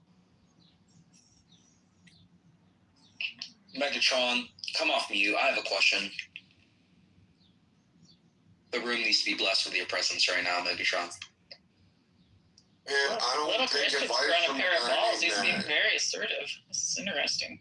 Why is it that okay. when one bigot leaves the room, another one comes in? Like, I don't fucking understand. Well, this is like Cleavon down here, you know, so it's a little different. I don't listen to the guy. This is Abu. Don't be bigoted while I'm being bigoted to you. Bigotry. I'm not. God damn. Well, you're being intolerant of bigotry, so you're kind of breaking your own rule there. So like, Am I not? be bigoted to the bigotry. Time with you? Aren't you a bigot? Aren't you a feminist? And I spend No, time I'm with not. you. But I laugh at that kind of stuff, though. Feminist. Don't be bigoted while I'm All right, being Charlie bigoted for your Kirk, settle bigotry. down. God damn it, settle down, Charlie Kirk. I fucking love it.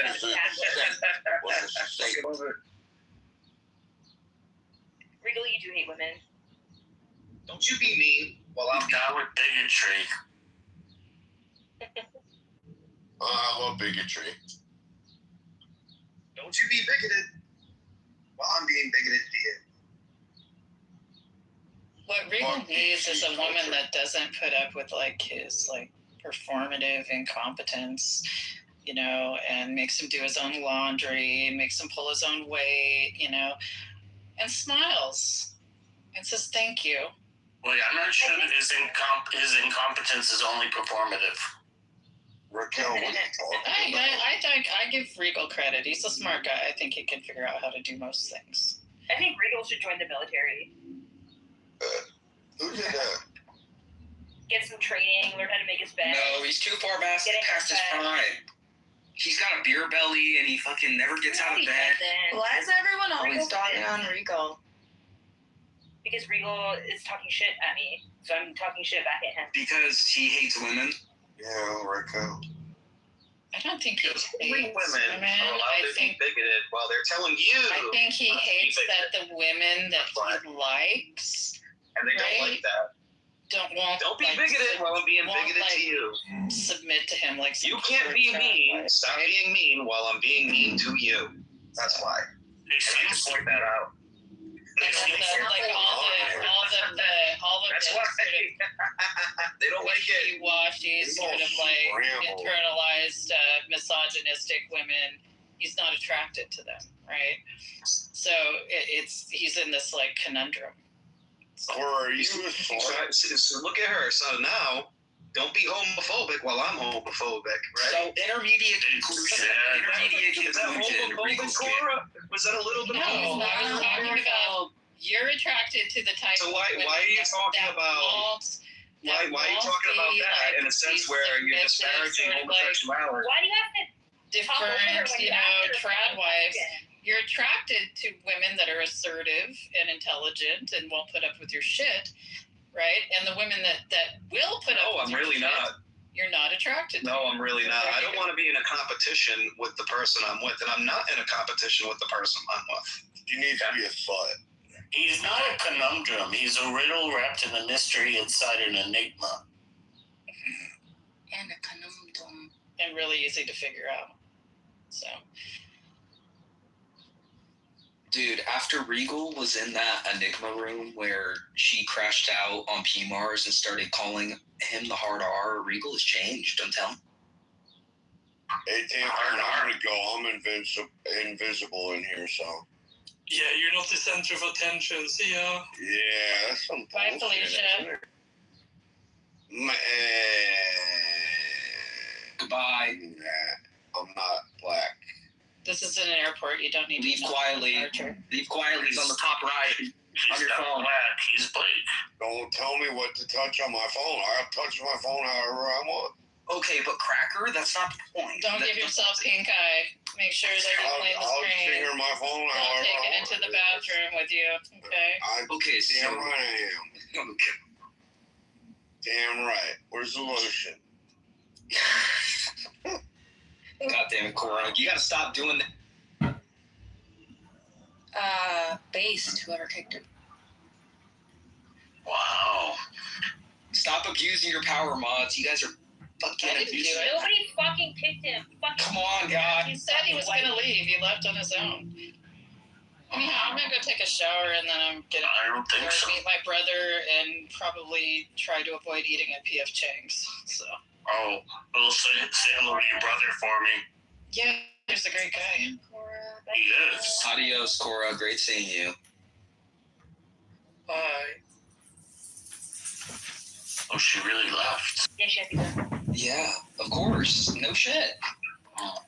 I am just a non-playable character. I am here to not say anything disruptive or possibly confrontational or controversial. I am a non-playable character. Yeah, Sabu, yeah. Look, honestly, guys, let's take advantage of this moment. This is a lot better than John Kitover walking into, another room and saying some crazy conservative, weird shit. This is a lot better. As a matter of fact, this is a lot I prefer this type of John Kitover. He doesn't give a fuck. Oh, I'm sure he doesn't. Hi, Euro. How's it going? I'm awesome, thanks. How are you? I'm good.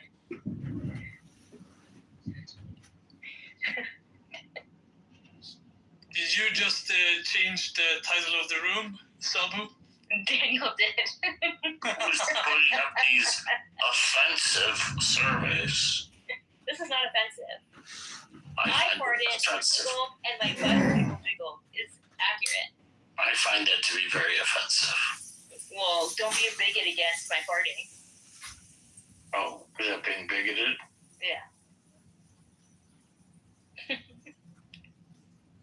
don't want you to be bigoted. I'll just be bigoted to you. Sounds like political correctness is out of control. I like it when I wiggle. Unless, you're going to get called gay or something and then they're going to be homophobic to you. That's okay, though. That's okay. Regal the retard. You can't make this up, dude. This is the pitfall. You just got called the R word, Regal. I got called the R word. Yes, she did. Regal the working class retard. Wow. The gloves are off. Oh, she's insensitive to autistic people. Now, if I said something like that, she'd be like, "Oh, Fuck autistic people. don't you talk about autistic people like that? I talk about you being autistic." Hold on. Hey, Regal, you can't talk like that. I'm sorry. Regal, you can't say stuff like that. Euro, hold on. Before that, please, let me get my moment in, my 1 minute of fame here. So, why fuck the autistic people? Have you looked at all of them on this app? Are you kidding me? I'm autistic. That explains a lot. Autistic people. But hey, you know what? Let me explain something, okay? I'm not being serious. Clearly. No. I understand. But look, there's one thing about autistic people, but there's an entire another thing about Down syndrome. And yes, I presume. Let me know if I have this correct. I presume you made a linguistic mistake and you meant to say Down syndrome instead of autistic. Or am I still wrong? I'm not answering. No, wrong. I meant autistic people. Yeah, Dude, it's turning into Zabu Tate. Don't be picking down on the down people. I mean, I'm not, but she I'm is. down with Down syndrome. I'm down with it. Fuck autistic people. Yeah, especially you, Cam. Fuck you, you fucking retarded. Pretty boy. Real quick. Regal, can you say Sofa King like really fast?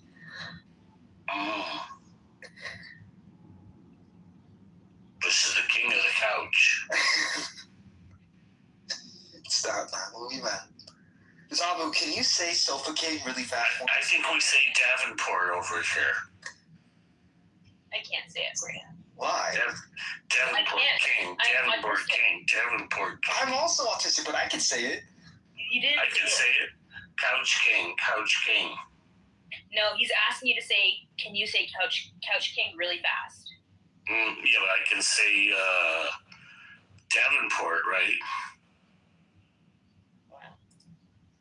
So fucking retarded. Wow, that's awful, Christian. You're such a bigot. Well, I'm not a bigot. You, P. Mars, and John would make it really. He's not a bigot now. I'm not a bigot, and I'll explain why. Only a bigot would say that. Exactly. Because I'm autistic and I have the past, so it's not bigot. Don't. Chesterfield King. You're still Chesterfield King. Well, I'm white, but I mean, I'm autistic, so I kind of get like that pass. No, you know what I mean? I do. You need more than just that. I need more than just autism. What else would I need? You need to be working class. You need Davenport King. Yeah. I am working class. You need to be. He's definitely working class. I work as a fucking referee. That is working class. Oh, so you're bigoting. You're a referee. That's different. That's Yeah, he's policing people who play soccer. he's bigoting people. Actually, it's basketball, but sure. Whatever. You're bullying You're people. policing black people. Oh my god. You I knew he was a policeman. He's anti-black. Oh my Look, in my defense, I only call fouls on white people. So. Oh my god. Yeah, there's no white people on the team.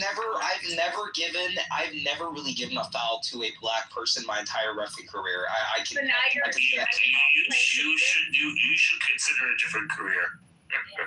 Oh, I mean, I could be an ice agent with Andrew on my PTR, but that's not fun.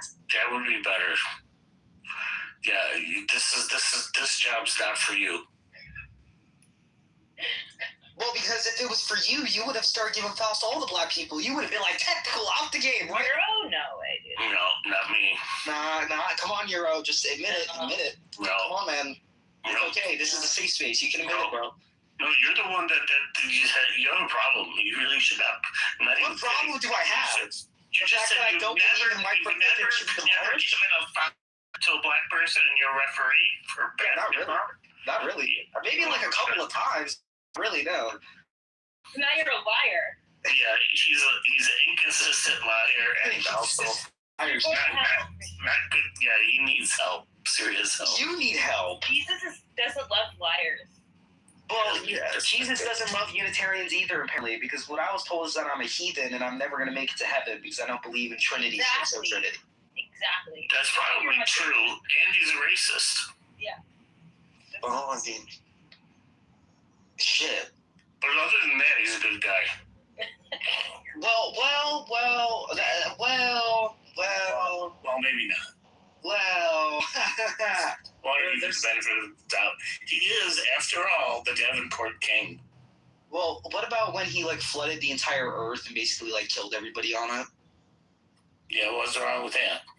I mean, I'm just saying. I mean, like in terms of morality right now, that would be considered like a genocide.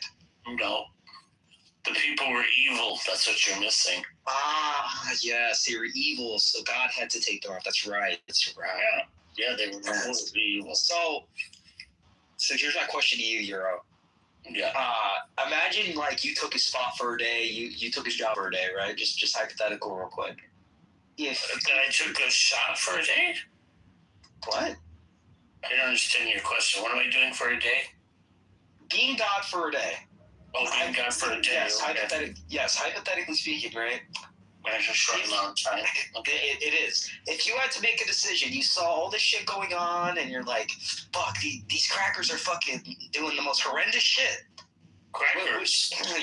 I mean, just that's. Oh my God, he's bringing back the racist terms again. You just can't stop it. You're saying. I can't contain myself. You should look at it. Well, I know I'm bigoted, but this whole bigotry thing. You should really. Hold on. Cracker, hold on, I'm not done yet. Oh my God. But if it was your decision. Christian, you sound like P-Mars right now. Oh, I do sound like P-Bars. But look, like if it was your decision, right? And you decided one. God can make the decision if. What do you mean? I don't think she's present in this conversation very much. I gave them the proposition that for one day. Hold on, Cracker. Hold on, Hero. Hold on. Really confused. No, I'm not. So I gave Hero the hypothetical that he was God for one day. He was God for one day, and I said if you saw all these people on Earth, doing this and all. Well, hold on. I'm not finished. You need to work on your grammar, you fucking autistic freak. Yeah, you can add that to the list, the long list of things you need to do. Okay, fair enough. I'll add it right now. I'm working on my whiteboard. But look, let me finish this and I'll be done and I'll leave. Notice he said blackboard and not whiteboard. Oh my God. Oh wow. Yeah. But look, like, if you had to decide whether or not you wanted to kill all these people that were on this earth and doing whatever shit, as God, would you carry that out, or would you be like, nah, these people should stay alive? They can fix it. They can fix themselves. Like, what would your decision be? If I were God, I'm going to make the right decision. So obviously, I wouldn't contradict the decision made by God. God damn it. That's how it works. Christian, he got my ass with that one. I was trying to stop you and you just go. Christian, I actually I've been wondering. I mean, I don't really know this about Unitarianism. You said there's a specific branch that you go to, but oh yeah, Socianism, yeah. Would you agree with me that Christianity is a patriarchal religion? Do you think it is? Well, I think Christian is no Christian. Well, I'm just asking him if from his view, is it a patriarchal religion? Because I don't really know about the particular branch of Unitarianism you practice. Yeah. So we don't really hold a position. But I guess there's no great position on it. But if I had to say, like, based off Unitarianism, absolutely it is. From a Socian position, like, not in a modern, like, feministic sense, but I guess, like, bringing those together, yeah, I would agree that it's pretty patriarchal, type of shindig. Do you agree with me that feminism is diametrically opposed to Christianity in the sense of? Okay, that's too many big words for me, Regal. I'm autistic. You gotta slow it down. You gotta roll down the insane vocabulary here. So can you re-ask that in simpler terms? Well, it seemed like there was a little bit of overlap that you had with the other ladies on here. And they seem to be more of the feminist type, which I'm not disparaging or saying there's anything wrong with that viewpoint. But it seemed like you were like overlapping with them, and I'm like, well, kind of thinking these things are kind of opposed to each other. They're like opposites, feminism and Christianity. So I'm wondering how it is that you overlap with them. Like if it's diametrically opposed, you know what I mean? They don't really mix. Well, you see, in order to understand why I believe this, you also have to understand the belief system of which I hold to. I mean, like, Unitarianism and, like, Socianism isn't just about, like, the rejection of this, like, schizo-trinity. It's also about, like, the social and biblical... Oh, that's fucking great. Thank you. What? You muted yourself? No, I didn't mute myself. I was muted. I don't know. Oh, he muted himself again? No, I did not. Oh my God! Look, Regal, protect me. Yeah, no, I didn't mean you. Continue. I didn't mute you. Okay, but he keeps muting himself. He can't. No, God damn it, Euro. No. You did it again. But look, my point being this, right, is that it focuses on other aspects too, and Unitarianism focuses on other aspects too. Do you want me to be more specific, or are you going to cut me off and mute me again? Which one? Well, it just seems I didn't mute you. Oh, okay. Well, that's fantastic. I don't know why I'm not a mod, but I'm not a mod, so I didn't mute you. Okay, well, I'm going to continue. But there's a... Now I can mute you. Now he's mod. Now I can I'm going on mute. Why are you muting yourself? I didn't mute you. I could have, but I didn't. I know you didn't. Somebody else is exercising good judgment for me. It's probably my partner. I hate to interrupt you, moderators, but I am the new NPC, John Kitover. I have no opinion, nothing controversial to say. Yeah, I'm not nothing on that. So, I've been working out this whole time, and it's so fun. And I'm going to be the strongest Muslim feminist, so I can come and tackle Regal. It's going to be great. It's going to be a wrestling match. You are going to come. Throw to the ground. You are going to come. hey, what's up, honey? How are you doing? Doing good. Oh, okay, awesome. Uh-oh, we lost our friend here. Did anyone see Mandalorian and Grogu yet? See what? See Mandalorian and Grogu? The new movie? Oh, it was really good. Highly recommend it. It's a new movie? Yeah.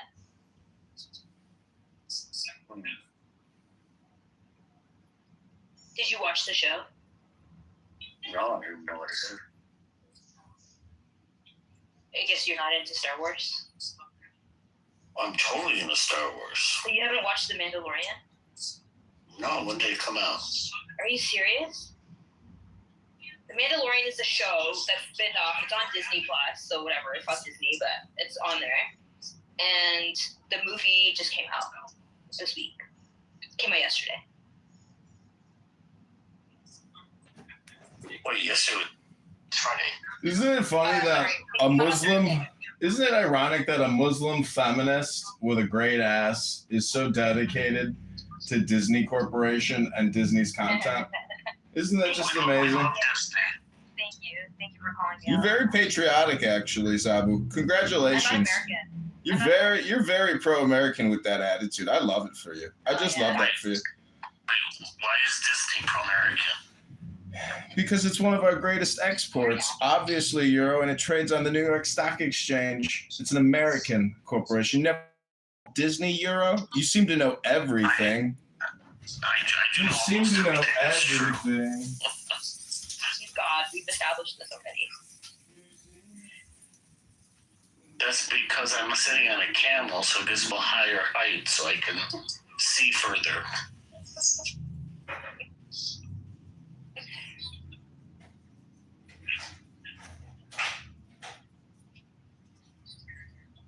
Yeah, Disney's fun.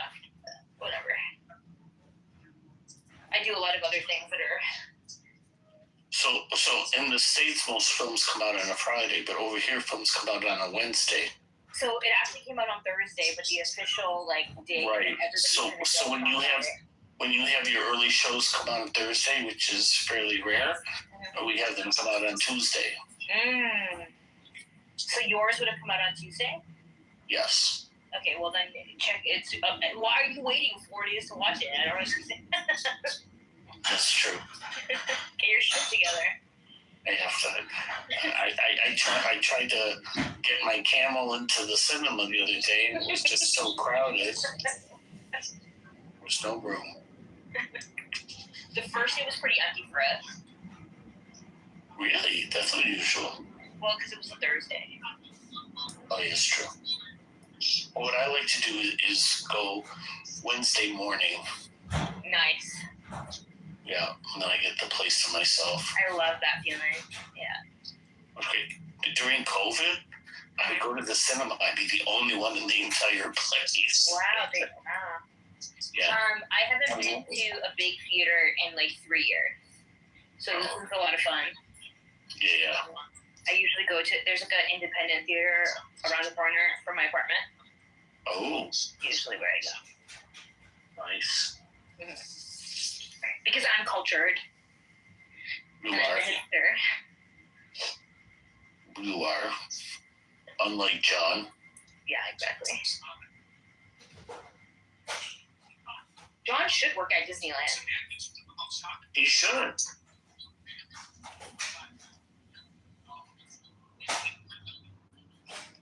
He could be Darth Vader or something. I don't think he's good enough to be Darth Vader. Yeah, that's true. What could he be?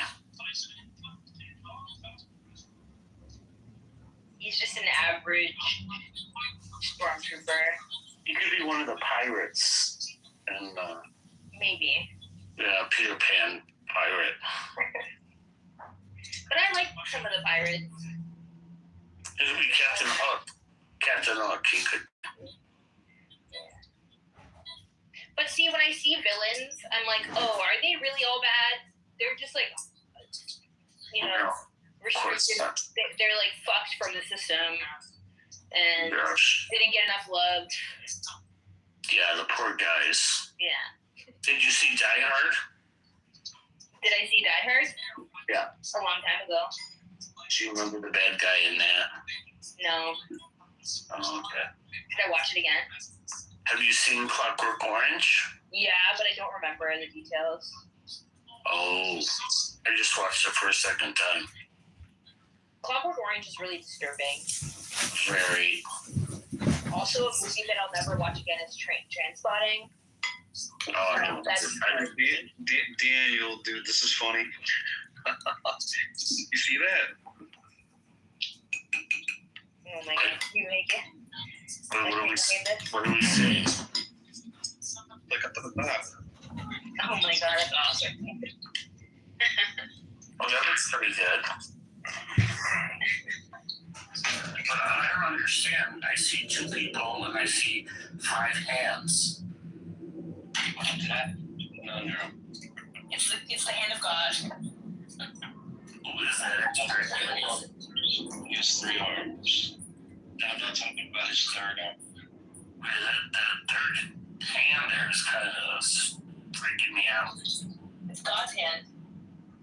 And then they seem to be really like nachos a lot. More than anybody I know.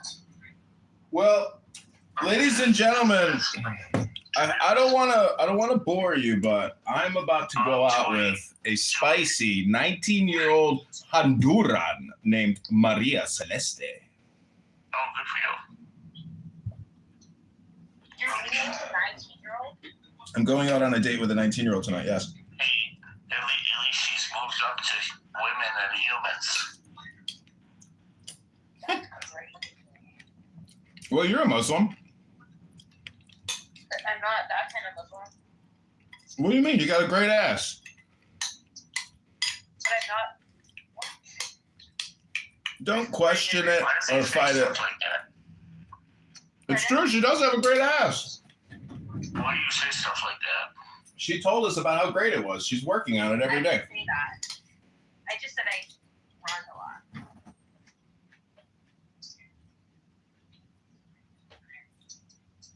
He just thinks about my ass. I'm an ass man. You're an ass, man. He's an ass. Yeah. Man.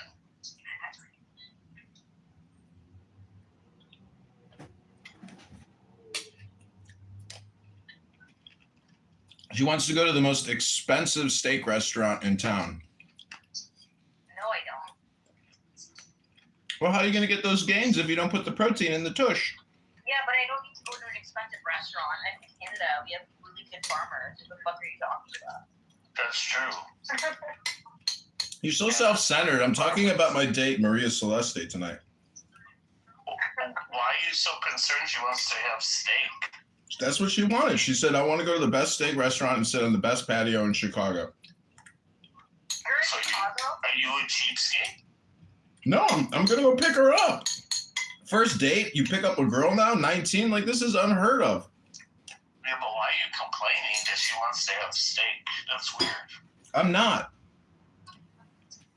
Sure sounded like it. She also likes smoking weed, so I'm wondering if she wants to pregame before we go have dinner, or if she wants to smoke afterwards. Or you think it's a little weird that you're eating before dinner? Are you thrifty?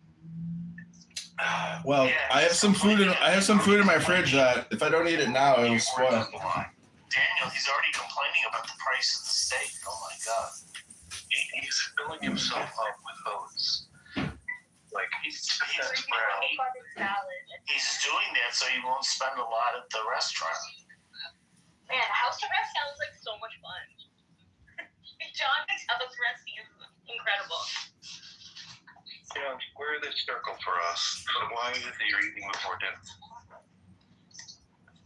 There's an expensive steak restaurant. He doesn't want to spend any money. Is that true, John? No, I'm willing to spend up to $300 on this first date. She's a spicy 19-year-old with a great ass. Why not? Live a little. I'm good at you're eating before dinner. That was my dessert. That was yogurt and berries. That will be my dessert for the night. So when the bill goes to 305, you're gonna tell her, hey, stop ordering. Okay. No dessert for you. You're at your limit. They're very romantic. I was gonna say, listen to Daddy. I can already hear it. Exactly.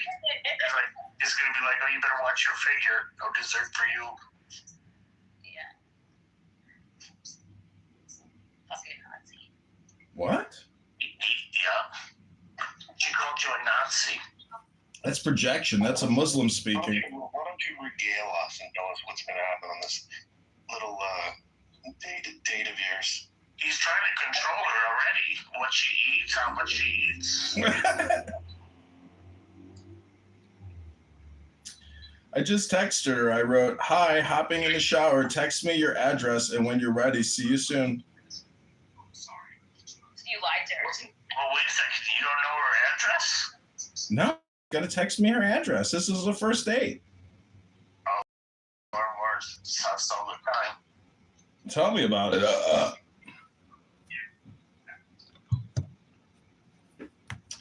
I don't think this, not to burst your bubble or anything, I don't think this... You think it's just like some Trenderagua? They're gonna like kidnap me when I go to pick her up. They're gonna steal my car and kidnap me. Shit. You're gonna wake up with only one kidney. Albert, good of you to join us. Or you know what it might be?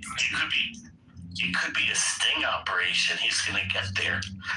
The police are just gonna storm in with the handcuffs. What do you guys mean by not another Islam like move, or is it irrelevant? We are, at least I'll speak for myself. We are just anti-Islam. Pourquoi? How come? Wait a second. It doesn't say no to Islam. It says another Islam room.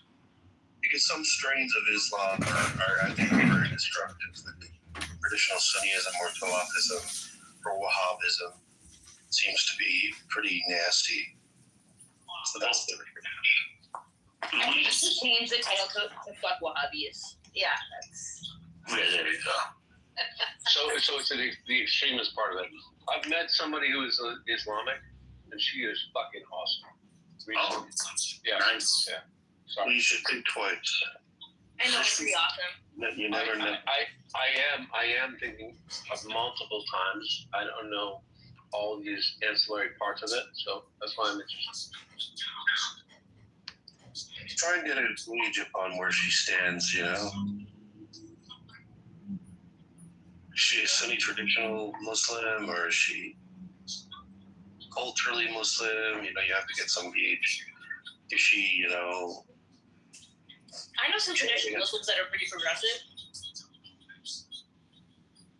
She like currently she's studying AI in the programmer from the Netherlands. She's very articulate. But does she ejaculate? She's articulate. She's a Somali. Maybe she's a Muslim like those Saudi princes and princesses. Yeah, she owns like a ton of land near her. Yeah. She's probably digital terrorist, and you should watch Well, it. I mean, are you sure? Are you sure? No, I said probably. Oh. What type of traditional we know that are progressive? I know many of them. They care about human rights. They advocate for equality.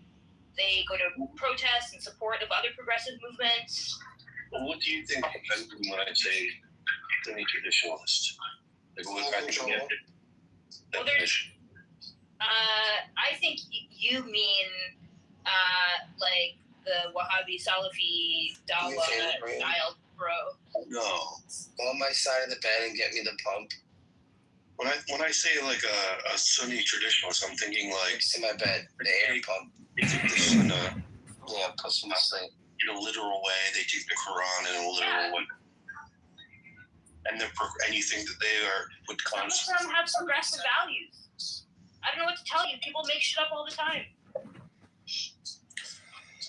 Real life, Actually, statistics. Wait a second. Actually, statistics show that 87% of the time people make stuff up. Yeah. So they get. Wait. Run, and then also 87% of the time, people are full of shit. 87% of the time, people make stuff up. That's official statistics. Based on what? That endorses Sahih Bukhari hadiths, which I know Sunni traditionalists who have progressive values. I'm sorry to break your brain, but it's true. I'm breaking my brain. Look, your brain is now broken. We have to make a distinction. We have to, like, it's not all just. When I say Sunni traditionalists, I mean people that think that Aisha was 6 and the Prophet. She married there are him. some Sunni traditionalists who don't agree with all of that all the time. Then they wouldn't be considered just by definition. So you're narrow. You're really narrow in your sense of traditionalist, because my idea of traditional can look like different things. Well, good. That's fine. You can have some private language that doesn't interface with me, which is fine. But when I say Sunni traditionalist, I mean people that think that the Sunnah is to be taken in an authority. Yeah, well, there are some Muslims who do that, and also with progressive values. Like, I don't know what to tell you. No, that's false. Okay, good luck. No, I don't understand. I'm defining my definition. I'm not saying they're a majority. I'm not saying all Sunni traditionalists hold progressive values. No, you're wrong. I'm saying I know what I mean by Sunni traditionalist and what other people mean by Sunni traditionalists, typically speaking. These are people that hold to some hadith and corpus, which is very non-progressive. Like there's children having sex with, and there's slavery. The hypocrisy. How is it hypocritical? Well, I'm saying that, and I'm not saying you're. No, not that. The pump. But give me that. Give me that. I'm saying that.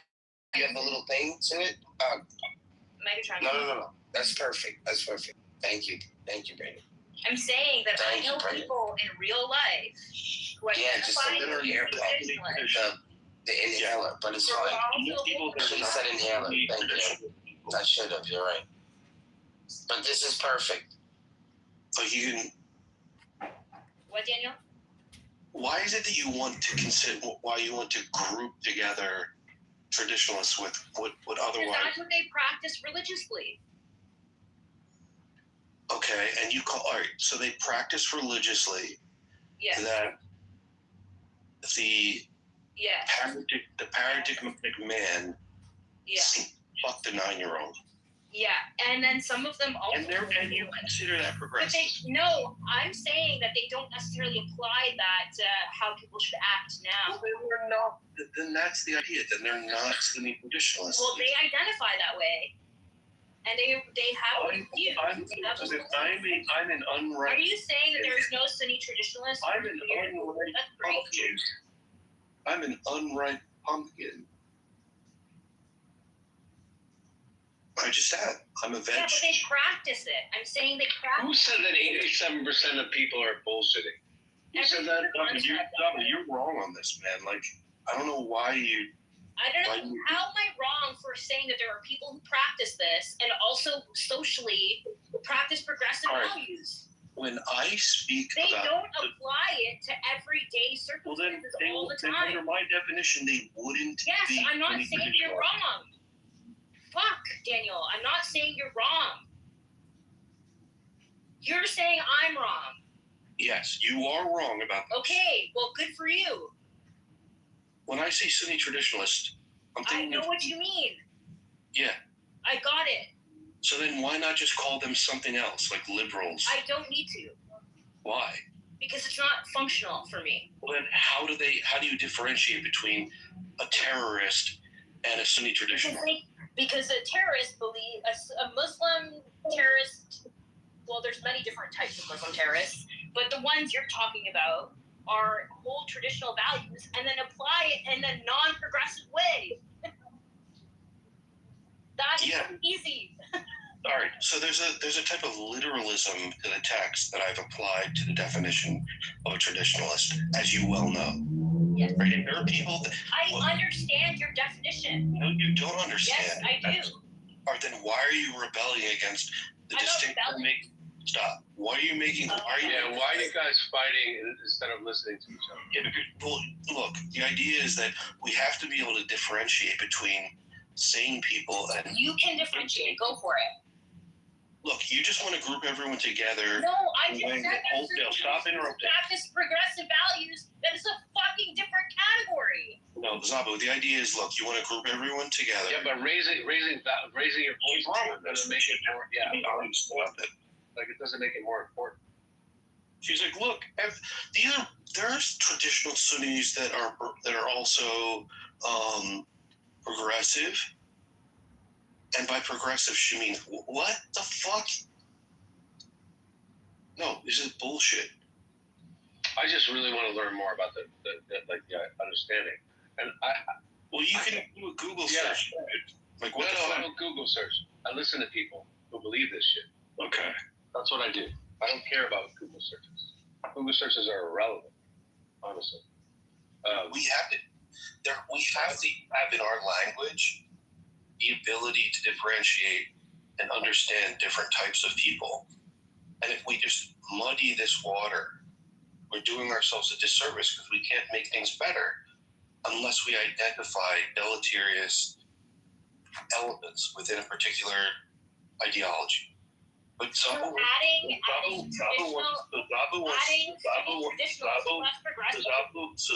wants to make some kind of blanket statement about. No, I don't. You just want to fight. I didn't say that this is a blanket statement. I said that I know You're just literally making error here. I don't get it. I'm saying that there are some that practice and come from that school of thought and still hold social progressive values.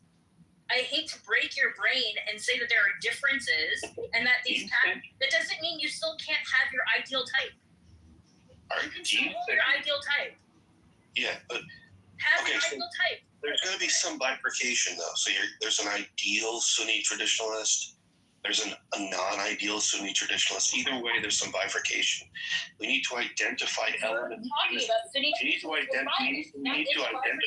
identify within. I don't understand why violence and non-violence and progressive and these can't be also identifying factors. That create a different category. Yeah, you know what the problem is? You can have Sunni traditionalist progressives So that we can and actually traditionalist Salafis. You can have I'll explain to you why it's a problem, if you'll allow me. The reason it's a problem is because we want to identify deleterious elements. elements. In the Muslim world, we get it. It makes sense to us. What makes sense to you about calling someone that wants to marry a 6-year-old and have sex with a 9? Stop. They just think that's what happened. What makes sense to you about a culture? Right. This is not supposed to be a Muslim room, remember? So why are you doing this? Trolling them. No, I'm not trolling. You are. I don't get it. No, but you're being prideful about it. This is such an easy thing to discuss. We want to date people. I already said you stop can have interrupting. type. All right, stop interrupting. Look, the idea is that You're not being in good faith right now. You're not. You're just being a troll. I don't get it. You're being a troll. But you're being a troll. In what way? In every way.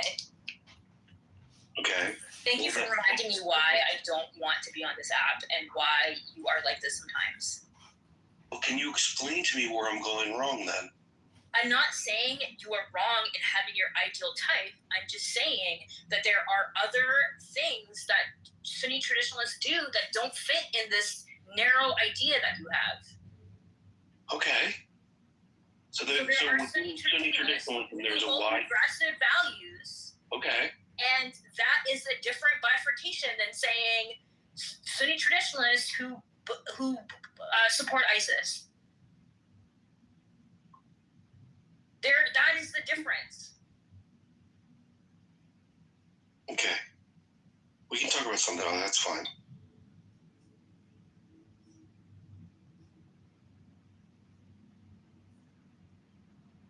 I mean, Daniel, I really like the topic. I wanted you to touch on this topic. To make certain that we identify elements and we're able to categorize that in a particular way. Yes. So a category is a Sunni traditionalist who's progressive.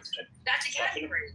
Stop interrupting. Even if there's 5 of them, that's still a category that exists. All right. So within traditional Sunni Islam, you think that there are progressive traditionalists and non-progressive traditionalists. Yes. Okay. And you would say that part of being a traditionalist is to say that marriage to a 6-year-old and consummation of a marriage at 9 is progressive. No, I'm saying that they could hold those views about their religion and not necessarily agree that that's how it should be practiced now. Okay.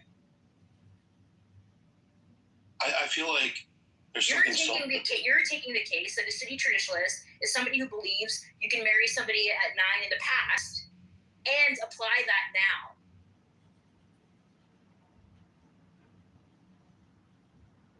I don't understand.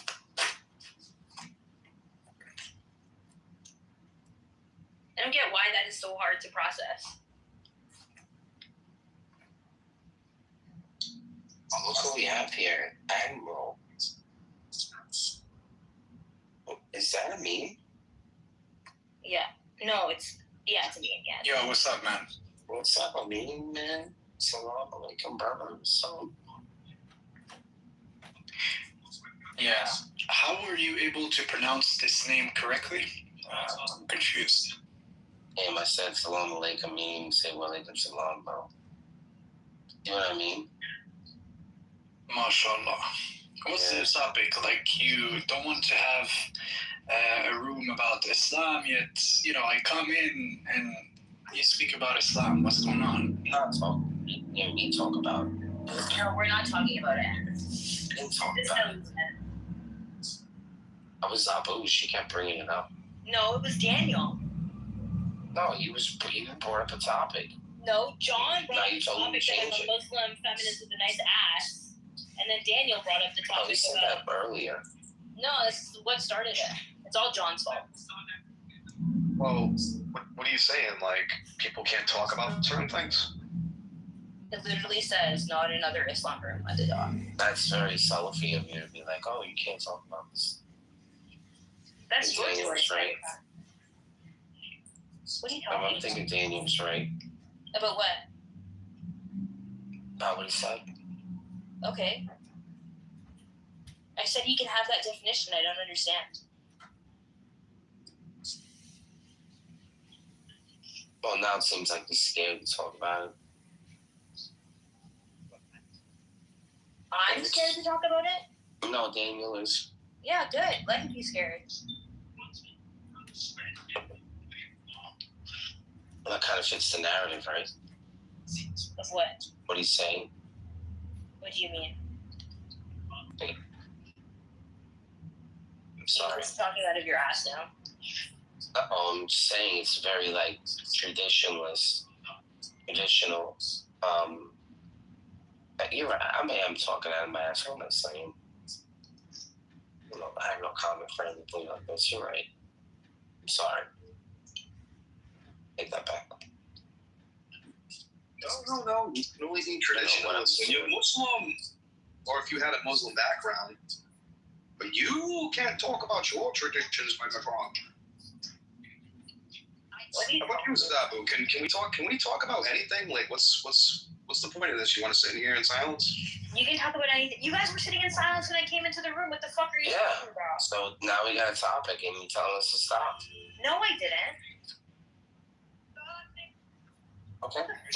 Daniel away. Why did you chase Daniel away? So what you guys don't realize is that she is what one would call a softcore traditionalist. What do you mean by that?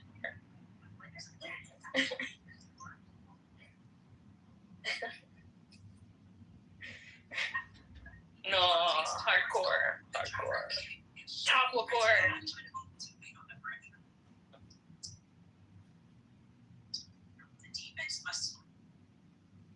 Now, I want to bring my friend. Where did Daniel go?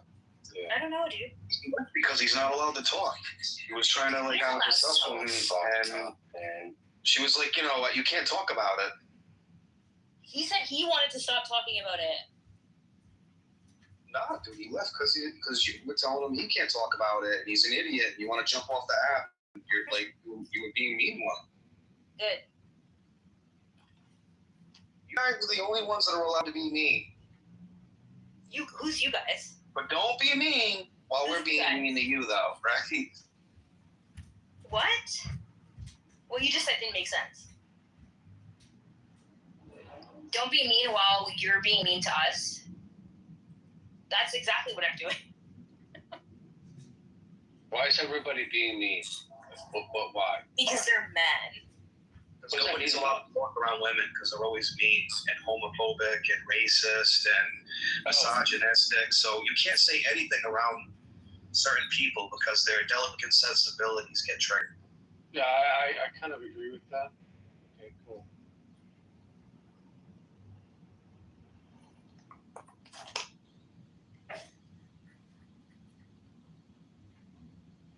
Is that true, what you just said? What? Sorry, I don't listen to men. Yeah, I was going to say, is that true? About what What's he just true? said, or no? What's true?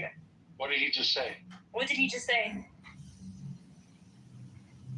I don't listen to men, sorry. No, I got distracted. I didn't hear what he said. Albert, I didn't hear what he said. What did he say? Okay. I guess it wasn't important. No, it was full of wisdom. Good is evil, evil is good. Very, very deep. Nice.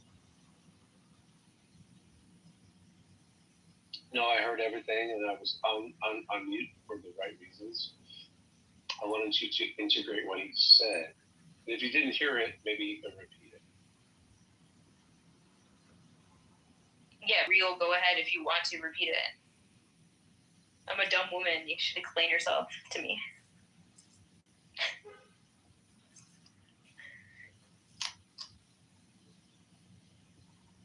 No, man, I'm Christian, so Christians are not allowed to talk on here about nothing. We can't be right about nothing.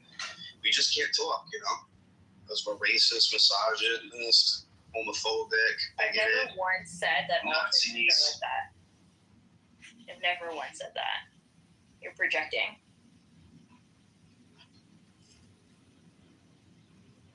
Does that answer your question, Albert? No, okay. I just said I don't agree with him. Does that make sense? He just said that I think. Yeah, but you just said I don't listen to men. Or were you kidding? I was joking. I'm sorry you're autistic and you can't pick up sarcasm, but I was being sarcastic. No, but now you're projecting your own bullshit on me. Just joking. Oh my god. Well, no, you're bullshitting me, right? Because if you're direct, you tell me, oh, all men are this way. I'm not saying all men are that way. If you're joking, then you're saying, hey, I'm just kidding with you. I'm not saying that all men are one way. I don't believe that. Wonderful. I'm glad I have your approval. I didn't ask for it. Well, you said wonderful. So that was a statement of reassurance. So think I was the one saying your Muslim friend could be cool.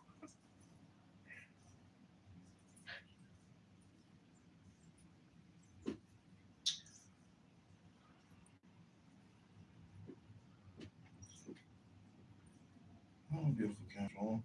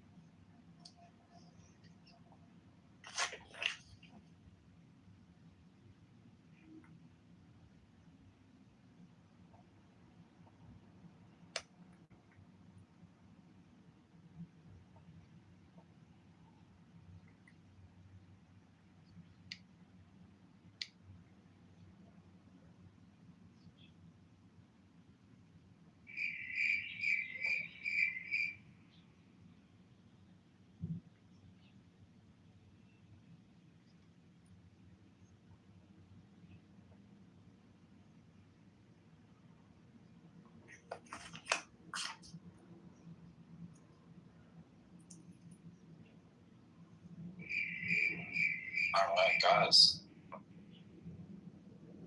Awesome. Loved it.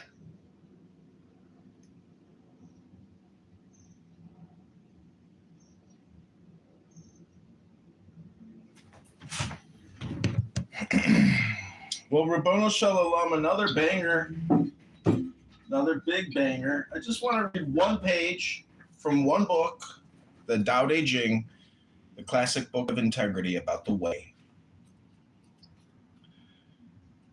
Number 74. One who assists the ruler of men with the way does not use force of arms against all under boomerang. Where armies have been stationed, briars and brambles will grow. A general fulfills his purpose, and that is all. He does not use force to seize for himself. He fulfills his purpose, but is not proud. He fulfills his purpose, but is not boastful. He fulfills his purpose, but does not brag. He fulfills his purpose only because he has no other choice. This is called fulfilling one's purpose without using force. If something grows old while still in its prime, this is called not being in accord with the way. Not being in accord with the way leads to an early demise.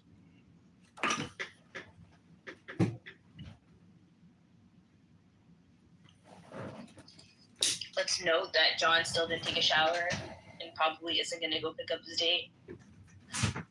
Let's note I'm in a banger of a fucking shirt, Zabu, and if you saw me in this shirt, you'd fucking bang me, let me tell you, girl. Ew. You can ill all you want, but when you see this PTR update, when you see this PTR update, you're gonna say, bro, that shirt is fucking fly. I'm not going to PTR. Well, fine. Do what you want to do. Say what you want to say. Feel what you want to feel. But you're going to like the shirt because it's like a very expensive shirt from North Korea. And since you're a good communist, you should love the fact that the shirt comes from North Korea. I'm not a communist. You're not? Oh. You're an Islamic statist, I see. PTR, PTR, PTR. Check out that fly shirt. I'm not PTRing, I'm working out. Oh, okay. Well, she wants me to come pick her up. And she's like 15 minutes away. And I asked her, she says, bet. I'm hopping in the shower, and it should be quick. I'll send it in a few. By the way, how should I dress? I said, beautiful casual. Also, do you have an ID? I'm happy for you, by the way. You have a date. She's a woman, right? Supposedly. I hope so. Barely. She's 19. I hope I'm not getting bait and Fantastic. switched. The younger the better, but at least she's like of age, right? Yeah. How did you attract this date? I messaged her on Hinge. I said, hey, I want to take you for an expensive steak dinner on a patio and give you a gift. And she said, did you actually say those words? yeah. And she said, what's the gift? I said, it's my favorite book, The Tao Te Ching by Lao Tzu. She said, bet. Are you excited? No, because then she said, I just want cash. Send me money. Send me money. Send me money. Serious? Send me money. So I sent her $100 and she said, bet. Bet. Bet. Like I'm a literal man. Like is that what you did? No, I'm mixing in a lot of conversations into this. But no, this chick, her convo was pretty short and sweet. Let me review it. I wrote, oh, I did say I'd give her a gift. I said, hi, Maria. I would love to take you to dinner and give you a gift. Johnny.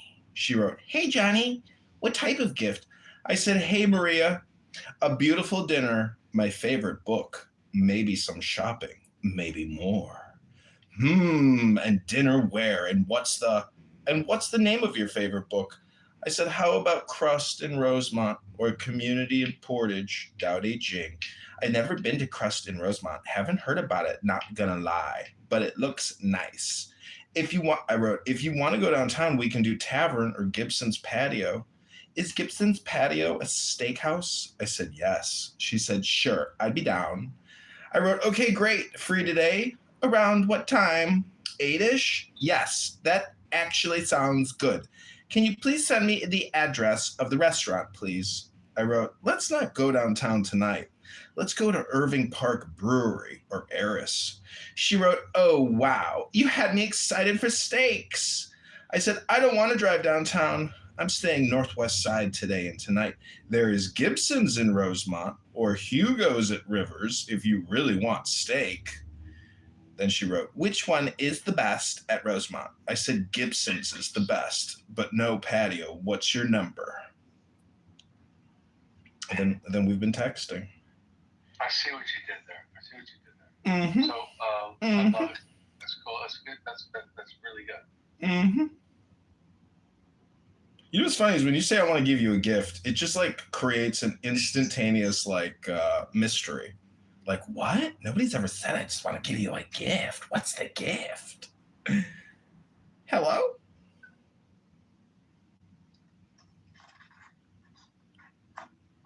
So you're on your way? I guess so. I mean, probably 5 minutes. So, like, get us online. I'll be here for half an hour. Or don't. What would you like things that, like, how would you like the night to go? And you could be, I guess, if you want to be graphic. Go ahead. No, I'm not going to be graphic. I would just prefer to pick her up. I would prefer that she's, like, pleasant. I would prefer that she doesn't look at her cell phone the whole night. I'd prefer that she doesn't use slang like bat. But, you know, who am I? I'm not going to... See, I don't take people out to, like, try to create conflict. If they're obnoxious and horrible, well, I simply observe and let them be. There's no opinion or judgment. It's simply an observational experience, and that's it. And if she wants to come to my place after dinner to smoke a little weed and have some white tea, well, that would be fun. Because guess what usually happens if a beautiful woman says, yeah, I'd love to come to your house to smoke weed and have another drink with you. Guess what generally happens? Sometimes some kissing happens. And then the kissing progresses into more than just kissing, if you know what I mean. But I don't kiss and tell.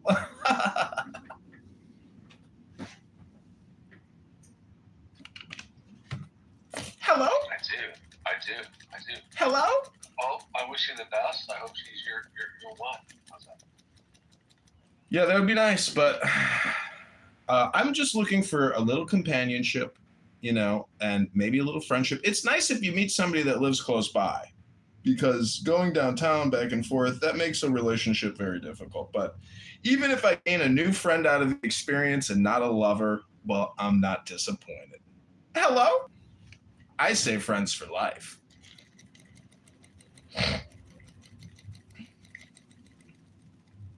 Albert, you said that you take things really literally in communication. What's that like for you? It's beautiful. Because I never misunderstand people. I have everybody clarify themselves.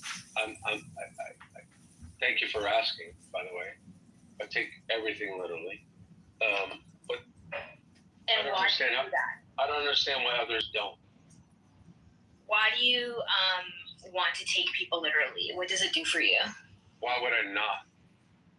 Because sometimes people are sarcastic and witty and speak poetically. There's like different things that people mean by what to describe. Well, I don't entertain most of those people. Sorry. You don't. Why are you apologizing? Well, you're telling me I need to entertain that part of it. No, I didn't. Pretty sure you did. No, I didn't say need. You said that sometimes people are sarcastic. Yeah. They're something else. So you said. All these other things. Yeah, and I'm not saying. You said. You're putting words in my mouth. You're not taking me. Oh, am I? Yeah. Okay. Go ahead. Yeah, you asked me why you should entertain the idea of not taking people literally. And I was just answering that. I wasn't saying you should or you need to. So I take people literally. How's that? Is that better? You've already said that. Wonderful. And I'm asking why. Why would I not? Because sometimes people don't communicate that way. So I'm asking, why wouldn't you want to hear their sarcasm or their jokes or their humor? Because it's not interesting. It's not communication. It is bullshit. It's delay. It's obstruction. It's all the other things. What did I say wrong? Like, about what I said, which was correct. If you want to communicate with me, say what you mean. I didn't say you said anything wrong. I never said you did. You just said I did. I told you I am a literal communicator. Yeah. What did you misunderstand about that? Then after that, you said that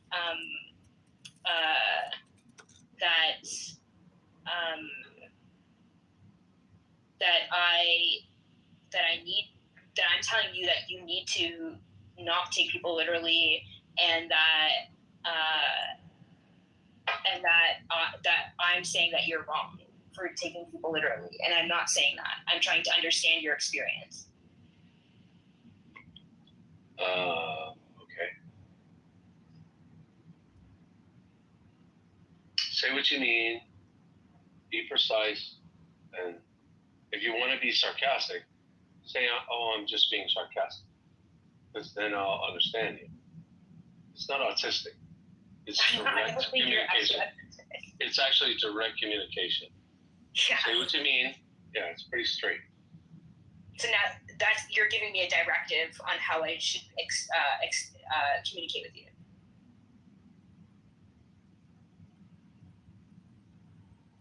Is that what you just said to me?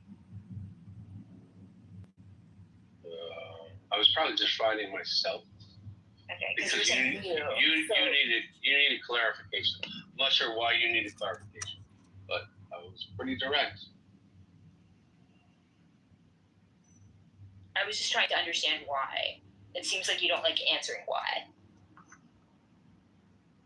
There is no why in communication.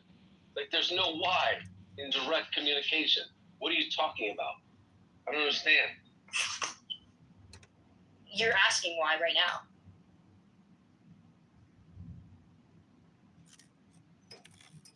By saying you don't understand, that is a why.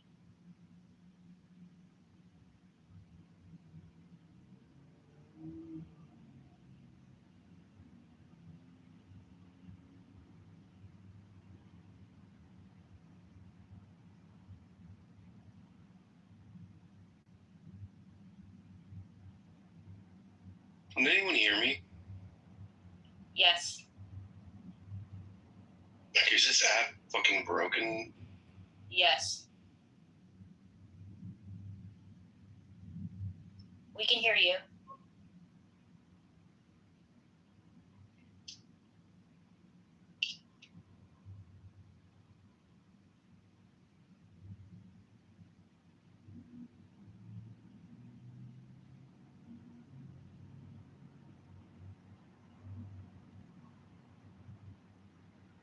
Daniel, we can hear you.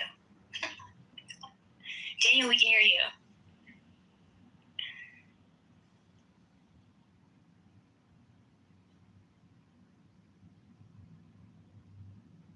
You.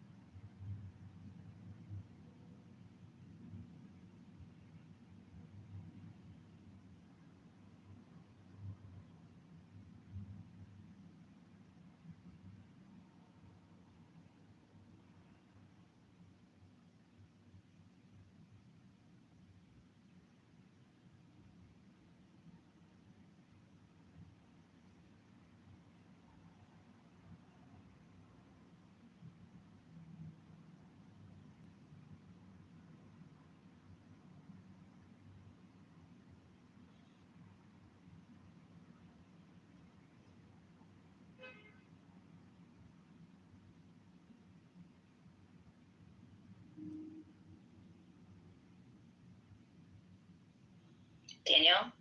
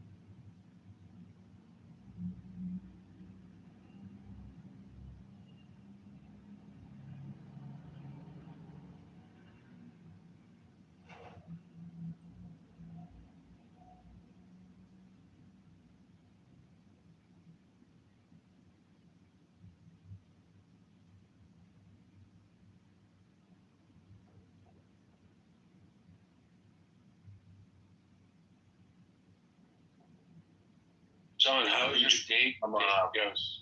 Go ahead. What? Huh? I was wondering how John's date was going. I don't know, man, but like, how can you take a person somewhere that's like not old enough to drink? And fuck that. Is that in question? I didn't know. I mean, I don't give a fuck what John does. I mean, like, if I was dating somebody and I like to go drinking, dude, and fucking play pool and shit and do other things, so if you can't drink with me, I don't want to feel like I'm fucking babysitting you, you know what I mean? Like, if you fucking sitting there drinking in front of you, I wouldn't give a fuck. That'd be too bad, bitch. I always drink on these dates, and maybe that's part of it. Maybe I should not. I don't know. The implication is that John is dating somebody who's 19 who isn't legally allowed to drink. That's what But we're talking about. Is she 19 or is she not legally able to drink? That's both. Where John lives. Oh. Was that brought up in the conversation? Yes. She can't drink? She's not legally allowed to drink at the restaurant. Oh, damn it.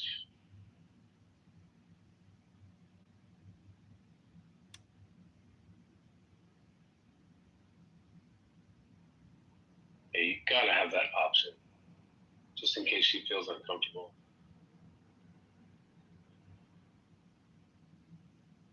Well, it's not about that. It's a comment on the age disparity between John and this woman. What's the comment, and what is the age disparity again? I'm just gonna let it go. Yeah, so he's older than her. I don't care. She probably doesn't care.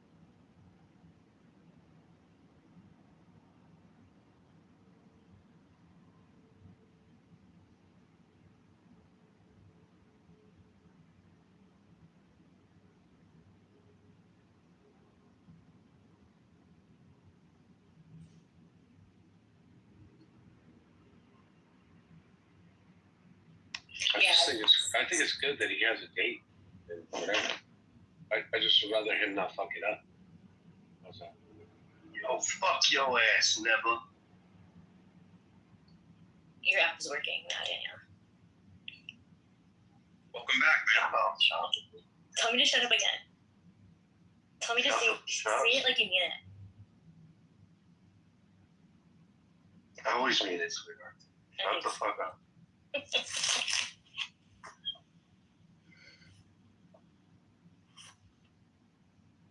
What's your ridiculous perspective? It's like, I love how we have. I love how we have to just like, well, you're the expert in religious studies, so everyone has to. No, I said you can have your ideal type. I said you can have your ideal type, but there's going to be gray zones, and that's your ideal type. Your ideal type are jerks with red hair. Ew, that's too mean, Daniel.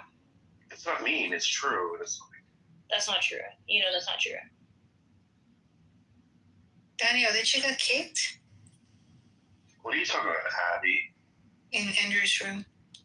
No, I left out of frustration with CM. Oh, okay. I like your socks, by the way. Thank you. I think you're. I mean, what?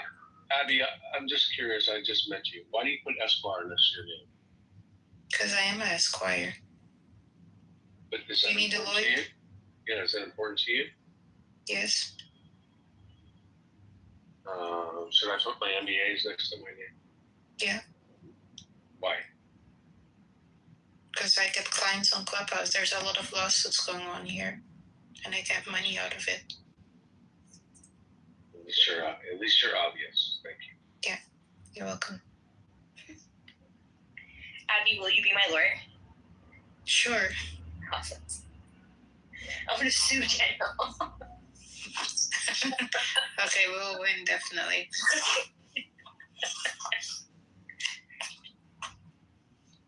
Daniel hates me right now. I didn't think it was possible.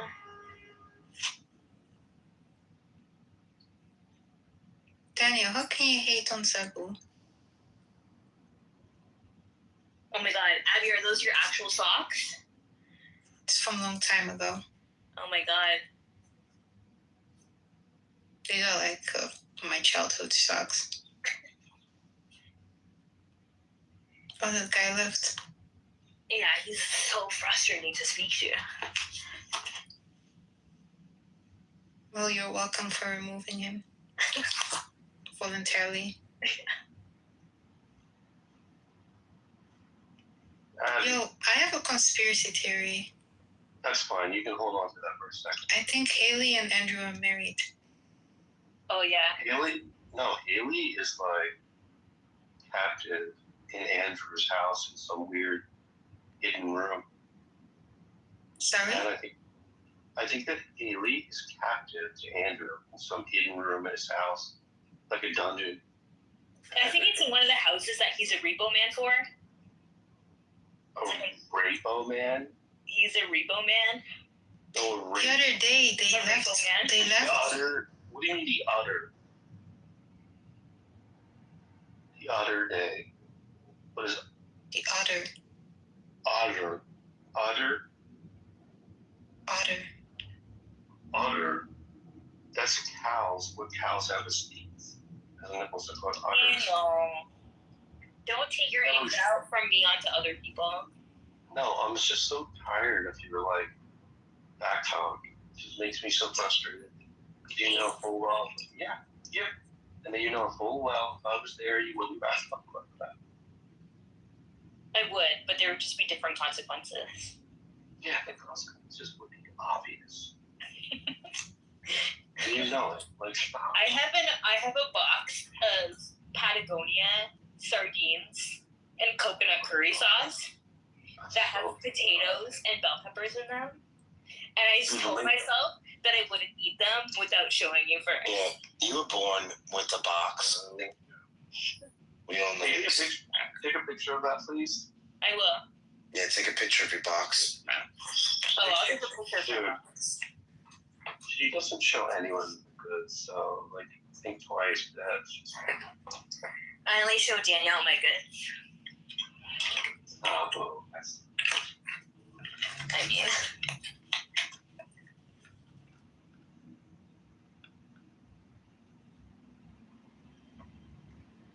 I got these.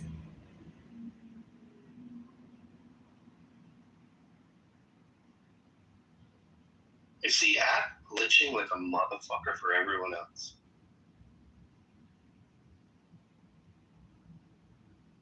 Yeah, it was glitching on me earlier. I had to keep reset the room. Dude, fuck. I hate this fucking app. Some fucking bitch has me fucking blocked in Andrew's room. This stalking weirdo has me blocked, and they mob this fucking crazy woman. What's up, Pete?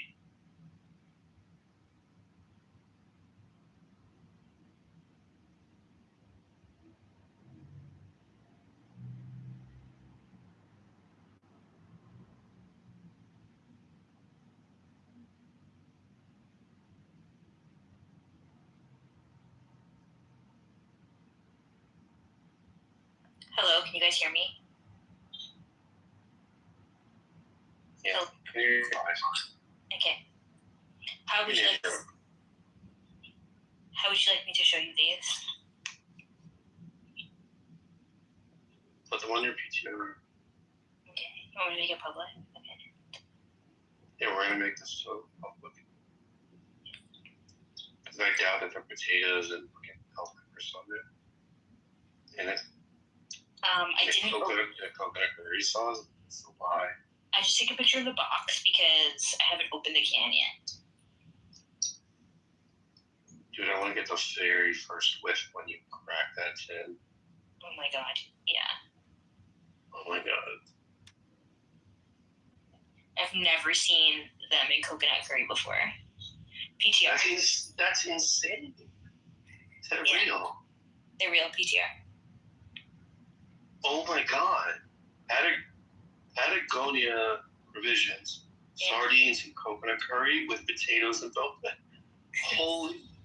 What the fuck? How? Where did you find that?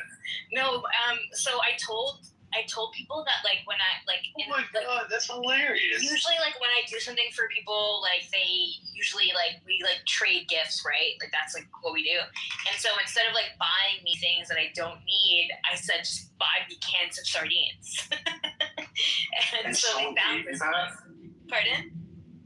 Dude. Somebody gave me this for babysitting yesterday. That is so beautiful. Yeah. How is that possible? It's amazing, dude. I'll have to try and find out how I can get that. But I doubt I'll be able to get it. But Patagonia is a outdoor like adventure brand. I'm sure they have it online. Like it's meant for camping. I doubt that. I totally think that's true. And you know what I'm gonna get for this summer? A little like portable backpack. Like I guess it's like a propane tank, I guess. And it's like a portable stove. And I'm gonna go to the river and I'm gonna like I guess, put them on the grill. Oh my God. Yeah. They're going to be so good. Yeah, let me see if I can find them in my area. Yeah. Oh my God, sorry. Like, what a different thing, right? It's usually in the olive oil or like tomato sauce or hot sauce, but this is... Yeah, I found them. Dude, they're fucking $45. I'm not shitting you. Alright, for a 5-pack, they're $45. Yeah, that makes sense. No. Because they're like, what? Like, divide that by 5? Jesus Christ. Wait, 3-pack or 5-pack, did you say? It's a 5-pack. Yeah, that makes sense. Oh my God, they look great. Mm-hmm. See if I can find them cheaper.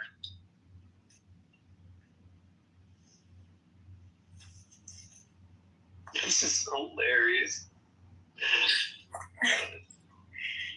But now the thing I'm into is like, okay, cool, it's great to have like sardines on hand. Yeah. But I saw this like Instagrammer that like she carries around with her a jar of anchovies. Dude, you showed me it. Dude, that's my goal right there. She was sipping. Yeah. Dude, she was drinking the fucking can. Oil. Ew.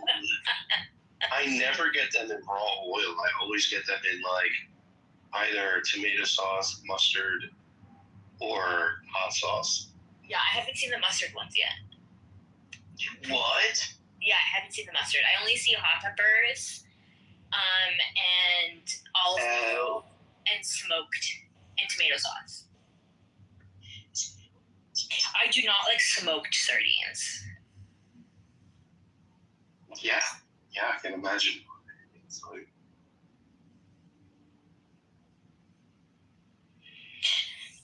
But now my go-to thing, if I get... Dude, my nuts are so saggy right now.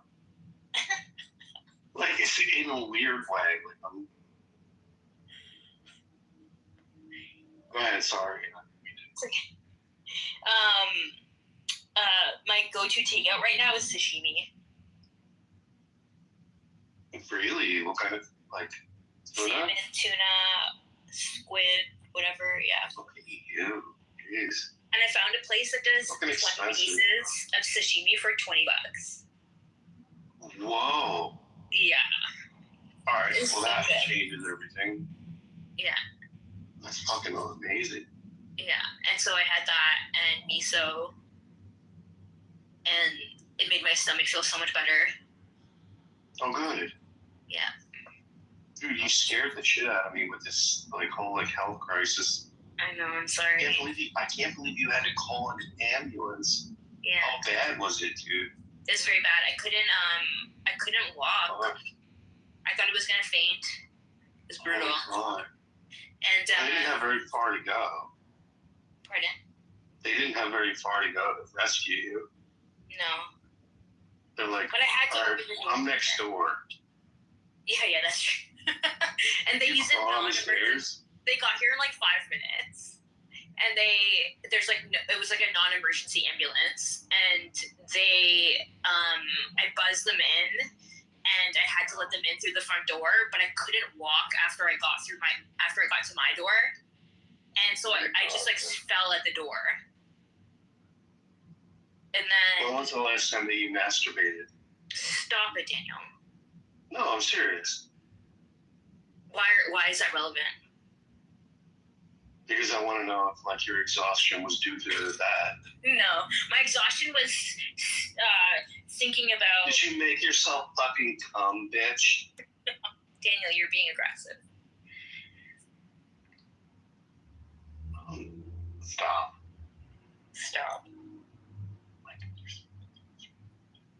Euro, can you believe this? Euro, do you really want to know what an investor gave class? What are you talking about? She wants to lick the froth.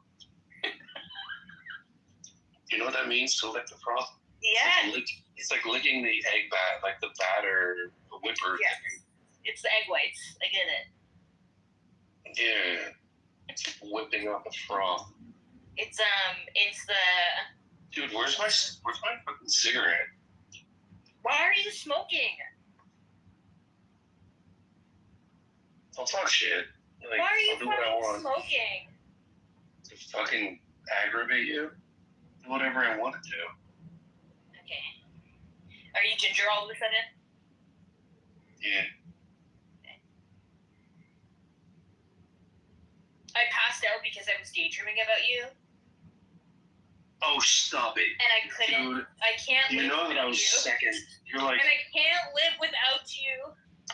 And I don't know what I would do if I had to live my life without you. with or without you. With or without you, I can live. With or without you. No, but for real, I lost my electric cigarette thing. Good. Fuck. Oh, fuck.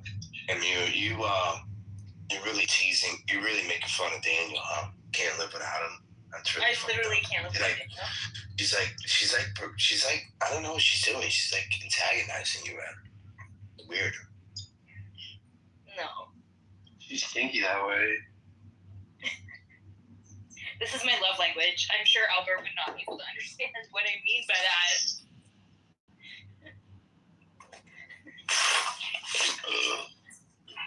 Yes. What's with you and gas? I fucking love it. Wow, I it love does. the human system. Like, we're a little planet. Yeah, We're a but little planet. there are more or less scenic areas of this planet, though, Dollface. And you want to see the white sandy beaches and the clear ocean. You don't want to see the butthole. I want to see the butthole. I would show you my Die on butthole. Jupiter. Do you know that your butthole contracts when you're having an orgasm? Yeah, it does. And, you know, for men, that's part of the reason why it feels so good to get your ass fingered. Oh my god, you would make me come from. Stop it. Oh my god, like, if you poked on my prostate, I would just burst. I just threw up in my mouth. Can you guys stop? Yeah, it's like throwing up your own cum. Can I just tell you, my back is going to be ripped? Like, I found this, like, exercise that this woman was doing, and she was using these, like, 3-pound weights. And I'm telling you, it fucking works, bro. Why are you changing to supplements? Because Megatron and Euro are uncomfortable. So what? They're gonna have to learn to be men. Bottom line is, I want to smell your fucking grime. Stop it. Daniel! I'm not kidding. You're going to turn me into a Sunni traditionalist of the kind that you think.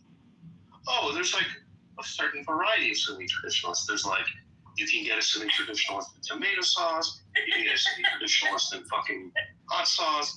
You can even get a Sunni traditionalist in coconut curry with potatoes and fucking bell peppers. You're right. You said that as if it was like a Dr. Seuss poem. Yeah. I want to smell. Or this is our own version. I want to smell your underboob. I want to smell your underboob. Stop. We could do our own version of Shel Silverstein. The absurdity of these categories. That's fine. Think about the images we could have. Oh, trust me. Alright, I found my little puffer thing. It's pretty good.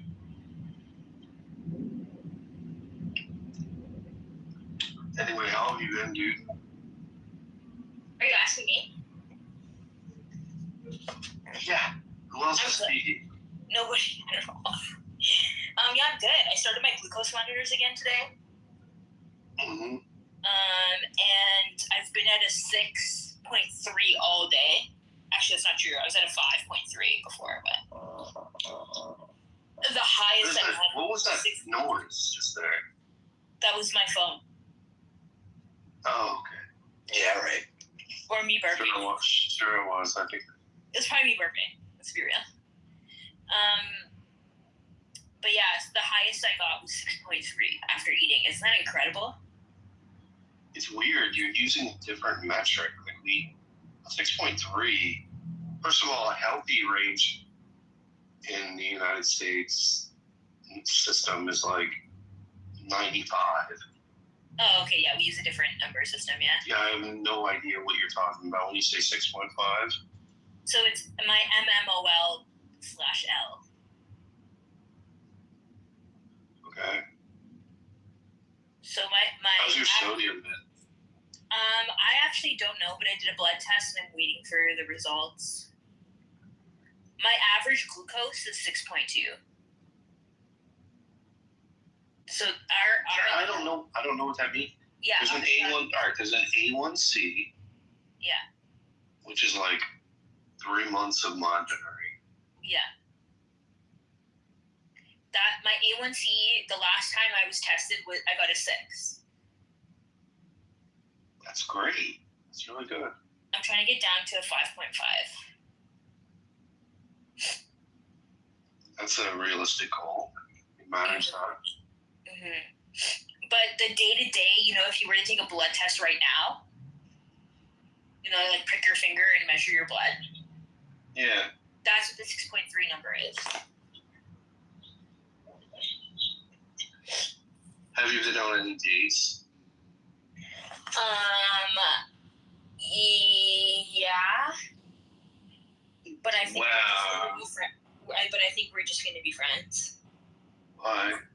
Because I don't really feel. Be honest about that. Yeah, I don't really feel like being in a romantic relationship right now. And that's the only reason. It has nothing to do with some deficit within him. No. Well, did you hook up with him? We had a bit of a moment, but it wasn't aggressive. Was it kissing? It was some other stuff. Did he finger you? No, Daniel. Boundaries. Let's not make John jealous. What are you talking about? John's gay. No, he's not. You're making him fucking jealous, dude. He wants some dick. He does. Nothing wrong with that. But yeah, no, it's not really what I want. When can I come visit you? Right now. Whatever you want. Is there an area for me to stay, or is like no couch? Yeah. Very cool. But June is better. All right, fair enough. Yeah. I'll come see you in June. Okay. But I won't stay that long. Yeah, you're not gonna stay for 3 months. What are you talking about? I peeled my cheeks apart and took a dump in my kitchen sink. You're not gonna stay for 3 months and then go fall And marry a back in 12-year-old love with girl. somebody else. He's like, listen, I'm gonna stay for 3 months. I'm gonna make sure that you don't see anyone else. This is monogamous. And then I'm gonna go marry as a traditional Sunni. I'm gonna go marry a 9-year-old, 6-year-old girl. As much as he rails against Islam, it's like you'd think that you would have picked the better. Yeah, exactly. Dude, Stan was telling me that he was like rocking you, like nailing you. Well, I'm not gonna confirm or deny right now. That's not very Well, nice. you really let that guy violently hate fuck you like that? It was butt fuck. He butt fuck. No, that's not true, Daniel. Stop. Oh my god, that's. I heard all the details too. Just to let you know. Sam said that he fucking owned you, dude. Well, that's. Is it fake? Is it any truth to it? No. Can we not talk about this, please? Sure. You just say it politely. I already said please. No, I want to feel it. I want to know that you're. Daniel, stop, please. Well, wait a second. We're not talking about it. We're telling you what he said. Yeah, but don't ask me questions. Okay, fine. Let's not ask her any question. Thank you. Sam filled her out like an application. Daniel, stop talking about me like that. I'm not talking about you. I'm talking about A random her.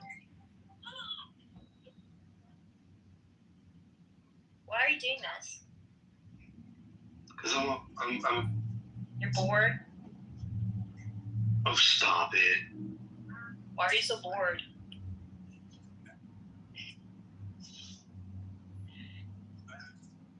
That's the way it is. The way I made matcha cookies today. Matcha almond cookies.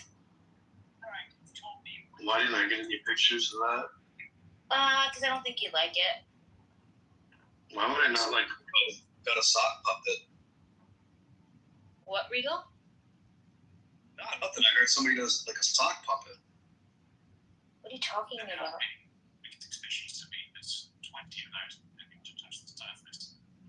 Can we mention anything sexual at all, Zabu, or would you rather something else? I'd rather not. Okay, that's fair. I'd rather be one of the boys right now with my big ass fucking cock. Sure. My big ass purple cock. Megatron, are you circumcised? No comment. Alright, you don't know what that is. Daniel? I am. I was caught. I was violated. Wow. My dick was snipped. Do you Without wish my. you had it back?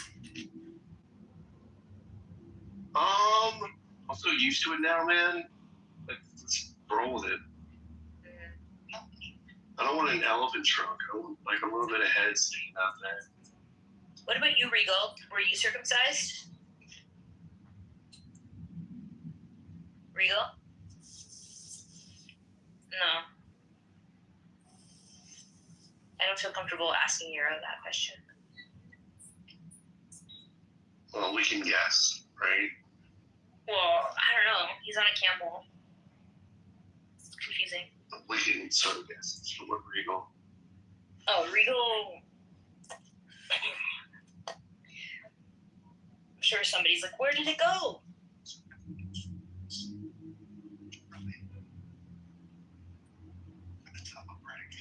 With Kitover and like these pictures of him holding books. He's like, look, he's like, look, I'm literate, everybody. Don't you know? Do you think he dyes his beard so it is like that? Yes. Yeah. So premeditated. Do you think he uses like maybe it's Maybelline or something?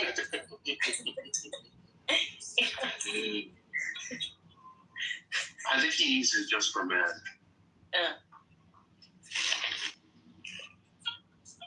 Holy shit! What was that? A pork rind? Me? What did you just crunch on? I didn't crunch on anything. It's my weights on my workout mat. Oh. Because I'm a tank.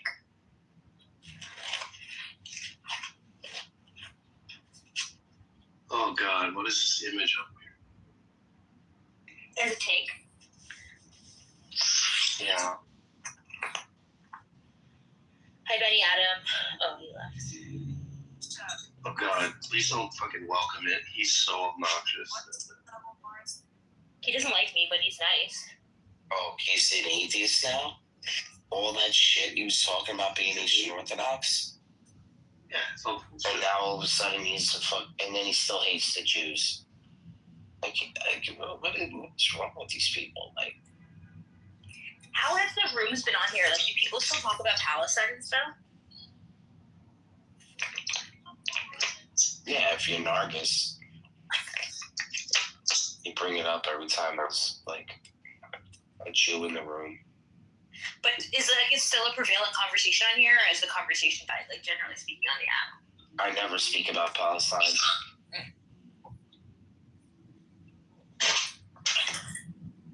Remember how there was like rooms like every single day? No. I was never part of those rooms. Oh. I don't know. What is there to talk about if you're in a room about Palestine every single day? What is there to talk about? The main debate is whether or not it's a genocide. If they have a population of 2 billion people and 70,000 die in 2 years, that's not a genocide.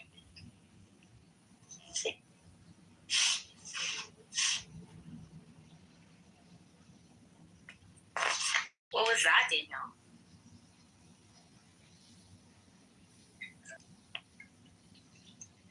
I hear something bubbling. Are you doing a hookah?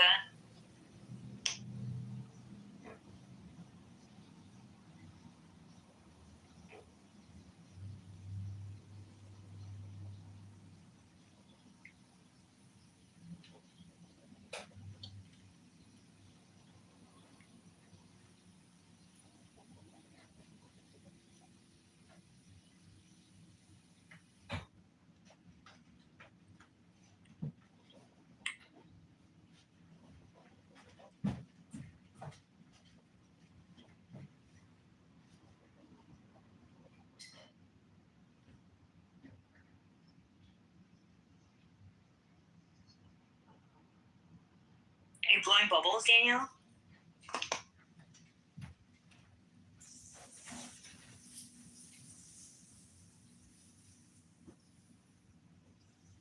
Daniel?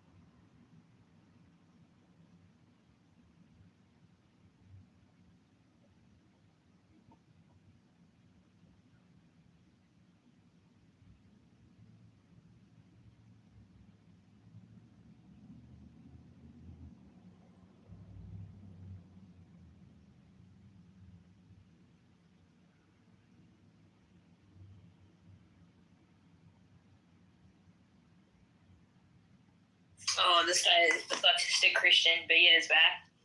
Yes.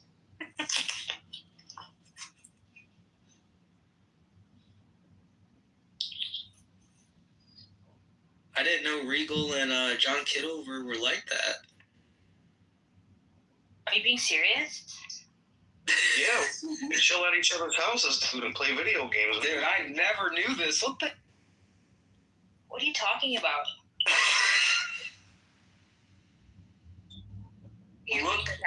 Look up. Look up. Oh, that's what you meant. Yes. You gotta lock in. You really gotta lock in. You could have been more descriptive. You could have been more descriptive. I wasn't looking at my phone.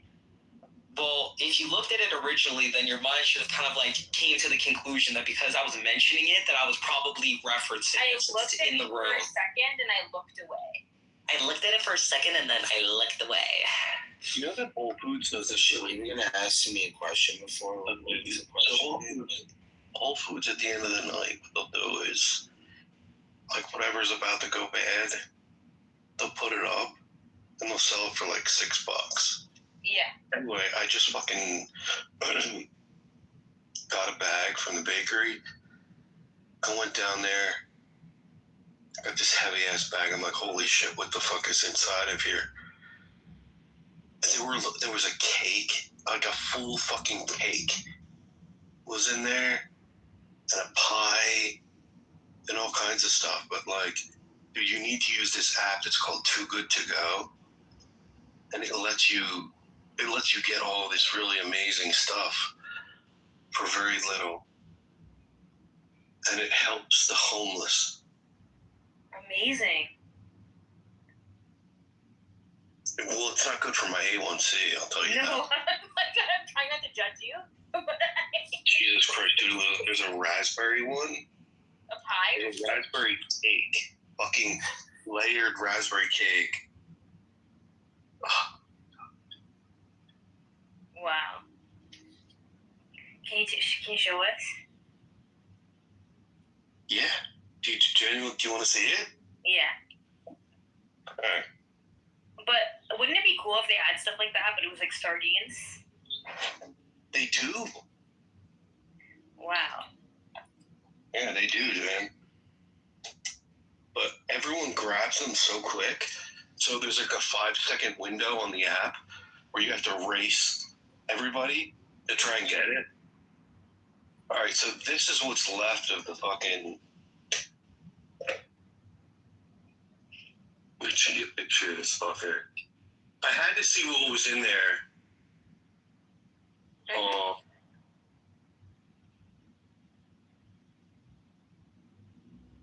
Just because of how quickly...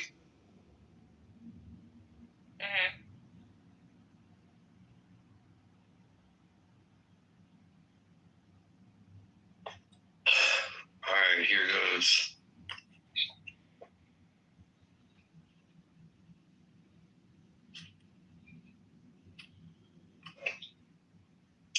Alright, pull to refresh. There it is. Oh, there we go. Oh my god. I know, right? Oh, and there's a whole cherry pie. Yum. Yum. Yeah, man. Is that tomato juice in the background? Tomato sauce. You have a very keen eye. Well, it's literally right there. It is tomato basil sauce. Yeah. Indeed. Yum. I want a piece of cake. Well, I hope you enjoy. Type 2 diabetes. Yeah. I can't even do it because it doesn't feel good when I eat that much of sweet stuff. Like, I'm like, oh, it tastes good, and then I feel like such shit after. Does that happen to you?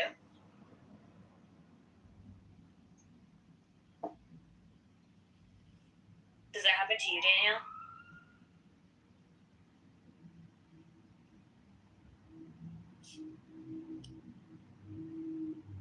You're muted, just so you know.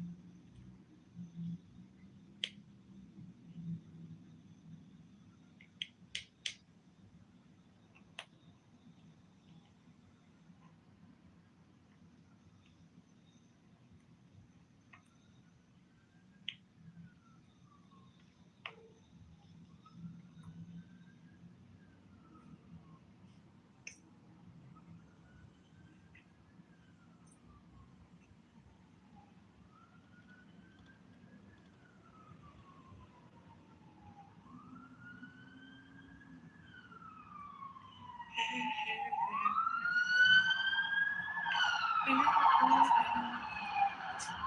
think it's funny that Christian felt like he needed to say that he was kidding.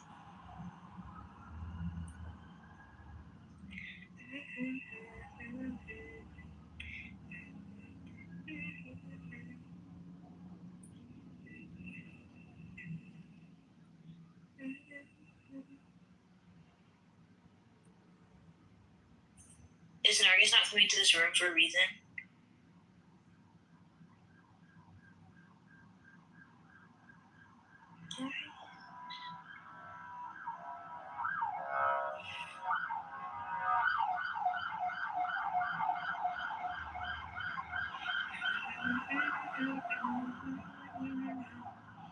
Which mo is this? Hi, Muhammad. Assalamu alaikum, Muhammad.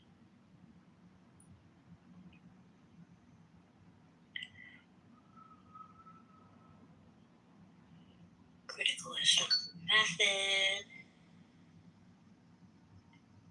Yo, what up? Hello, hello. How's everyone today? Okay, how are you? I'm okay. Just here to relax. Yeah. Yeah.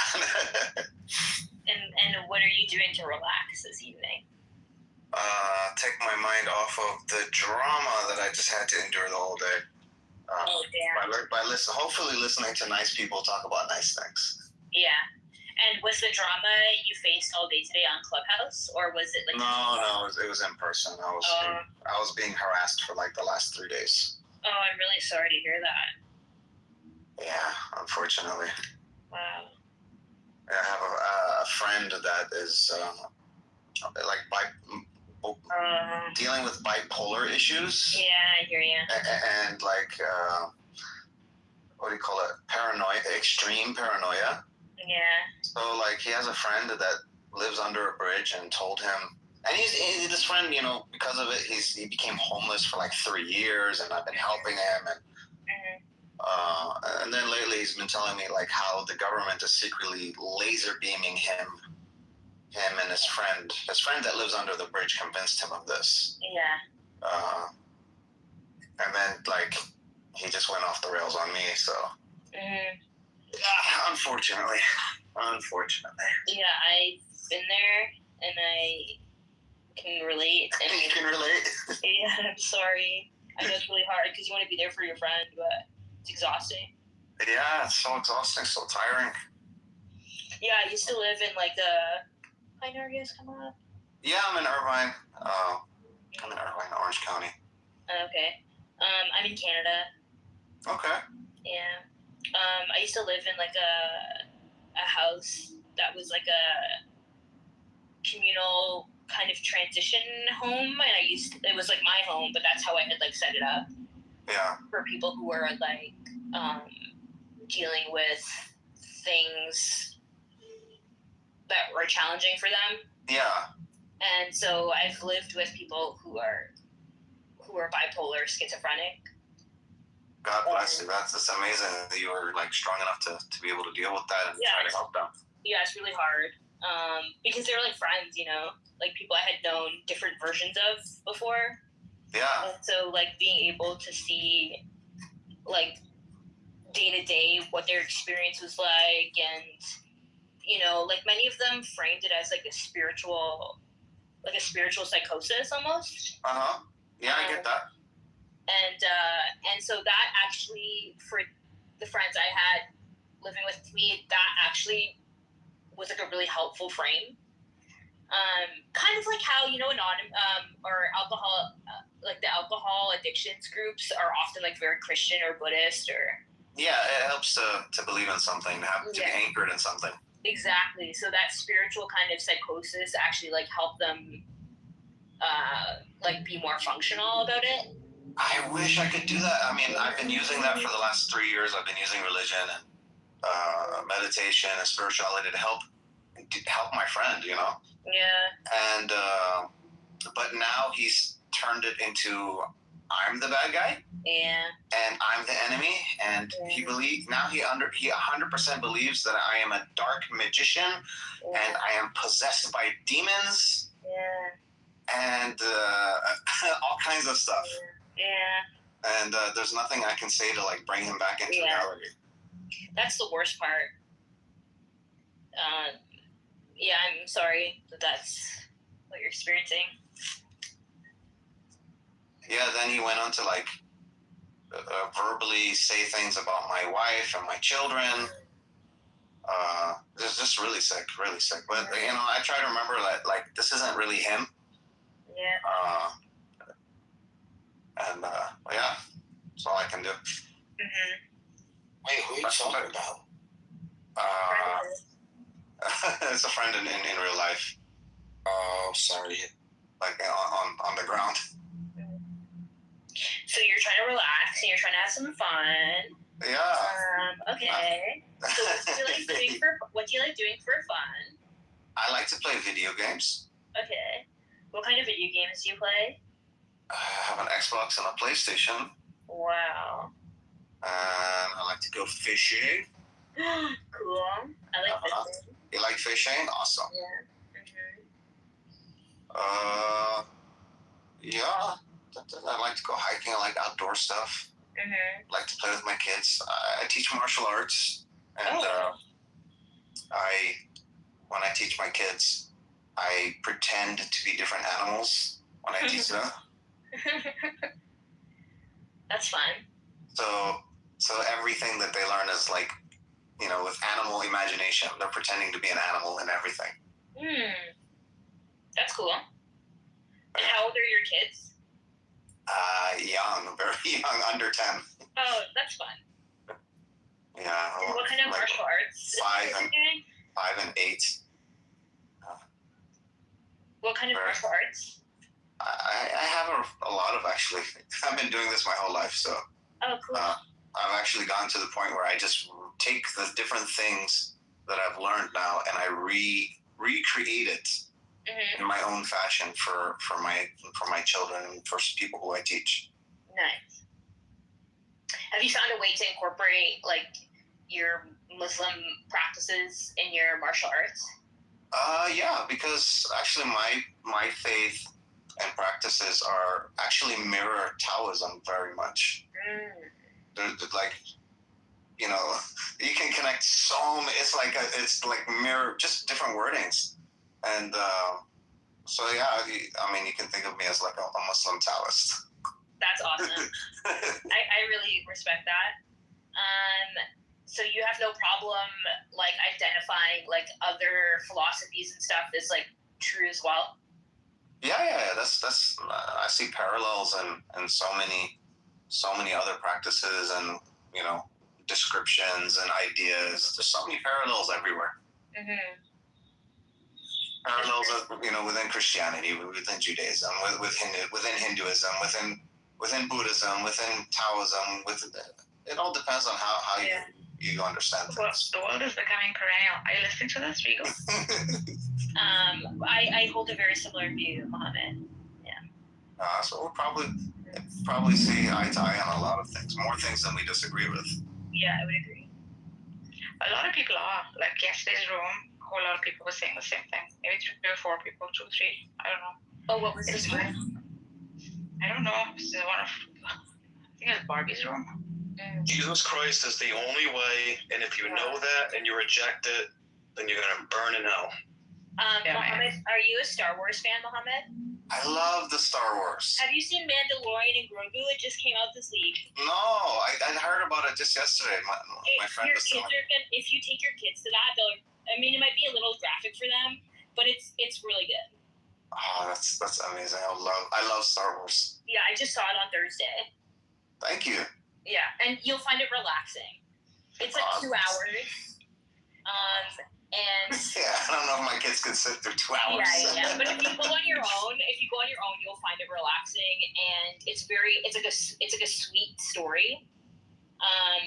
And the digital like artistry is really good, and yeah, it's very and the music is really good, and yeah, it's very entertaining. entertaining. Awesome. Nargis, have you seen it yet? No, I don't watch Star Wars. So You don't want? You don't? I didn't get into it. I just didn't get into it. You would love it. It's such a funny thing, you know. It's such a I just didn't get into it. Yeah, I watched it when I was younger, and then rewatched it when I was older, and I was like, oh, I get it. Like, I get more of it now. You know, I'm super convinced that the writers of Star Wars are just like secret Sufis or something. Actually, if you look at the rolling credits for this one, you're gonna see way more diversity in the people they hired to work on this. I even saw like a few seat names, and yeah, it's really interesting. But to me, it's like, oh yeah, like he's what's his name, Lucas, whatever. Yeah.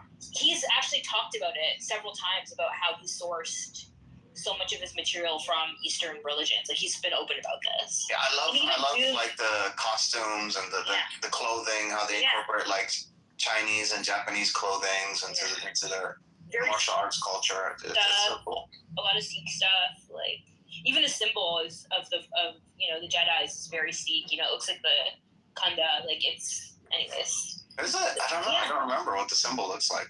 Oh, it's the, I don't know what you call it, but I don't know what you call it. You tell me Jedi, I think lightsaber, that's all. Oh, okay. Yeah. Anyways, so yeah, if you're looking for something relaxing and fun that's like out of the house and not online, that might be something to check out. And they have cool like toys. I didn't get any, but my friend did. They have cool toys and stuff that they're selling at the theater. Nice. Yeah, I'm definitely gonna have to. It's weekend, so I might as well do it. Might as well go check it out. Yeah. Megatron, I like your picture. See there? No.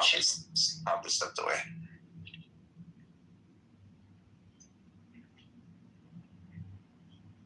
How you doing, Nargis?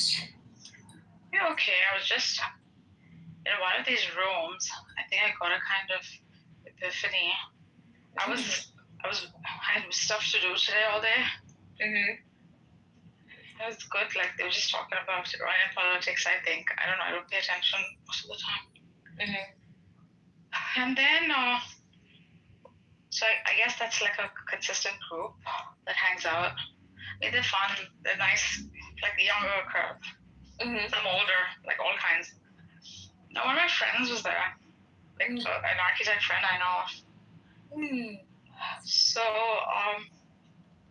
we were just hanging out, like, and then, and then there's a girl who hangs out, I don't know if you know her, that she's like, her name is Sadaf or something. She hangs in Amir's rooms. Mm. Then she's like, somebody was asking what I do. I said, nothing, I'm a go-go dancer and stuff. I mean, we were just having fun. Mm-hmm.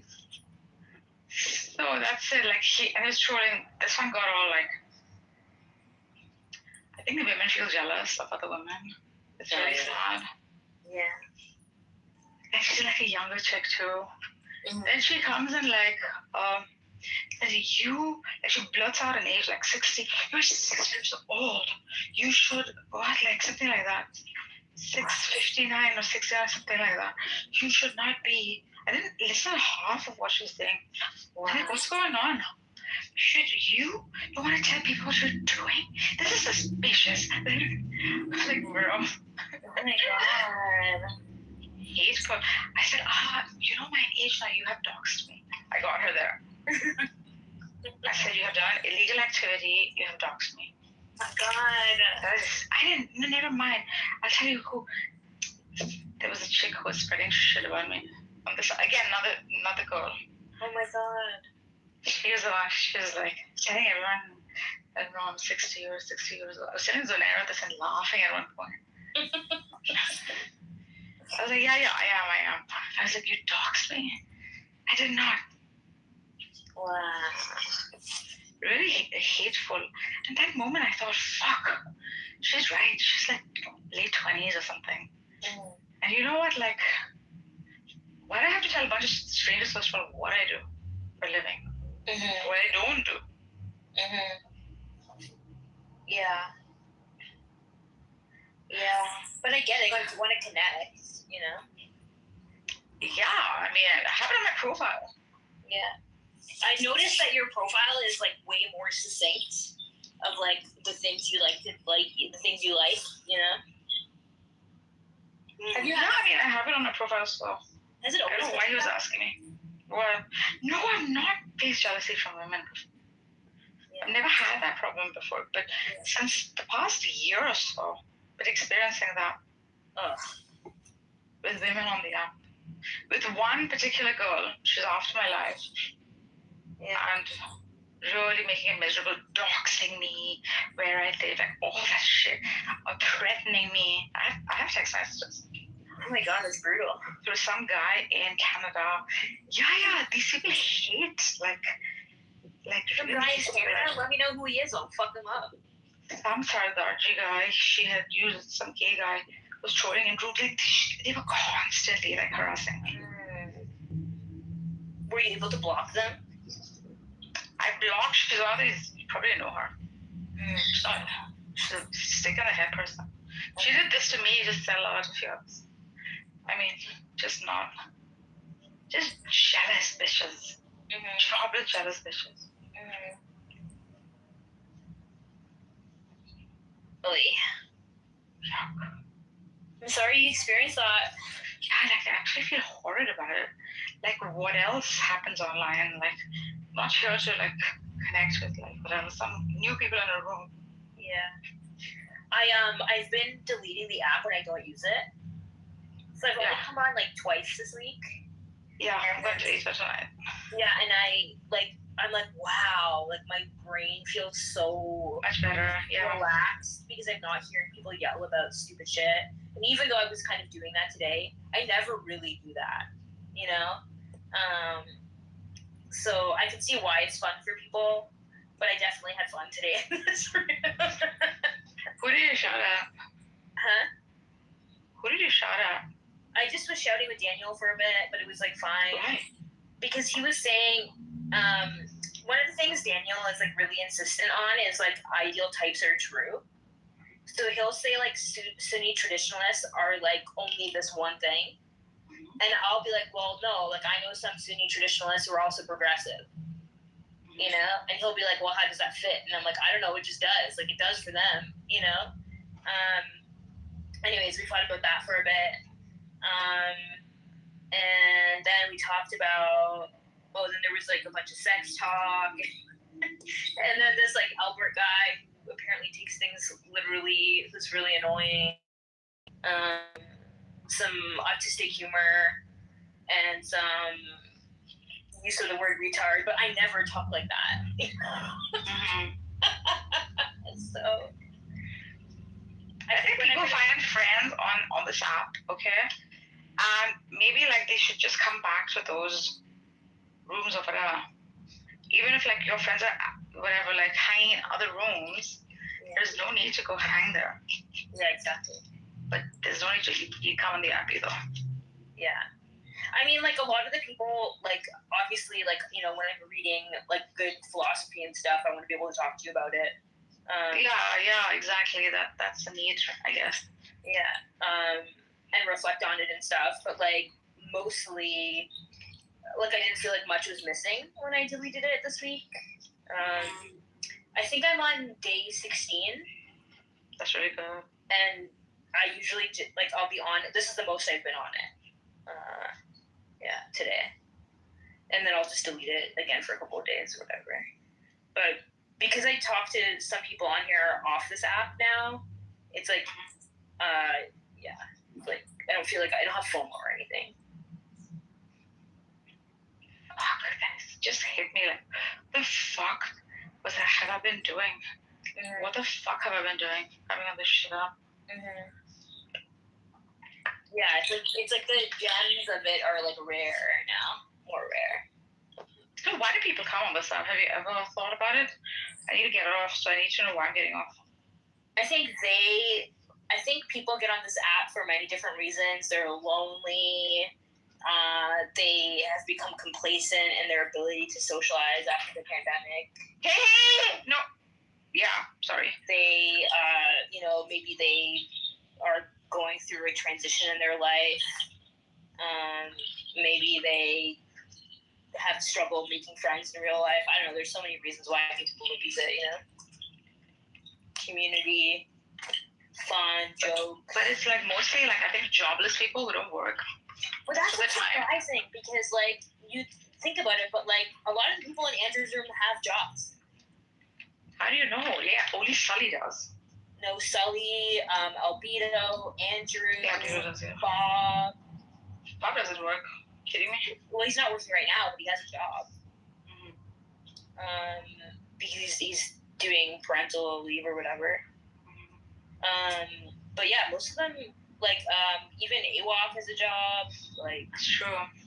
Yeah, that's true. The Christians do. MJ has a job. Yeah. Converse does. I think they just have jobs that let them be very independent. Not at all. Even their jobs, they just they come at certain times. I think they take breaks. Yeah. Okay, so yeah. I have a job. Yeah.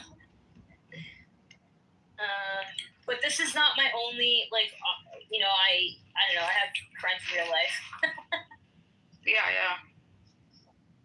I don't know, I think once I came on it last year, I came on it during the pandemic and I left and I came back last year, and then when I came back last year, I met all of you guys. Mm-hmm. And I was like, oh, this is 5 or 6 cool people, and then I met, some other Muslims on here that I've really taken an interest in getting to know. And that's I don't go to new rooms anymore. Exactly.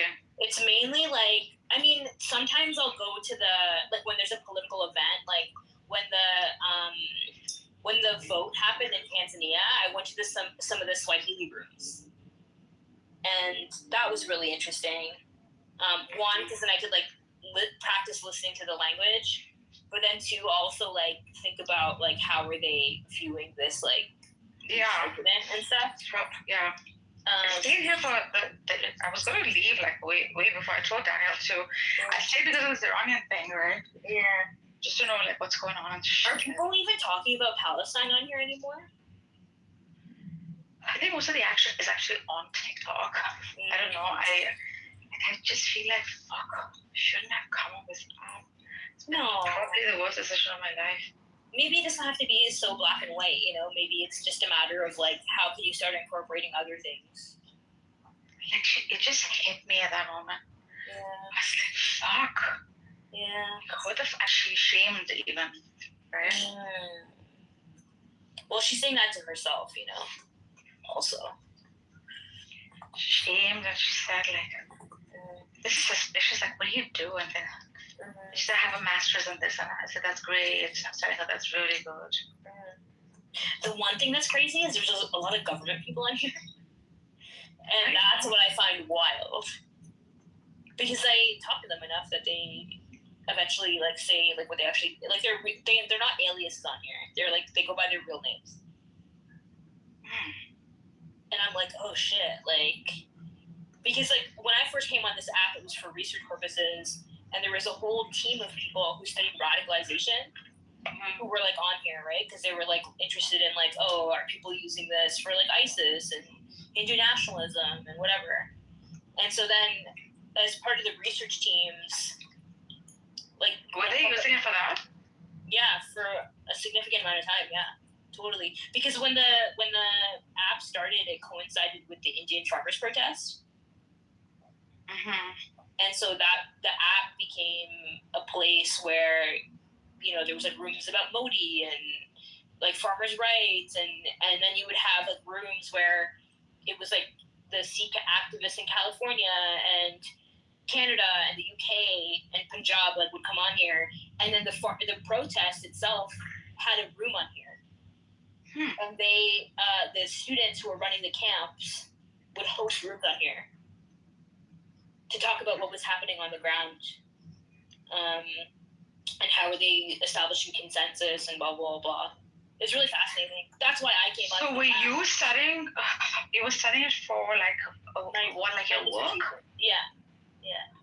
And so then I met with the Clubhouse research team because what was interesting was they were because at the time Clubhouse hadn't figured out their reporting mechanism yet, and I'm like, why are you letting these like Hindu nationalists who are talking about lots of violent things banning like or blocking or reporting some of the most progressive Sikhs, you know? And I'm like, why are you allowing that to happen on your app? And so I met with them because some of my other colleagues do radicalization on other apps. And so they often go to these academic conferences where they talk about these things, right? And so then I was like really interested because like some of the most prominent Sikh activists were getting banned on the app. And I was like, you guys shouldn't do that because this is like crucial to their engagement. And I found out that they were still developing their research teams. Like all these social media platforms, like Facebook, TikTok, like you name it, they all have dedicated research teams for certain topics. So they'll go through their data and they'll like organize their data. And then see like trends. And most of the time they're using it for marketing, but there's some teams that focus on like translating the data for like policy purposes. So they might not write the policies themselves, but they might like outsource it to like these like research think tanks or whatever. So if you go to like Instagram is an interesting example because if you go to their like business center or like how to use Instagram, like their browser, it'll actually give you like lessons on how to use it for political engagement. And it goes through like you can find old documents where it teaches you how to do it like when they first started, and then when Obama became president, it was like they used his campaign as an example. It's really fascinating. They're like pretty transparent. If you like are interested in that, you'll find that. I am pretty interested in that. Yeah. How would I know about this? So you go to it's like classic research. You can like Google Instagram political campaigns. I'm interested in the activity on like Clubhouse. Is that? Oh yeah, there's I mean the academic scholarship is going to be really new, so it might not necessarily be as as common to find, but you can Google it. Google Scholar, Clubhouse, social movements, and see what comes up, or radicalization, or Hindutva, or whatever. Yeah. And you I think some work is being done. I think some work is being done with the RTC. Also, I have a feeling like those guys. Yeah, definitely, right? So suspicious. And you definitely have people who are who are like spies in those rooms, like 100%. Like I don't mean that in a paranoid way at all. I mean like no. I know that. Yeah. Mm-hmm.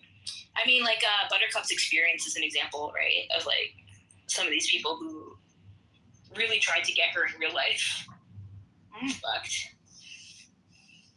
Yeah, but she's one person I talk to off the app now. Oh really? Yeah. Oh, didn't know that. Yeah. Did she leave the app though? But why did she leave? Well, she left because some of these people were like really fucking with her. And so she comes on here, but she's usually anonymous now. But she was also using it, I think, for her work or something, right? Yeah, she's a journalist, right? But she wasn't writing about it directly. So she's not like that. She was just interested in like how people form their political positions more broadly on here. But yeah, so I know John uses her room sometimes. Still. Oh yeah. No, it doesn't really use her room. Just names his rooms, other people's rooms. Okay. He also names them Bible and Quran. Oh my god, that's really funny. But so it's a really interesting app that way, like in terms of its history of use. And then I think when I came on, a lot of the YouTube Discord debate stuff had just come back onto the app. like in a more proliferated way. And then when I came back on the app, I wasn't interested in doing research anymore. I was using it more for like curiosity for political events, because I knew that the Palestine-Israel stuff would be on here, right? And some of that stuff is interesting to compare to the idea of Palestine. And so when I teach my religion and international development class, it helps to like just compare and like consider these things. And then Sudan was like a big deal on here as well. Sudan and South Sudan. Yes, I was there on some of those rooms. Yeah. So some of my closest friends were on here to do that research. Like the people that they actually interviewed for their research were hosting rooms on here. Yeah. So that's how I ended up back on the app, and then I started meeting you guys. Yeah.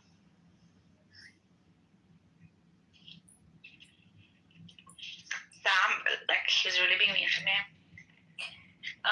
What happened? Megatron, really being mean to me, and Megatron. Megatron was being mean to you? No, Sam was being mean to Megatron. That's crazy. I don't know what to say because I don't talk to him the same way anymore. But yeah, that really sucks. Usually, what I do know is that when he crashes out, it usually means something else is wrong. So I would see it as like a mental health crash, not like a you thing. Oh yeah. I mean, it was weird. He was calling like people cunts and stuff. Yeah, something's wrong. He used to call me when that happened. Yeah. And I have a guess of what it is. I just can't talk about it. Okay. But yeah, he definitely has mental health issues. Yeah.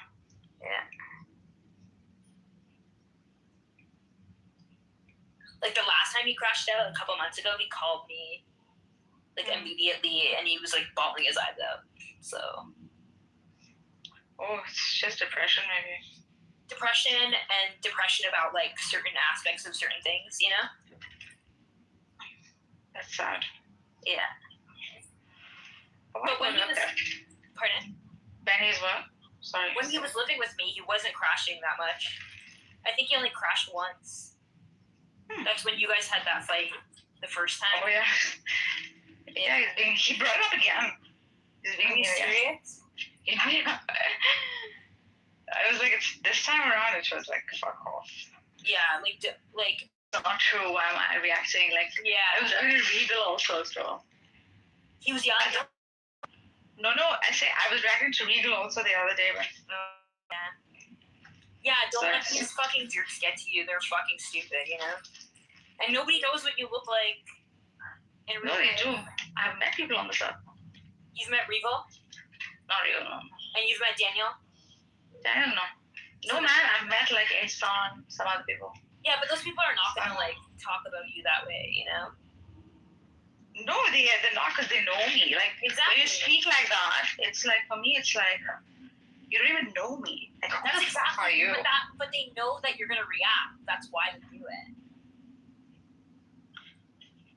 Yeah, no, but I don't know. I don't think Regal thought that.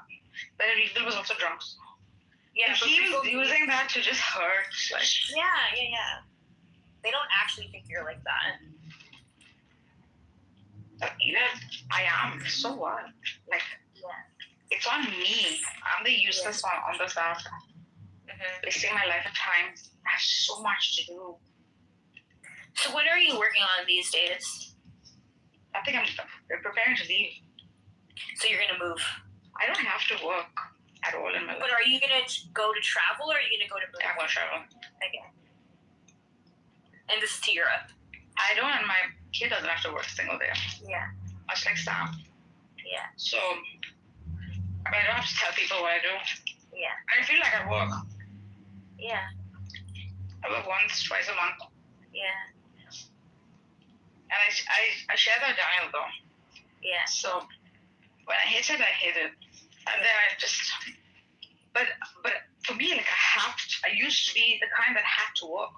Yeah.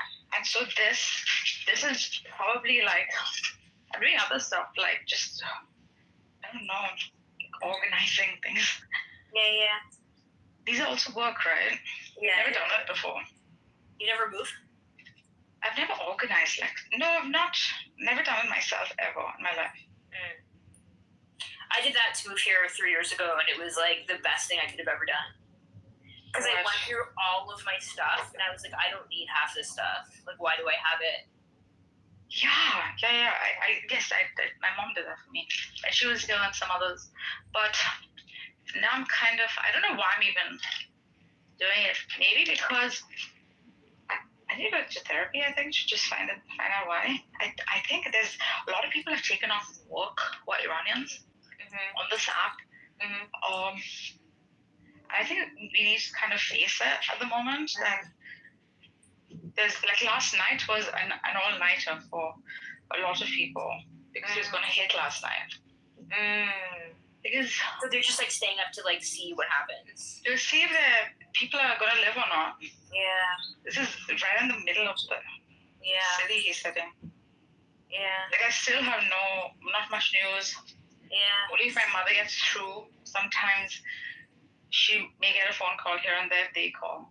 There's no way of like contacting people you're every day in touch with. Yeah. It's been 2.5 months now. I don't think people understand the extremity of anxiety it brings in your life. I literally am getting up with like palpitations. So have you thought about talking to a therapist? Yeah, I have to go, I think. I mean, I was avoiding it, right? Yeah. Don't avoid it. It's not necessary. You're too like smart to avoid it. Yeah, there's a sense of like loss of self because there's an attempt to completely disassociate with it. Yeah. Which is also creating the grief, I think. Yeah. Or it is to not face the grief, I think. And I don't like to talk about it also because who am I talking to even about it? It's not like I'm talking to my family. Yeah. Have you talked to your sister about it? Yeah, I mean, we all are going through the same shit in many ways, right? Yeah. Me and my aunt died 2 weeks ago. Your aunt died? Yeah, that was a year. I'm so sorry to hear that. That's okay. That's what I'm not coming to terms with these things. Go to a therapist, please. Yeah, I need to go. So I think it was the freaking when they hit like the thing is either the one war you go through, the second one is not, you wish death, I think, at that time. Yeah. So I was in rooms where like I hang out in these Iranian rooms too, and it gets small. You'll start to see like people like talking about these things, right? Yeah. But when it gets small, what I'm hearing is very open talk, like I wish I was dead. Yeah. I'm hearing this like from quite a few people. Like, and these are also thoughts. Yeah, and I think these are also thoughts like I have nowadays. Yeah. For nothing but like this is a useless world, that kind of thing. What's going on? Yeah. What's the point? What's the purpose? Why? What's the purpose? Existential what did I do? Yeah, it happens, right? Especially when you don't know of it. For sure. So there's only so much you can like engage in. And there are people who they'll call to speak, like some professionals in these huge rooms. But when you go to the smaller rooms, that's where like people are actually. Yeah. That was the room I was in the morning just to sort of find out about what happened. Have you thought about finding like local community groups that are talking about it? I have. No, they're not. None of them are. I have very close Iranian friends. Try to call a few of them. They're all supporting the freaking dumbass son of Shah. Oh shit. Yeah, I have no one holds my political views. That's crazy. There's nobody around me holds my political views. Man, that's wild. They go to rallies and they have these all the time talking about the same shit, completely like indoctrinated. I don't even feel like calling them So my sister also calls on my friends here, and she's like, I need to block your friends. I was like, yeah, I know, it's horrible. Yeah. I'm sorry. Oh, that's okay. I mean, it's not your fault. Yeah, but it's still like, you know, I don't want you to feel this way. Yeah. A lot of it, the thing is, I'm holding on to self-blame for some reason. Yeah, I don't know why. Why do you think that is?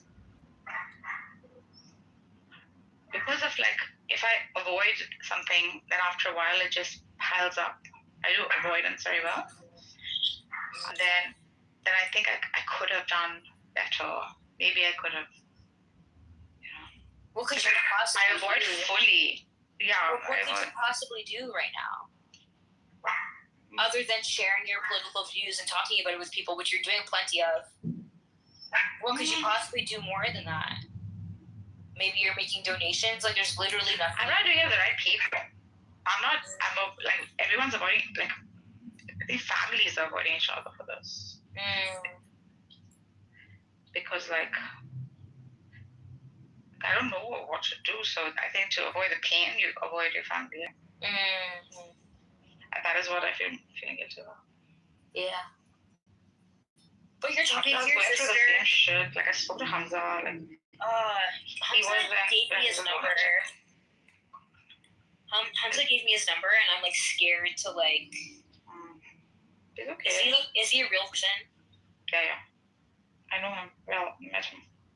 That whole group, I know him. I think they are working with those people. I don't know why he's in Lebanon and stuff. Yeah. Do you think it would be wise to talk to him? It's just gonna be like, I want to die talk. I just wonder if like it would be an outlet for him to like have somebody to talk to you. You don't have to speak for you. He seemed really desperate, you know? Yeah. If he is, then yeah. I think you'll regret if you don't. Maybe. Okay. Did you just say I don't have to save everybody? Yeah, you don't have to save. I do that, I got fucked. Yeah, Sarah. But if you feel like it's on your conscience, then you might want to. Yeah. I told him I would talk to him on Discord, but he doesn't have Discord. And I'm like, why? Like, it's so much easier because you can talk to somebody and you don't need to share personal information. Like, WhatsApp forces you to, like, have somebody's number, but Discord doesn't. Like, so it's easier to hide, like, your identity and stuff, you know? You have Telegram, too. You don't have to share your number. I don't have Telegram. Do a lot of people have Telegram? Yeah, a lot of people have Telegram. Interesting. Maybe I'll do that after I'm done. I'm trying to finish my thesis this summer. Oh, what is it on? Sikh activism in Canada. Nice. After 2006. 2006 to 2017. How come you picked that topic? Because there was a new group that started that revitalized the Khalistani movement. And they were university students who were really, really progressive. And historically in Canada, the Khalistani movement was really like anti-colonial, but very militant and conservative. And so I was interested in how this group in Canada became so progressive. Like, how did this generation start framing it as a human rights issue? And that's what started it. Because I went to school with many of them. And then we were in high school when 9/11 happened. And so we started forming coalitions in high school. Then we all went to university together. And they formed something called the Sikh Activist Network. And I was doing my activism on campus. And so it was kind of like correlating with each other. And then this was something... So they were some of the first communities in Canada to respond to Palestine. Oh, and the Sikhs. Yeah. And the Sri Lankan Tamil protests as well. And so I was in... That chick sits with... what's his name? Ace. Oh, that's probably because of the Sikhs. She's also in Canada. Yeah. So are you talking about Ruby or whatever her name is? Not Ruby, like, what's her name? Rabia? Rabia. No, not Rabia. What's her name? I don't know her name. Ace. She sits with what's her name? With Amir. Yeah. I haven't spoken to her before, but I've heard her speak. Yeah, big time. Like very enthusiastic about it too. Yeah. But I mean like more progressive, like socialist, communist, progressive.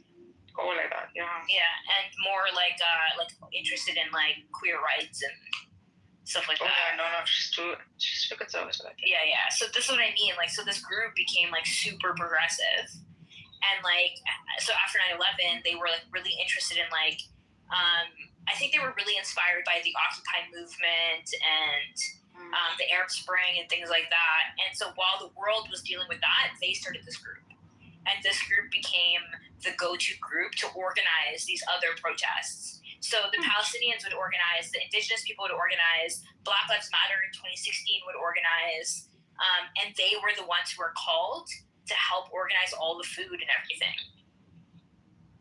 So all the langar, basically. And that's where my research started. That's interesting that. Wonder how Sam feels about that. Well, he understands my research. Him and I don't agree politically on stuff, right? Like that was like obviously. Yeah. But that was the one thing I was kind of worried about. Yeah, but the thing is like Sam is so not an activist. Like his ideas that he talks about on here don't translate in real life. In his real life, he's like not like that. It's like he's like very like a very different like version of him comes out. Not to justify his behavior on here because I don't agree with it. I call him out on it many times, but it's like there's like no consequences in real life for his thoughts. It doesn't dictate his voting. Does he like? It doesn't dictate his voting. It doesn't dictate like who he's friends with. Like nothing. No, that's fine, but does he like, because he holds a lot of like, I don't know. I've often wondered if these kind of people actually feel like how they act in real life. Like I don't know. For him on here, it's mostly like a psychological crash out. And based on like these topics but he does research them obviously. Like he does look into. Well, very very limited actually. Like he really doesn't read it. Oh wow! Yeah, that's what I thought. That's why he doesn't really do it. So when we would talk, like our conversations were way more nuanced in real life. And he would meet, like he's met some of my closest academic friends here, and it was like totally fun. And one of them was actually like super into. She's Egyptian and super passionate about Palestine, and he handled dinner really well with her. Oh wow! Yeah. Wow. So like, so this is what I mean. No, I've had very good like talks with him. For him, it's like a particular people who he thinks are doing a particular thing. Like it's kind of ignorance, obviously. Yeah, and also like his views. Like so much of his behavior on here is like psychological. It's not political, even though it sounds political. So that's what I think that most people are actually doing on this app that have come to know after all of these fucking years. Yeah. Whilst I thought all of this held truth, the truth is none of it held truth. Yeah. Yeah, exactly. So some of it, like he has more in common with Buttercup than he has. Like him and Buttercup have had so many conversations, and I'm like they basically have the same view. He's just using a lot of. Haru, do you want to eat something? Hurry up! I got a whole lot of groceries. So sorry. Huh? He's just using a lot of like right-wing rhetoric for unnecessarily. And why? Like just to. Because part of it is because he just wants to be an edgelord and cause controversy. On a voice app. Yeah. What? Yeah, but it's not real. Like it doesn't actually impact his real life choices. So then I don't see. This is the thing. I don't understand how people like. I don't understand. Not judging. I just don't know how it's done. I don't get it either, right? Because I am not like that either. I do community organizing. So for me, it's like weird. It was like a weird thing because to me, like his portrayal of his life on here is so small, even though he spent so much time on it. Yeah. Oh, he doesn't. So, what is that life? Is it like? Yeah, I've often wondered. Like, he's so artistic. He's writing all the time. He does poetry. He reads poetry. He's really into film and art, and he spends a lot of time looking up painters he enjoys. Like that's his life. But what does he do with it? That he does writing. He writes and he makes his own art, and that's it. It's for him and for the closest people around him, and that's it. So, like, he doesn't find the need to contribute to society. Like, if I work, it's for me to contribute. Like, and I'm saying this because it's a need. Well, he does. Like, he does in terms of he writes for his community online. But that's it. Yeah. But that's it. Who would have food for you? Oh my God, I'm back from the date. What a waste of time. I literally pick her up. We get to the restaurant and she says, I think you should just take me home. So this 19-year-old chick that I just took out on a date. So it was just a total waste of time. But thankfully, at least she was like, at least you're not spending money on me and I'm not, you're not taking me to a fancy dinner. I was like, yeah, that sounds good, but thanks for wasting my time. Let me drop you off. Here you go. Take care now. Bye-bye. Were you hoping it was going to be something serious? No, I just wanted to meet a nice person, but unfortunately, these little 19-year-olds that suck these vape pens, when you're 19 and you're catfishing a 43-year-old man, and and I thought you were hot at 19, but now you're a fatty that sucks on a vape pen. You're not catfishing me, fat ass. Can't wait to drop you off. Well, she's not actually fat and ugly. She's beautiful, but I'm just saying that, like, for her to say, she was like, when did you first smoke weed? I was like, 2006. And she goes, oh my God, that's when I was born. And I was like, holy shit. I have a rule. Don't talk to anybody on any app who's born, who wasn't born when 9/11 happened. Like, just move on. Well, anyways, I'm just thankful that, like, I didn't spend any money and all I did was pick her up and drop her off and blaze her out. It was actually, I packed her a bowl of weed. She smoked the weed, and that's when she had her come to Jesus moment that she's with a 43-year-old man on a Saturday night that she has no idea who he is. And I just randomly got in his car after chatting with him on Hinge to go to a nice, fancy A1 steakhouse dinner. But it turns out, like, she probably didn't go to the gym. She's probably not even hungry.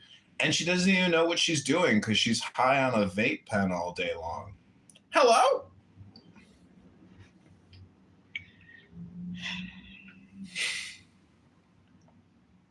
But see, nothing goes to waste in my life because now I get to come on YouTube and come on Clubhouse and make fun of a 19-year-old vape pen addict. Why don't you just go who wasted out? my time. I am. I'm just home to, like, change from my dinner date shirt to, like, a bar shirt, and I'm drinking a neutral. And Why is your bar outfit not? Why is your dinner outfit not the same as your bar outfit? Because honestly, this shirt is like kind of like a fancy shirt. It's like a $400 shirt. I'd rather just take it off and put something simpler on. And are they going to a dirty bar? No, it's kind of grimy, but it's a lot of hot people. It's all college students. And so you're intentionally looking for younger people? No, this is just like the best bar in my area, and I have friends that go there that are my age, and we just sit back and sit in the patio and have a nice night. It's not like I'm some creep, like, trying to molest 19-year-old girls. No way. Silly goose. You silly Well, I goose. think that if you had a nice outfit, I'm sure it's good enough for the bar. Yeah, well, I could keep it on, but honestly, I want to transition because that date went nowhere. I'm gonna, like, put a fresh shirt on and recenter my chi. But it is a fucking awesome shirt because it's like a see-through micro net. Somebody made this by hand. It's just incredible artwork. Oh, so you're going from a straight dinner to a gay bar. I got it. It's not a gay bar. It's college students. What are you talking about? Just talking shit. Yeah, go work on your fat ass, Zabu. Thanks. Pretty hot and tempting, my ass is. Thanks. Remember Fat Farms? I used to have those shoes, and then used to put checkered laces in my shoes. Those were awesome. Miss those. Or Juicy Couture. Oh my god. Nargis, please tell me you had a velvet jumpsuit. Yeah. No, I didn't. And Jenny from the block. Yo, you did, for sure. Look at everyone. I want to do that. I couldn't do the whole freaking velvet thing.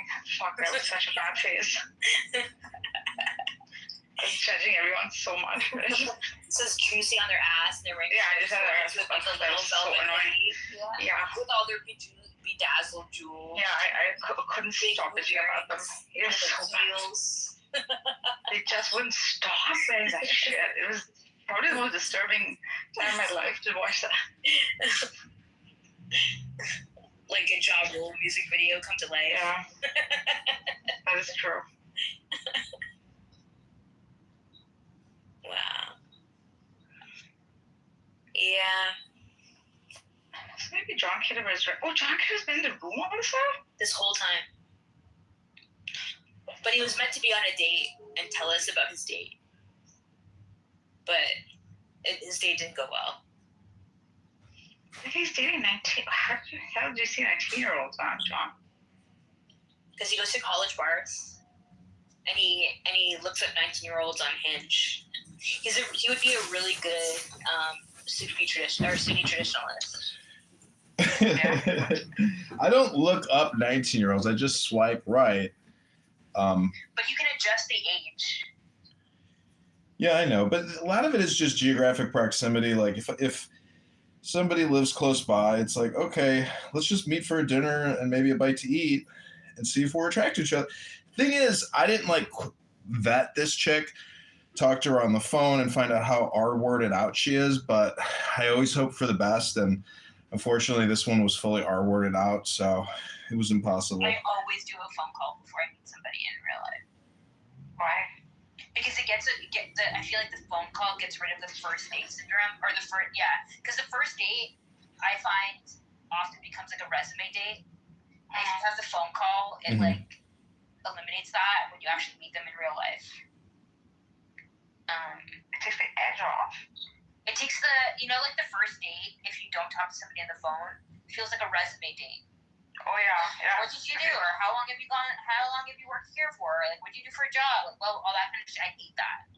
So don't people usually do talk on the phone before like going out? No, they don't. Wow. So then, because a lot of people don't like talking on the phone, so they'll text forever. But I fucking hate texting. Oh fuck, that's horrible. So then I'm like, okay, because I'm such a phone person. So even if you're gonna be in a relationship with me, you better like talking on the phone, you know? So that's how I find out if they're into it. Yeah, you got to qualify that because it really can just turn into a total waste. It's like walking into a clubhouse room and after 3 minutes, you're like, oh, fuck. I'm ready to bounce. Exactly. Ready to bounce. Oh, this guy likes... Phone call is so important. Yeah. One time in Los Angeles, I went on a date with a cute girl and I was always pre-calling and I was unsure that I felt that there was something up with this girl. So we get on the phone and we had a decent enough conversation, but I could still tell there was just a little something off. And sure enough, I get to the restaurant, I'm outside the restaurant and I see a girl walking towards me who had what is it called? Like the Lou Gehrig's disease or whatever, where you're like, you know, like your arms are closed. No, worse than Tourette's. Anyways, she was disabled, you know? And I was like, how did you get here? She's like, I rode my bike. I'm like, rode your bike? You can barely walk. So I bought her dinner, but then she didn't even thank me. It was an expensive dinner. She didn't even thank me. And then she got on her bike and she rode off. And I was like, holy shit. Holy shit.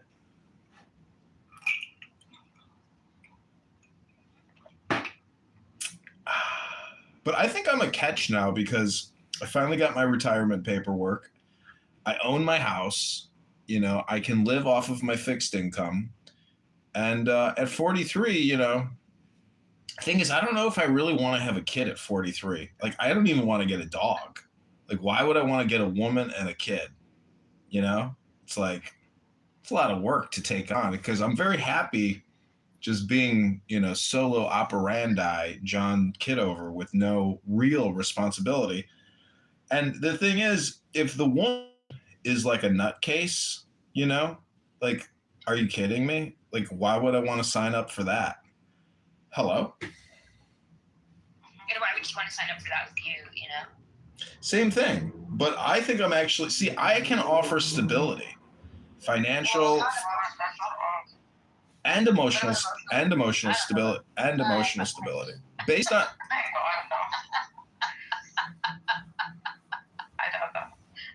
Oh, you two. Listen, I don't need your criticism. I just need a woman who loves me. And that's really, like, do you know Osho? I heard Osho talking about love today, and he was saying people who think they know what love is, they have no idea what love is, because love is just like God. It's just like faith.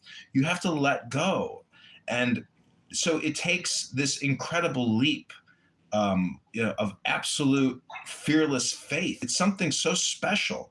And so when you really love someone and you have that twin flame and you're intertwined, it becomes, you become a new organism. Like you are not two become one.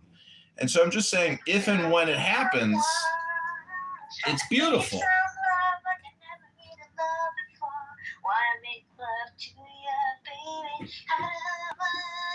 And now I'm back one.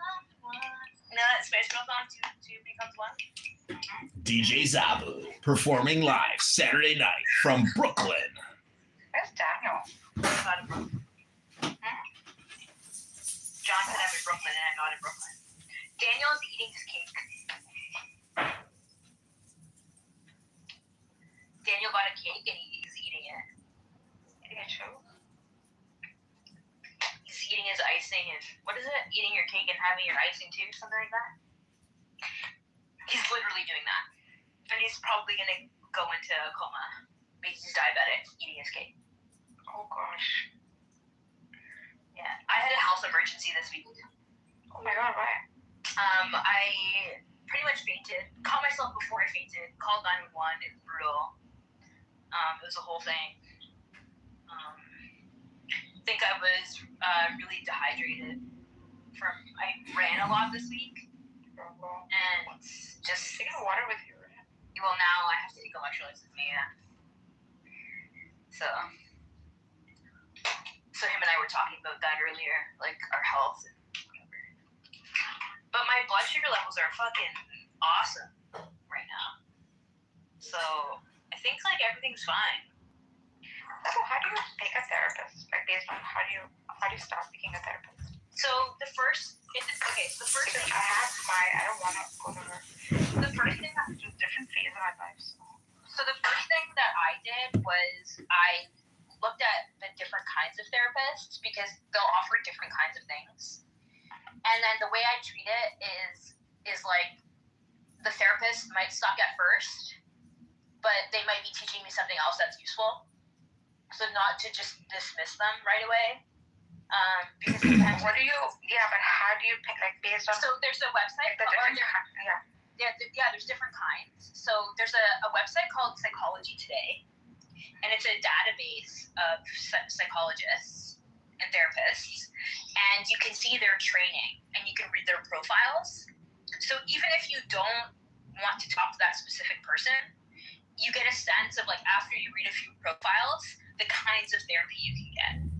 Zabo, I think I'm technically a therapist because, you know, like my sister used to work for California Psychics, and whether you talk to a therapist or a psychic, really at the end of the conversation, you should feel great. I called them, by the way, California psychics. Well, my sister's number one client lived in Sri Lanka, and she would spend $400,000 a year, almost $40,000 a month talking to psychics. Literally $1,000 plus a day. Okay, that's fantastic. So Nargis, I just texted you and I said Psychology Today is the website, so you can get a sense of like the kinds of therapists that are out there, but also depending on your insurance, certain therapists are covered by your insurance, so you can see who's registered in your area. Well, I don't care anymore. Like for me, it's like I want to know what I'll pay out of pocket. I just need the right person. Yeah, so then I would go to Psychology Today and use that as like a template for what you might need, and you'll. But I don't know what I need. Yeah, but Narja, it's very simple. My darling, you need an orgasm. And you need a good book, and you need the gym. Oh my God, I've done it all, bro. It's just that it's not satisfying anymore like that. Go to the website right now. It's not satisfying anymore?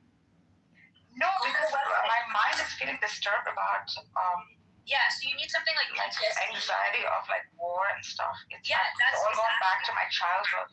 Nargis, that's exactly what you use to look for a therapist. No, So, Narcissus, your problem is cosmic, meaning that like you need to go read the Bhagavad Gita. Oh my God, Zabu, take it easy, you green bean Muslim fascist. Like my whole family is gonna fucking be. We're having a real conversation, John. Stop. I'm here having a real conversation. You know, why do you have to discredit me like that? It's just not fair. Here, Psychology Today and then.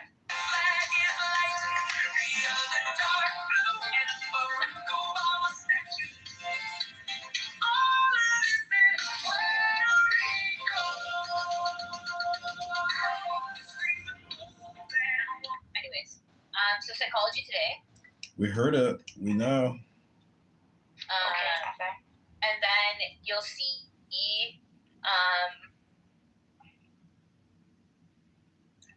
you should see like a list of therapists. So if you go to find a therapist, so you have to set your country. So make sure you set your country at the top right. Do you think that I should like see therapists that are closer to me, or should I like be driving far distances closer, right? No, so the cool thing is like you can see therapists online now as well. No, I can't. I have to be in touch. No. Okay, then Nargis, the things you're telling me you want and need are the criteria you're looking for in a therapist. So then if you want to be able to see them in person, then obviously you want to choose somebody close to you, right? Yeah, because is it not worth like driving far? So then click on the little globe on the top right. And then click on United States.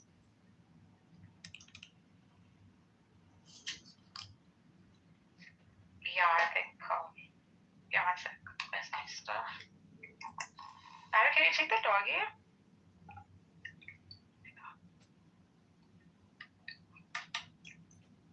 I'm just setting up my computer so I can do this with you. Yeah, thank you. I really appreciate it. Yeah. Thinking about it, I want to ask them. Yeah, so this is just like the first step. Psychology. I want somebody like, yeah, I'll tell you it. Yeah. Okay. Go to therapist because I don't know like how to do this. Yeah. I don't know what's going on. Yes. Okay, find psychiatrist. It's ruler. No, it's not taking me to Psychology Today. Is it one? Sorry, let me see. PsychologyToday.com. It's one word.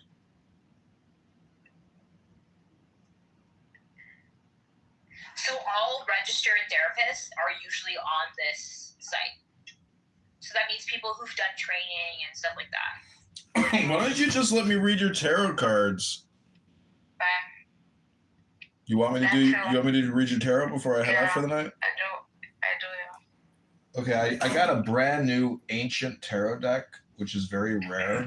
It's really interesting. And then go to the globe at the top right, and you can click your country. Oh, you don't want me to read your tarot? Yeah, it is US. Okay. I do. 1 second. Let me just see this. Yeah, then go to the globe, click on it.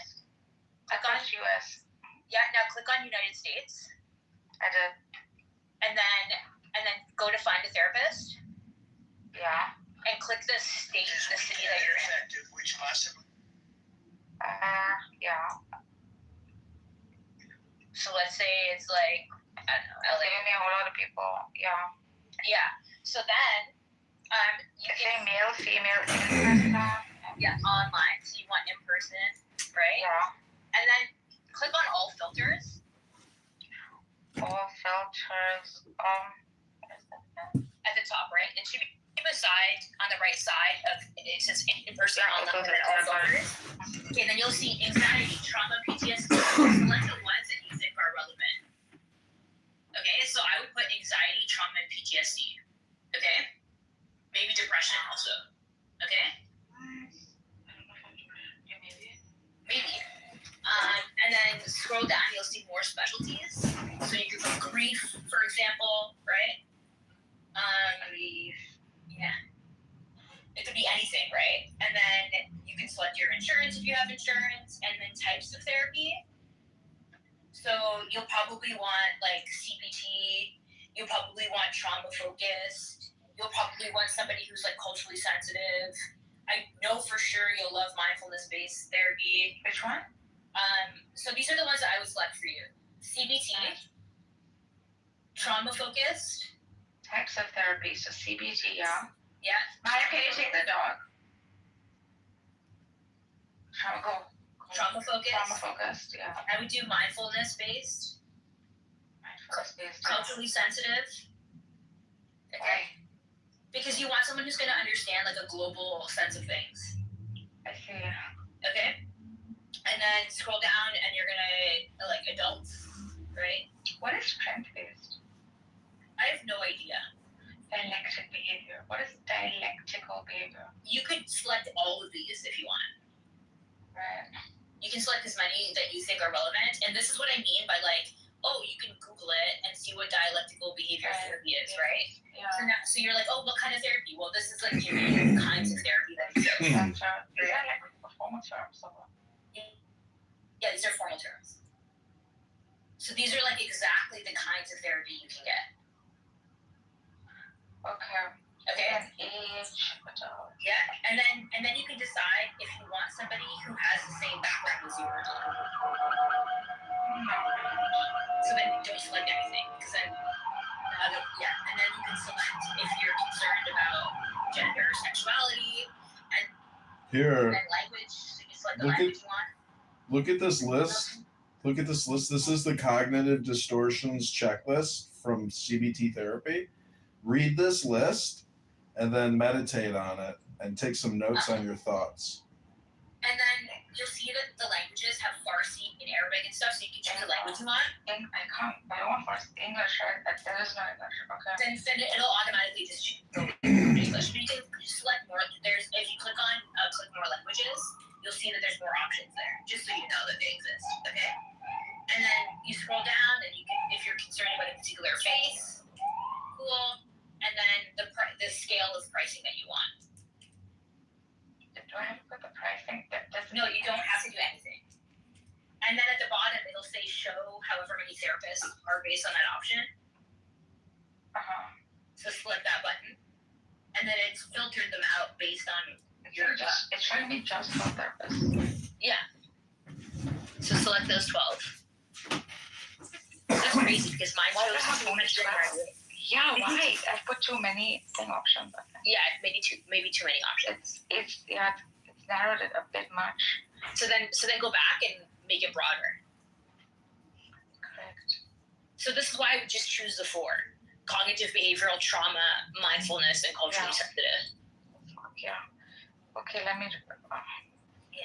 Take your time. There's no rush. We just keep getting interrupted by John, so that it gets us excited. What is mindfulness based? It's kind of like CBT, but you're gonna get a lot of like. Do you know who John Kabat-Zinn is? No. So do you know about like 300 people therapists? Yeah. So a lot of people now the idea of CBT and do a version of it that's focused that has a more Buddhist kind of flair to it. Mm-hmm. So you get a lot more like Zen Buddhist inspiration. That's my therapist before, yeah. Yeah, so I would definitely choose mindfulness based because they'll be able to talk about things like the philosophy of the things you're interested in also. So they'll be able to like go there with you on that. That's been my experience. So how am I picking these, like, based on what? Like looks? I don't know. Pick a man or a woman. Look, can you just focus? Because you're getting so excited. So once you getting overwhelmed. Yeah, you're getting overwhelmed. So just take a breath. And you'll see that after you've selected the narrow list that they give you, you'll see now. So the first one for me is this woman named Letitia Vasquez, okay?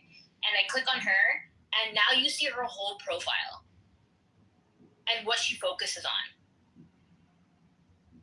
Okay, so she's like, so she specializes in ADHD, autism, Asperger's syndrome. She does one-on-one therapy. She focuses on anxiety, trauma related to ADHD, autism. That's not what I want, right? So then I keep going. Okay, John. John focuses on men and young adults. I don't want that. Continue. Jeffrey Yates. Creative therapeutic approaches and techniques. Discover unhelpful behavioral patterns. Don't really want that. Not enough on trauma. Continuing. Moving on. That's what I mean. Right? So you just want to go through each profile and be like, okay, do they cover the things that I'm interested in? Mm-hmm. I don't think there's so many. Well, you don't have to pick it today. Do you see what I mean? If I have to pick through all of this, how do I pick? Well, you read it and you see, this person doesn't talk what I need about. Talk what I need. Talk about what I need. Does that make sense? Yeah, it does. Yeah.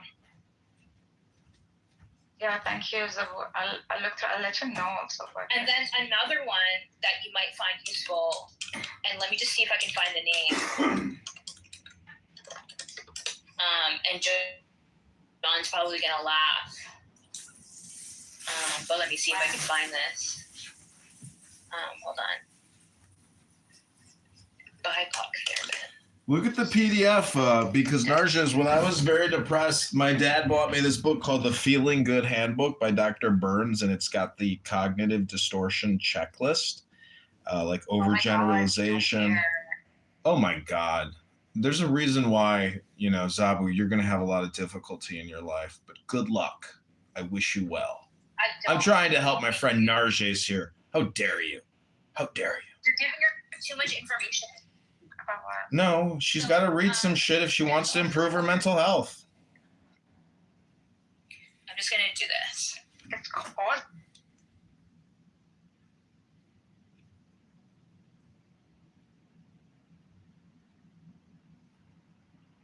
you said, but he just add more to it. Okay, but no. Right. Okay. It's okay, but right. I know. But you can be sane to stand trial, despite having, for example, schizophrenia, which obviously a good chunk of your life you're not insane. But when it comes to, like, for example, in Arizona, we have Rule 11 court where they try to restore you to competency. They want to restore you to competency to stand trial.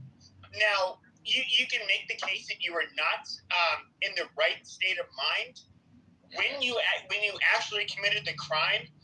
So, which is one part of it, but when it comes to once you're restored to competency, Pepe's trying to say that the legal.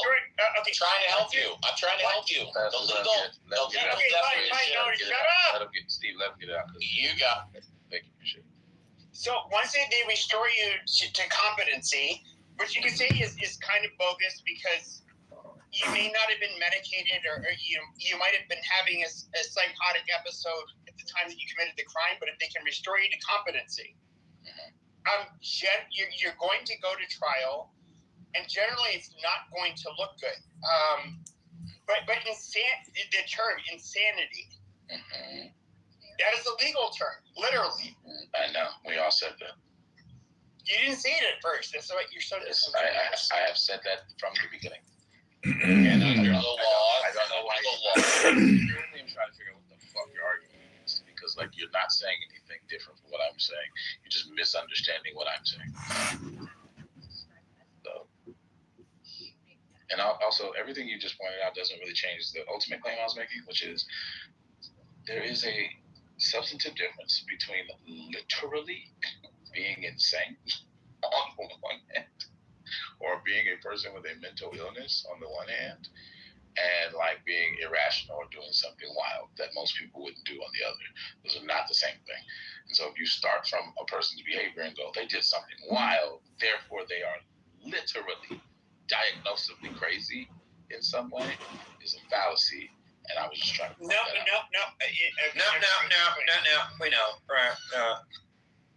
So, okay, I genuinely don't know what you're objecting to. Like, what about? Bro, he trolling, bro. Not for 1 second that this dude is having a real conversation with you. If you were to look at, for example, there's this guy in Texas who had a brain tumor. He didn't know it. Nobody knew it. He started to act pretty violently. He molested some children. He did like a bunch of shit that was like highly out of character. After the fact, they realized how can you say he's out of character for him? You don't know him. Oh, no. Because his personality. No. His personality literally changed. But anyways. He had a brain cancer. He was guilty of everything. They removed the tumor. He went back to being his normal self. Okay, in other words, his baseline was not what he was doing when he had. Okay, well, what does that have to do with anything? Sure. So I'm giving it basically a textbook example of like where. That's not textbook. It's not insanity, but it is literally somebody who has a something happening to them, an illness where they do not have control of their faculties. Okay, but that doesn't change. Okay. What was the penalty? What was the penalty for him? Wait, stop. That's not even disagreeing with anything I said. So like, I don't know why you're saying it right now. Like, there's nothing inconsistent. What is your point? Okay, what is your point overall? What's your point? There's a difference between doing something wild or irrational on the one hand, and literally being diagnosably or clinically crazy or having an actual mental illness on the other. Those are not the same thing. Therefore, if you start with a person's behavior because they did something wild or irrational and infer based on that, hold on, Justin, and then infer based on that they are literally diagnosably crazy, absent any kind of diagnosis, that's a fallacy, right? That's not necessarily true. That's all I'm saying. Okay. The key under the law is whether or not you knew what you were doing was wrong. If you did not understand the consequences, of your actions, then you can be found not guilty under the law. That's it. So you kind of wasted a lot of time like arguing for no reason, bro. That's what he wanted, bro. He a troll. He's not a troll. No, I didn't waste my time. I wasn't even trolling in this argument. That's the funny part. I'm not even taking for granted you were trolling today, but you do troll sometimes. That is something you have done. I've heard. No. I'm an absolute troll. Like, absolutely. Right. So now that we got that out the way, like, you don't have to like keep it like claiming dude is crazy because or merely because he did a irrational thing. Now the biggest piece of evidence that he might be, though, to be fair, would be his mental health history, where there's actually been clinical diagnoses. That is stronger evidence than just his behavior. That was my point. Which his attorney, he survived, I'm assuming. Yeah, but one of the first things. No, he died in the hospital. Oh, he died. Oh, then it doesn't matter. Okay, the hospital. He died. Okay, one of the things I brought up though is that he has a history. The White House had a restraining order against him, and the police. What's come out so far, I don't have the details, is that he has a history of mental health problems. Yes. Okay, and so like with that being said, I'm not any of the partisan bullshit that I'm hearing on this app. of course, there's going to be maggots that are going to want to, capitalize on this. No, this is just, so at least preliminarily, he seems like somebody who is just, he's a mentally deranged person. He should have been getting better care. He should not have ended up coming to this fucking point to where he lost his fucking life and could have potentially killed other people. I mean, so who should have afforded that medical attention? Should have been the White House. The government should have paid for him to get well. So I think the government, but a lot of people, it's ironic. People will say like, "Why are these lunatics on the street?" But a lot of these people don't like to pay taxes. Now I can look when I worked with the serious mentally ill population. I'm not. Most of the lunatics on the street have been offered an opportunity to get off the street and they refuse. Sure. So I worked with the SMI. It looked like he got weave in his hair. Hold on. This dude was like probably a cross-dresser and shit. Okay. Look, I'm not trolling. So, my very first job out of college was working with the SMI, the seriously mentally ill population in Arizona. I'm losing patience with whatever you're doing right now. So like at this point, bro, like you're not really saying anything. You're just kind of all over the place. Like it's starting to annoy me, bro. Like I wanted to actually have a conversation. Okay. Direct the conversation to where you wanted it to go. He doesn't need you to tell him that. You can just kick it to No, it's fine. No, I want to make sure that I'm going where he wants to go. It's his room. Fair enough. I want to have like a sensible conversation. I don't want to make a bunch of wild claims just for this. I don't know, for fucking shock value. Like that's not really what this room's about. Like we have an ongoing investigation into a pretty wild incident that took place near the White House. There's some implications possible to lead to a bunch of people that tried not to do that. And like, I think you're not wrong to like this tragedy to whatever any kind of mental illnesses. But there's a bunch of other stuff that's being like implicated in this in the usual way. Some of it is partisan, as you pointed out. But like, I'm actually trying to figure out like what the details that haven't come out yet are. So I'm like trying to do fact finding in the room as opposed to a bunch of like conspiracy theory speculation or a bunch of like, I don't know, partisan talking points. Like that. I'm not really interested in that. So if we can steer clear of those things, that would be dope. Yeah. I'm not doing it. This is a nonpartisan point of view. My first job out of college was working with the seriously mentally ill in my county, and when it came to, for example, the hospitals in which you could, people that pose a danger to themselves or others, it's I don't know how to describe it. They have limited bed space, so they try to get them in and out as quickly as possible. They didn't really do much in the way, unless it was like involved a trial of some sort. They were not going to really spend that much time on you. When it comes to going to a long-term care facility, like the state hospital, you basically were found incompetent to stand trial, and then you would be sent to one of the, to that institution. I don't know how else to put this. We do not take care of the mentally ill in the United States of America. We just don't.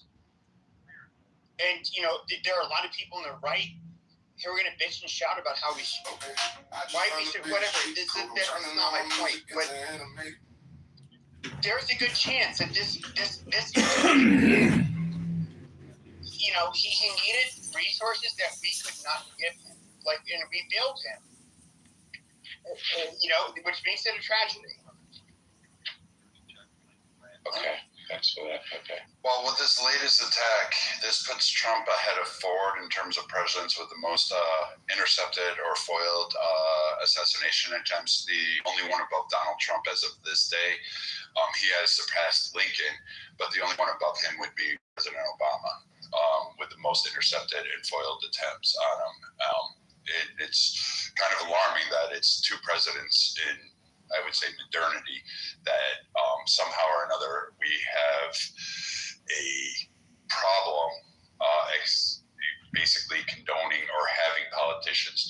sides of the aisle, I would say, because for President Obama to have that, I forget the exact number, but it's ridiculously high attempts on him, that it's just, there does need to have a massive culture change on it. And I'm really glad that the security at the Secret Service, even though people are saying that they're bad, the number of attempts that were foiled under Obama were huge. Like, that the detail is doing its job. Those parameters are holding. The same ones under Trump. They're following similar protocols, more advanced, because they learned to deal with those threats.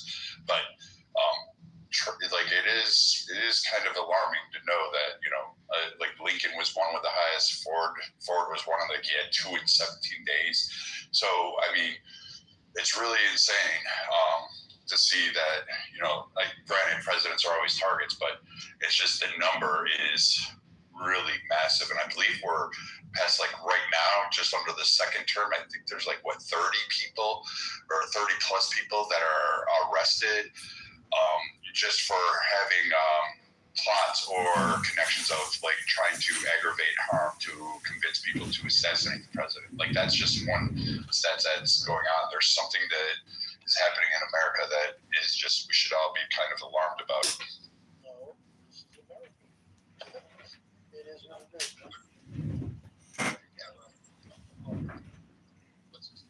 Okay, then you can't be upset then when you have 4-hour wait times at TSAs, or you can't drive down a city and you have it, because now we had attempts on governors, various other entities, and as they go, I mean, AOC made an exaggerated thing, but nonetheless, you do have politicians that are going to get attacked, and the response by the government itself will become more draconian in terms of their protection.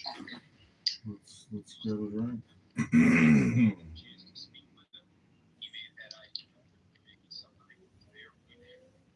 Does anybody know if they got a chance to speak with the bystander that was shot? I'm looking and I don't see anything. Obama had 11 attempts, and I posted it in the chat. I guess you wonder where I've been. No, I mean, there were multiple other attempts. There was, like, the rice and envelopes and all of those other things that went there.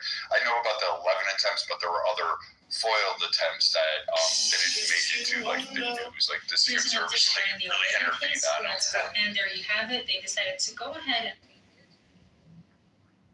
And then his daughters were a subject to a number of them as well, which was horrific that, you know, they would. And I guess Ivanka is now being targeted under Trump through another person that was just detained in Turkey and is now going to be sent to Manhattan. So, I mean, this is getting kind of wild out there. You understand why some people know and his Yes, I understand why 75 million people loathe him. Yes, I do. But I don't understand why a handful of people think it's justified to attempt to murder him. That I don't understand. I mean, I guess they believe he's Hitler or something akin to Hitler's. And I guess they believe that they're God and Jesus himself, right? I don't know if that was a quip at this dude who got shot today because he apparently thought he. But. Hey, we didn't hear what you said. What's your name, buddy? First name is my first name is Jason. But yeah, what I was saying was, because my alarm went off. But what I was saying was, I don't know if that was a quip at this guy. Yes. Yeah, because he said he was Jesus or something. But, like, no, I mean, there are people who, you know, they justify all kinds of violence towards the people they don't like politically, including and especially Trump and others that they think are his ilk, I guess. They're still a minority, though. I agree, but like I think this case is just like it's just a fucking dude who seems to have mental issues, and I hate. I understand we don't know everything, but I just don't want to use this dude as a as an example of partisan hate, where he was like, the liberals are deranged with their TDS. We need to censor them. We need to do something to them. Whatever the fuck it is. No, at least from what we know right now, it sounds like this was just a crazy guy. In reality, it's just bad to me, at least. There's no reason to even harp on it. What's more alarming is if one of these days an attempt is successful and does kill the president, what would be the reaction? Because it could go from everything from, people bring up January 6th and they hold it as like, oh my God, that was the most horrific day. I mean, you had Democrats and people saying, and news commenters saying, it was the worst day in our country's history. This is the most divided. We saw this is the first time an attack on our government. And I'm sitting there going, hello, civil war. But I mean, I digress. But what would be alarming is to see what would happen and how solidified and even to the point of protests and even more abuse, because again, people forget Charlie Kirk and others have been attacked, and that there is that simmering rage that is quietly boiling underneath a lot of Republican factions in the conservative wing of our political system. There are people that are like about had it up to their necks with the violence being enacted on them. Yeah, but why would you want to use this guy? Like, why would you want? I feel like it's like really cheap, right? This guy, who, at least as far as we know, so far is just a mentally ill person who had. It didn't seem like it was political in nature. This motherfucker literally thought he was Jesus Christ. Like, why would we inject like this kind of toxic bullshit? Which it's just a sick individual. I mean, it's to me. I don't see how we actually. How can we actually overcome any kind of differences between us when we try to weaponize a mentally ill kid with a fucking gun? You just you went up to probably the most secure perimeter in the United States, decided he was going to shoot off 3 shots and got fucking smoked. I mean, it's nonsensical.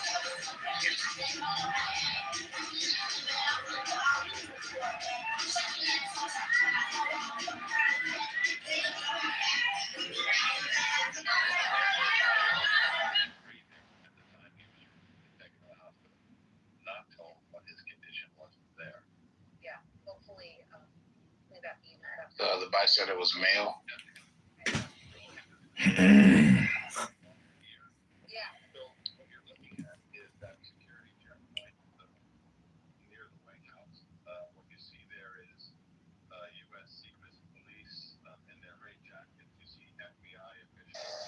Is it more important to talk about why everyone's at the White House tonight, or is it more important to talk about this shooting? Of spring is always a milk and cheese festival. The Germans were doing it, the Christians, the Jews, they were all doing it together. So since it was on Shavuos like that, they had their cheese. It became kind of, there's so much cheese, there's good cheesecakes. So they all started doing it, and then it became the custom. That's funny. That's cheesy, It's beautiful. I love that. What's the Ashkenazi connection to IBS then? Too much cheese. Yep.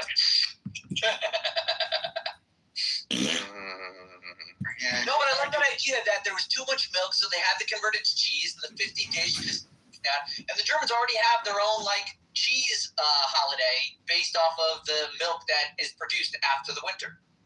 What does the Sephardim eat? Well, you would. Well, after some Ashkenazim moved over to the Ottoman area, there was I think his name was Sarfati. He went into the Ottoman area and he wrote back saying that it was really nice here, and a lot of Ashkenazim did move to Ottoman after his messages. But Once some Ashkenazim move out into Sephardi area, the minhag spreads, and then cheese becomes the thing to do on Shavuos. They brought their blintzes with them. Yeah. And their bagels and cream cheese. I also like the reason of it, because like the other thing is, it is a harvest festival. It's just sort of like a capstone to the Bikurim. Like the first fruits are in those 50 days, and the 7-week period is the end of the initial harvest era. Is that you couldn't have until after the winter was over. What do the Persians eat? I don't know. Well, I'm asking the Persians if they want to say. What do the Temani eat, Mixed?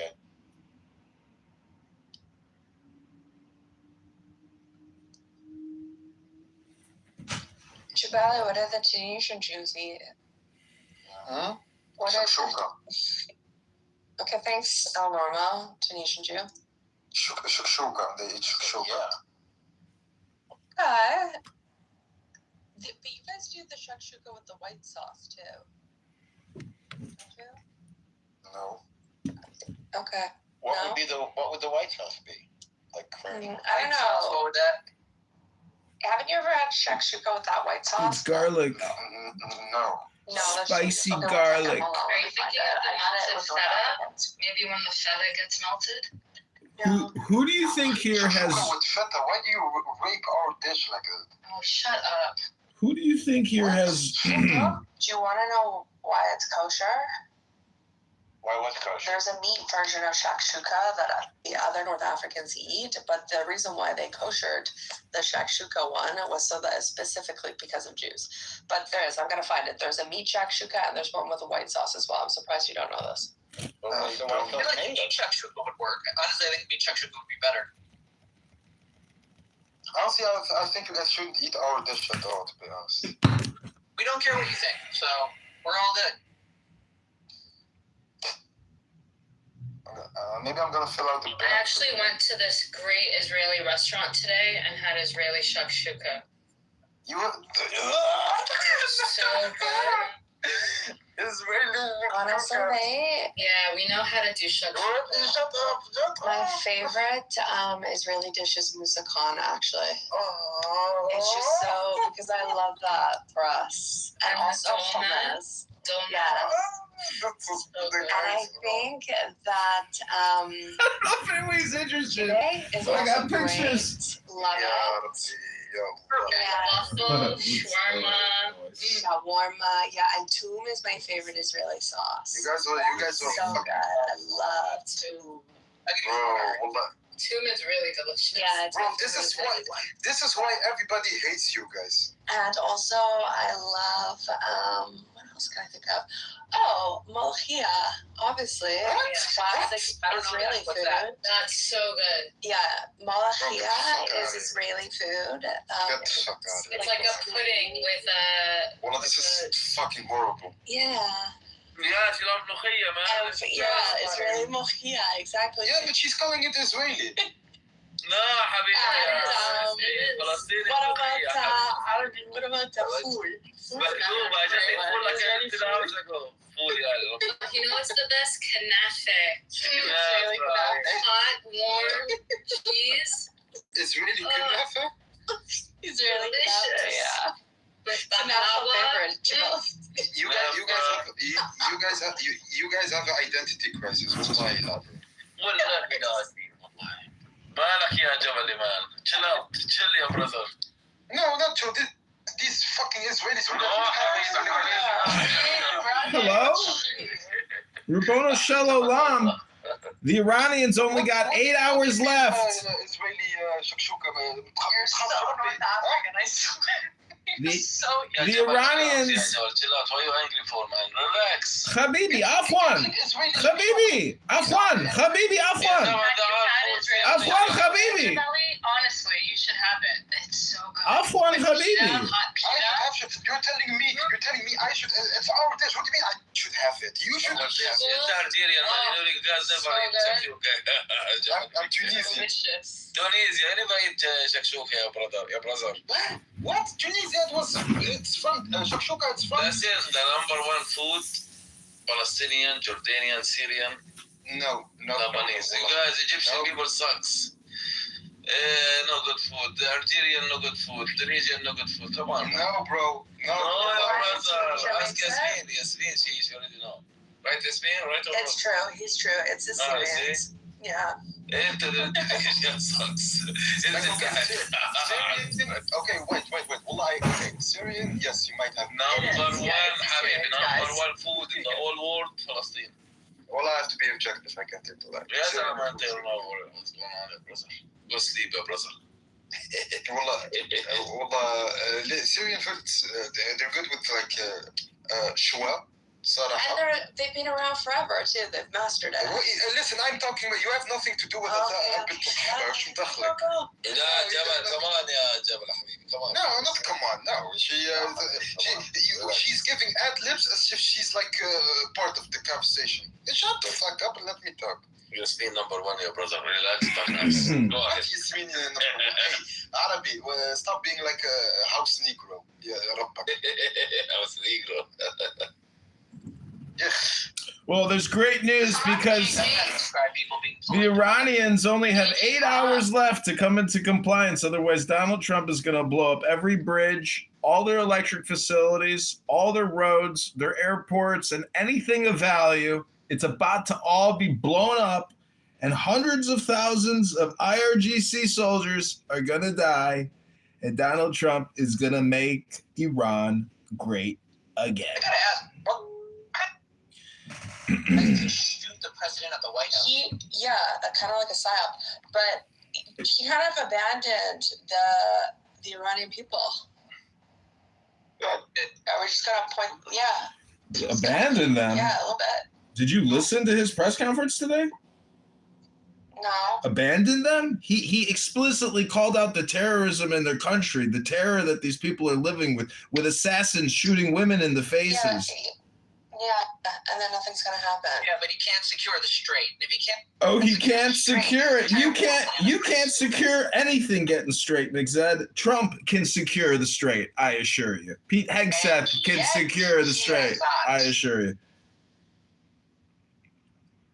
El Normo listened to the whole thing. Him and we listened to the whole thing today, live. Where were you? Hello? It was Shabbos. Well, Rabbono Shalom, I had a great Shabbos at Chabad. They really are the best.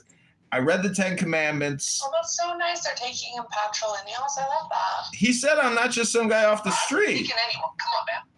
He's like, John isn't just some guy off the street. You're supposed to bring them in closer because, you should prepare. Well, Rabbono Shalom, I brought up the 10 Commandments to Steve Appel, and I think, he had a heart attack. Some people just can't stand the first 3 commandments. It's unbelievable. They hate them all. I usually skip those. Check my VTR to see when they see our food look. Well, it looks like somebody threw up on the plate, يا ربك. كيف والله يا جبلي نايس فود ولا نو؟ تعال شوف الحمص والفلافل شو بدك خلينا هيك يا جبلي؟ لا عجبتني. That's good. عرفت ايه؟ يا جبلي don't be stupid. Jabali is so angry. He's so North African. I'm not angry. Angry Berber. I'm not angry. I'm You have a lot of rage. I'm not angry. I'm not angry. I'm passionate. You know what? I noticed that I think there's like a ethnic characteristic of being really, really angry. It goes hand in hand with being low IQ. Yeah, you don't have it. The lower your IQ, the lower your EQ. They go hand in hand statistically. They're 100% interconnected. The higher the IQ, the higher the EQ. The lower the IQ, the lower the EQ. Hello? Yeah, but if your IQ is really high, wouldn't you use that high IQ to justify out of control EQ? Hello? I think you need to see the movie Dinner with Andre to really understand exactly what it is that I'm talking about. Have you seen Dinner with Andre? It's one of the best films ever made. Completely underappreciated. It is. And also, it's called My Dinner with Andre. My Dinner with my friend Andre. He recently came out with a play.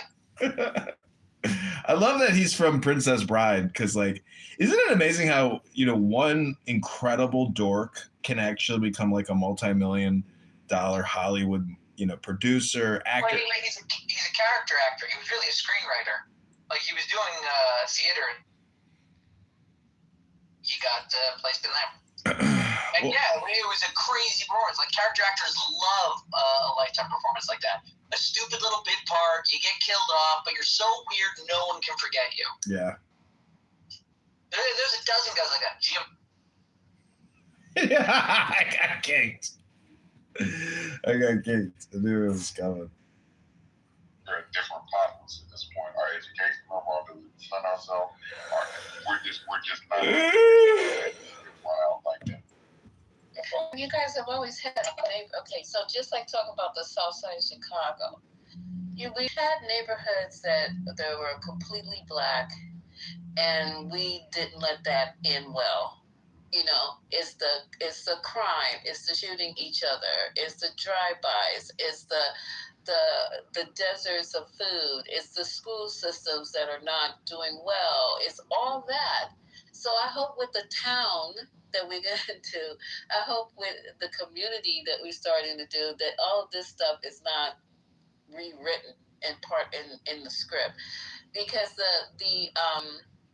if you go to Chinatown, okay, we allow people to come into our neighborhoods and open up shops like nail shops, beauty supply houses, and then we complain. Let people take your corner stores and turn them into bodegas, and they don't look like you, and then you complain. But I bet you there's not one soul food place in Chinatown that I'm aware of. And there's not one black barbershop in Chinatown that I'm aware of.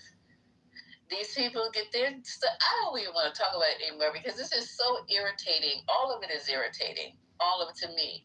Because we had those opportunities that, our neighborhoods that we were forced to live in, like cities like Compton, like cities like Inglewood, like cities like, I can't use New York as an example because to me, as far as I'm understanding, there's no completely African descent neighbor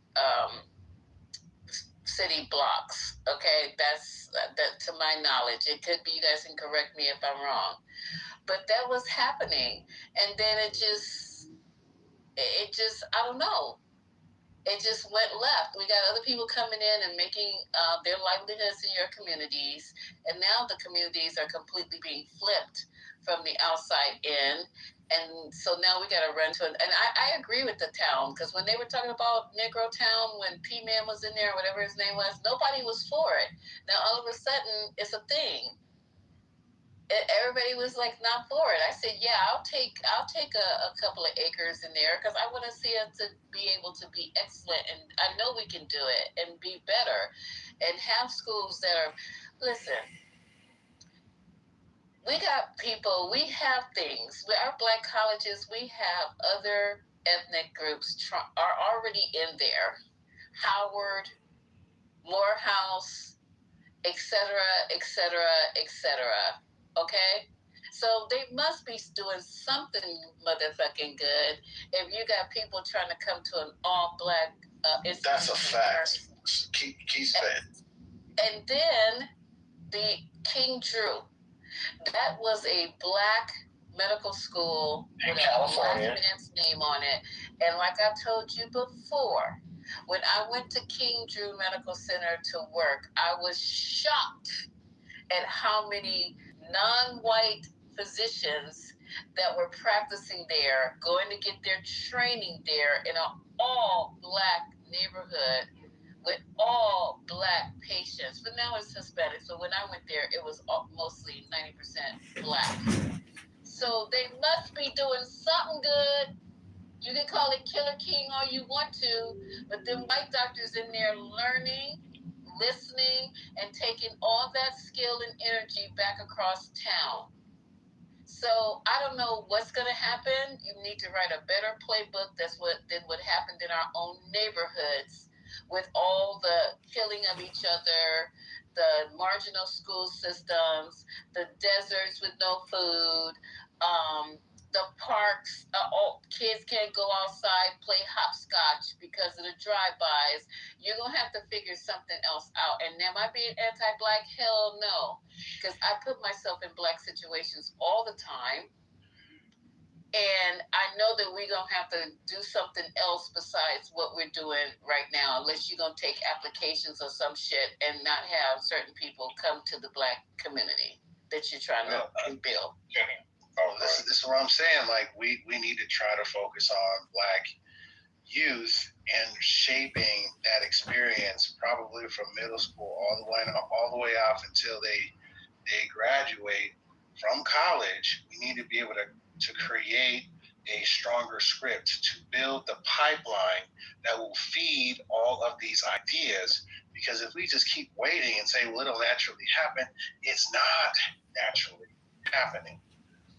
Our youth are being directed into a variety of different things, and very rarely, I'm not saying all of them, but rarely in the numbers that we need them to create these ideas that we have, that we know is the long game. Right now, our kids are focused on the short game, and that's the problem. How do we help shape Black youth culture, not Black adult culture, Black youth culture, to fulfill and create the future that we keep talking about? We never seem to not really have it right now. We've already done this several times. These like conversations have been had by the best of the best, and to act like there aren't Black people doing this is also kind of ridiculous. Saying like, what irritates me about these things is like, if you care about Black people for real, then the first thing you should do is learn Black history, and then you won't come and say like these things that people have been doing in their communities for eons. I told you this last time. Go and look up any major city. You'll find the program that you're talking about, and I promise you it's existed for like over 50 years. So like when Michael and I talk about new things or new ideas, it's like, oh no, but we already know the things that have happened. That's how we got here. We're not just saying this stuff just because it's pie in the sky. We've already done these things, and if you know anything about Black history, you'll do that. So I suggest, again, just get into your Black history, and then maybe you'll be able to navigate better, because these ideas have already been said and done.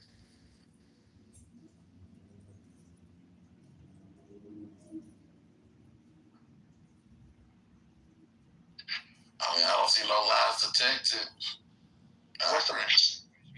What's the Black high school graduation rate? See, I think that's not really the point. Do you want to look at the Black high school rates through history? Because that would be where you need to start, because you're acting like this is like a problem that it's just only Black people's or Black people haven't overcome these things. We've achieved, we've done. You're doing this thing where you blame the victim, like if we only do better then white people are finally. That's never gonna happen. Okay, please understand. When I'm critiquing or making suggestions, there is no back understanding that I am looking for Black approval or for Black guidance or for anything like that. I am critiquing Black specific, and we need to be able to do that, because every time we do critique, everybody says, don't blame us. I'm not talking about blaming us. I'm suggesting very firmly that we need to take our ideas, refine them, find out where there are failures, and refine them. We will take, and we need to criticize ourselves and move forward. That's never the barometer. You need to do that. That's not our problem. The problem is us not getting it. It's not being critiqued. Black people, we have never not had a problem accepting criticism. So I think you missed me. Amongst ourselves? Yes, sir. Amongst ourselves. When have we as a people not been susceptible to criticism? Our first teacher. Amongst ourselves. But see, here's Are you familiar with Du Bois in Washington? Are you familiar with Du Bois in Washington? They literally had a battle of different methods of critiquing black people. And they were black. That's what I'm saying. This is not new, bro. These are not new ideas. This pull yourself up by your bootstraps. You're talking to a whole bunch of black people that have all kind of degrees, jobs in one room, and your first thing is to say black people need to do this. Well, okay, cool. I've never heard you critique the system or why it's all, and that is not helpful. It's not that black people can't take critique. It's that we need helpful critique and we need informed critique. So if you don't have the history, like when I ask you about Du Bois in Washington and you are like, you're done, then know everything I need to know. That's why you're presenting these ideas as if and saying that black people don't know how to critique themselves. That's all that black people have been doing. And not only that, but Ross, when you start asking about what's the percent of black people graduating there from high school,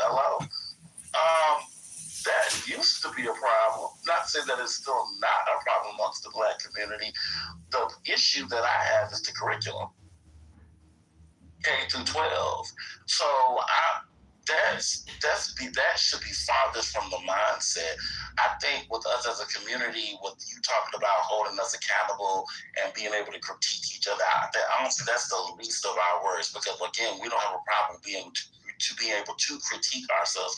I've said in different rooms and different platforms that the issue that we have in our community that other communities have mastered is financial literacy. Point blank, period. Knowing our history is cool. We definitely need our history, because in order for us to move forward, we got to go back and learn our paths. So we should never leave, and we should always put it at the forefront. But the biggest issue that I see that we have as a community that nobody likes to talk about is financial literacy. Period. That's the problem now. We rank at the bottom of the totem pole when it comes to being financial literacy. That's a fact, Amoni.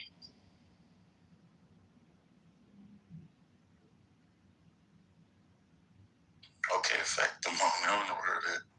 Arguing that. I'm not arguing that at all. I agree that financial literacy is definitely on the docket of things that we need to work on for sure. Well, when you guys get your own community, you'll have your financial literacy included in your curriculum. You'll have all that taken care of. You'll have everything you need that you know that you don't have now. You'll have then, because doing it now, try to do this shit now. It's almost impossible to get a group of black people together to even say, okay, look, the school in our neighborhood needs parents to show up to help with after school homework, whatever. Or we need the men of our community to come and patrol the yards before and after school and during lunch and da-da-da-da. That's in your community that you're integrated with. You don't even show up. So I guess when you get your community, and then as far as coming to the PTA or PTOs, no one's showing up. No one's there, but a sprinkle of us. Then when it's it's so black men aren't embarrassing there for for me. sure. It's embarrassing when they have back to school night to meet the teachers, where you ain't never met these. You always complain about what's being taught at the school, but you motherfuckers don't show up to meet the fucking teachers who are teaching your kids. You have no idea what they look like, what they sound like, what period through 6. No idea. When I'm sitting in them classrooms waiting to meet the teachers and they're trying to get introduced to the parents and tell us what their curriculum for their, I feel 90% of the time, and I don't need to lie, I'll take pictures next time. I'll take pictures. I'm usually one of the only black parents in there. Usually. So if you're serious about it, be serious about it now. What's the problem with you doing what you need to do right now? You can blame, oh, they don't teach us this in school. We don't have this, we don't have that. Well, you don't even show up at your own community meetings when they're having the local community meetings to decide if they're going to allow a liquor store on the corner. You know where to be found. You know where to be found at the school board meetings when they're voting on curriculum for the school. So you don't care. So once the people move in on the corner, oh, I ain't got nothing but liquor stores. But you know they have city council meetings and neighborhood council meetings to tell you that these particular businesses have asked for a license to be able to operate in on your block and in your community. Nowhere to be fucking found. Well, wait, hold on. I know some of them. I guess say all of them. They're at home watching Atlanta House. Some of them are, not all. Let me how long, nigga? Like, you can't record that shit. Hey, here's what I was gonna say. Areas I think somebody put it, but in Atlanta we have I think it's called Dads on Duty. There are different where there are black men, and I've seen it in Atlanta. It's a couple places where these dads have gone to school. There's like been fights and different things. So there are like shifts of dads that are going. I think it's like that some of this stuff is based on the community you live in, and we should be more involved. But in a lot of places, we are involved. So that what you're saying is that's not across the board. And that's why we were saying what we said. Speak for your community, but you go and ask the teachers. We've had teachers in here, Michael. Black teachers in this room and in other rooms talking about how there's no black parent participation. We've had them. That's a fact. Talk about how they call to the houses and get hung up on. Talking about you better not be calling me about that shit like that. Come on. Let's be real. I'm not okay. No, I'm just saying okay. I mean, it's either or. But this ain't real, Lisa. This is why we said what we said about being together, because in black, and y'all need to move to black places, because this is not what goes on in majority black places. It's just not. No, that's not true. That's not true. It's not. Compton was all fucking black. But that's still a white state, a white city. A white city? Yes, LA is a white place. Well, Compton is incorporated. Okay. What I'm telling you, part of LA. Compton is a real city. They don't have to put LA and mean Compton. If they put LA, it means LA. If they put it's Compton, still Southern California, a white place. Talking about it might be LA, a part of LA. I don't even think Omari is Compton part of LA County. And it's incorporated, but it's considered. I would consider more LA. But you can't put Los Angeles. You have to put Compton, California. LAPD now patrols Compton. It used to be the sheriffs. Right, it used to be the sheriffs. You're right. So now it's LAPD. So I would say this: California, he's right. California is white, but ultimately, it used to be black. It used to be an all black town. You had black people in meeting PTAs, all that. They had black from all at the local level everywhere. That's still, y'all are missing what I'm saying, and I'm really not trying to be mean at all. But listen to what I'm saying. Well, we're talking about just listen to what I'm saying. I have lived in 2 majority black states, or where there's a very, very high percentage of black people. And I have also lived in states like Texas where there's a lot of black people there, but the dynamic is different because it's a white people's state, and the white people or Hispanic people run it. This is, I don't know, I can't read Mike's mind, but this is why we were saying when black people are look at Georgia and where black people are nestled in one place. Look at Maryland where black people are nestled in one place, and look at the incomes. Look at the outcomes of students there. Look at the parent participation. That is not the case. These narratives that y'all are painting about black people is not true. When we are able to have community and have control over ourselves, we are perfectly fine and perfectly prosperous. That's all I'm saying. In Compton? What are you talking about? No, they don't. Yes, they did. You don't. They control themselves, Compton? Yes. Black people don't control Compton. Black people did control. They don't control it now. Let me They add did another. every aspect of it from top to bottom. Let me add another piece in there. Because Compton, I think, went through eras, and again, I know what I know about LA, but I don't know that much about it, but I do know some. Like I said, watching the documentary where they had like the people that were out there, like the different families. I lived out there for a while, working like at the Fox Hills Mall, and some of the areas there, like some of these black suburban areas in Compton specifically, didn't like social economics, even though that it was still black people there. Didn't you have like some demographic change, like from maybe the 50s and 60s into like the 70s, 80s, 90s, when all like the boys in the hood wasn't there some change in Compton? And I'm just asking, because sometimes I think social economic might play into this too, but ultimately, to what Jeff was saying, so there's a thing called All Pro Dads that Tony Dungy had.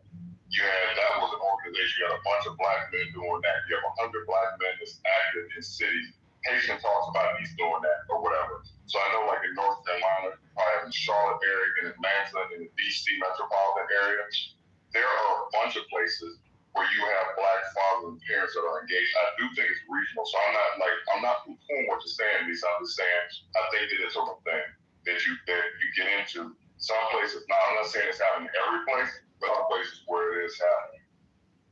I'm just saying, I can give you so many examples. It's not even about California as a place. It's about the demographics of said place. But if you look at Detroit, when the car industry was there and all the black people ran up there and we took over government and everything, Detroit was thriving.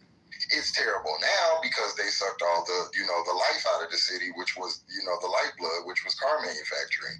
But that's another city. Harlem, DC, Atlanta. Like when black people are able to have control of what they do and how they do it, and I'm not talking about in the midst of a whole bunch of other white people or Hispanic people, we are fine. And it saddens me to hear this narrative. Harlem is in New York. It's surrounded by white people all over the place. What are you talking about? Now, but historically, Harlem has been a black. All of Uptown was black. That was all. That was all black people. I'm not understanding what you're saying. Serious. In light of what you're saying, I do agree. Maybe it's hard because. So I had this conversation with another person, and they actually live in LA, but they have or California, but they have parents that are from the South. So they have those same values and qualities. I do think that when you come and people say it all the time. That's why I moved to Atlanta, because I came down here and that's why I moved to Maryland, because I was like, yo, black people are really getting it out here. This is not the typical what you see. But what I've learned is that when black people congregate and people leave us the fuck alone and let us get in government and it's not like that. It's not bad. You have bad apples because we're humans and people, are multifaceted or whatever. But I just like this whole narrative that black people don't do this and don't do that. That's just not true.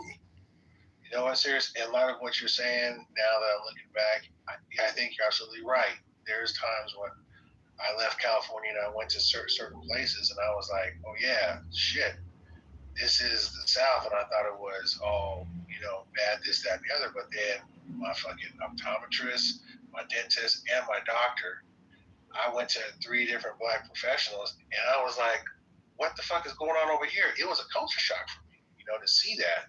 But then that's something that I left with, and I came back to Cali, and I was like, what the fuck are we doing over here? You know what I'm saying? And I think that's where part of my criticism came from, was that, I think that out in certain places where there is a concentration, you see the stratification, you see the whole spectrum, whereas when you're in these other places that are very kind of just and the community isn't as you don't see that to that stratification, right? Or maybe that stratification has dwindled down because other people have filled in the spots. It leaves a sense of like, what the fuck is going on? How come we're not kind of like, moving in these different spaces and stuff? So yeah, man. Promise. Did you see your can the black people just wait. There are black Let me tell you. I don't know how you can't find a No. black I agree. doctor in California. Lisa, have you ever been to Atlanta or DC? I'm saying you don't see it in the same concentrations.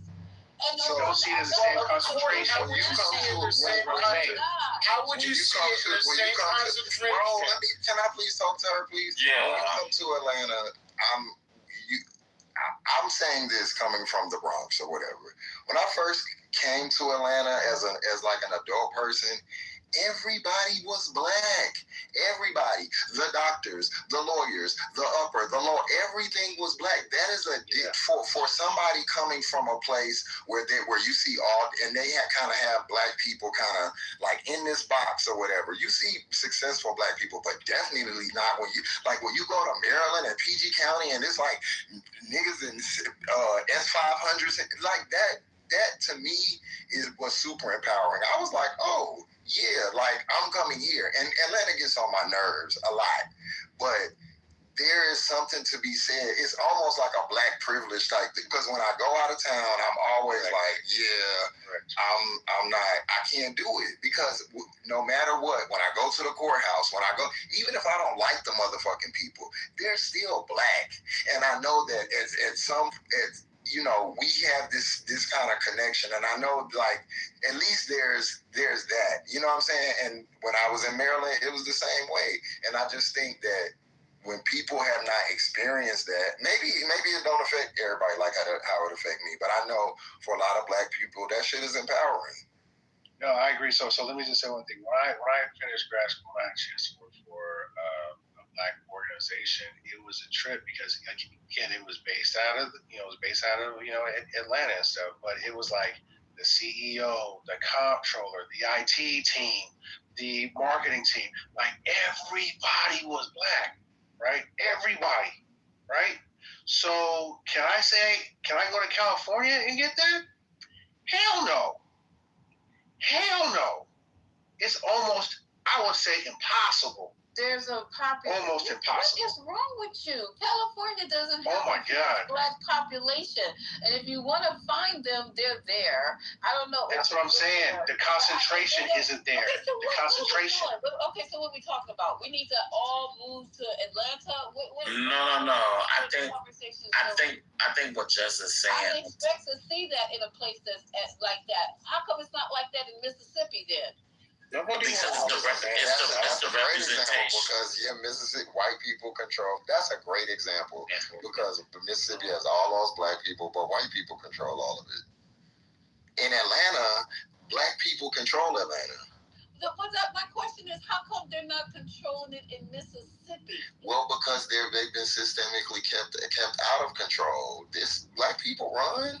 But white people, that's white people. That's like the heart of Dixie. They're not giving that up to black people. Voting then. If you outnumber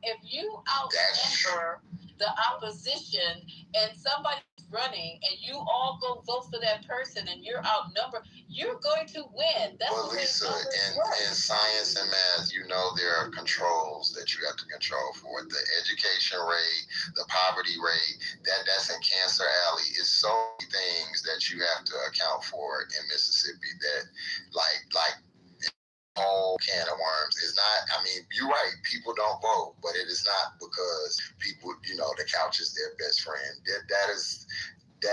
That places can be, that's like a third world country in a lot of ways. I'd rather say California and New York. At least they have women could have the right to choose. So I'm good driving a boat. Nobody's saying that. All I'm saying is that when people make these statements about how like Black people are. I always notice that they're from a place where there's not a lot of Black people in concentration. And when I talk to Black people that live in these places like DC, Atlanta, I guess Houston or whatever, they don't feel that way because we see so many Black people in so many high places doing, everyday shit and being good parents. Well, okay, let me make a comment on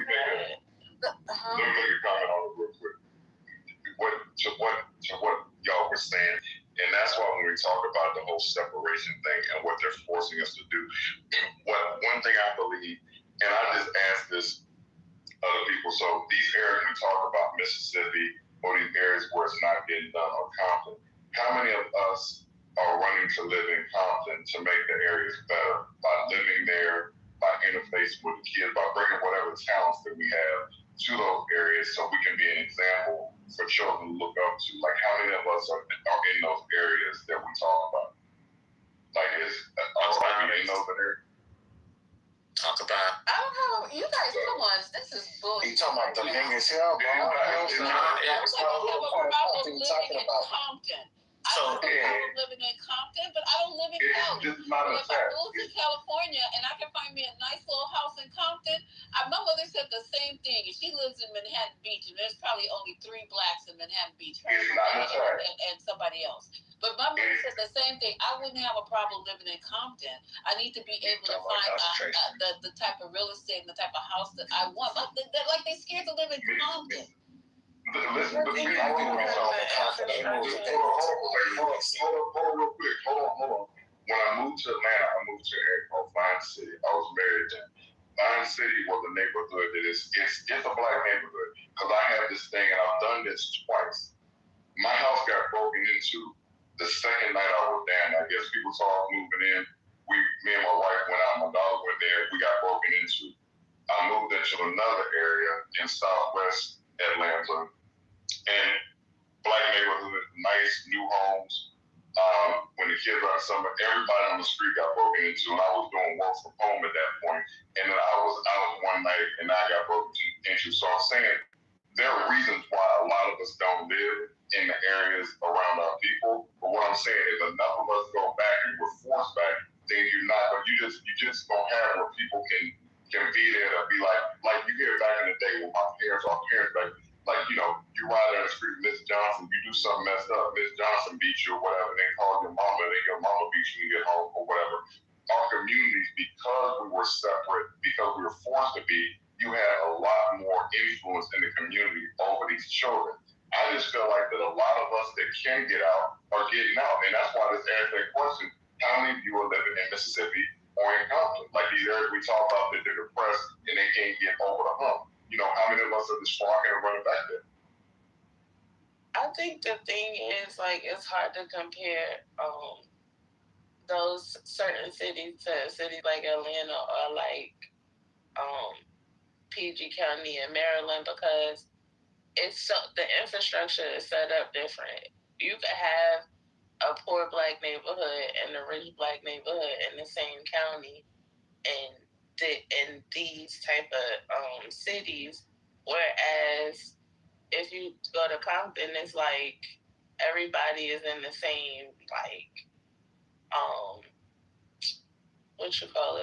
financial situation. So it's either they're real poor or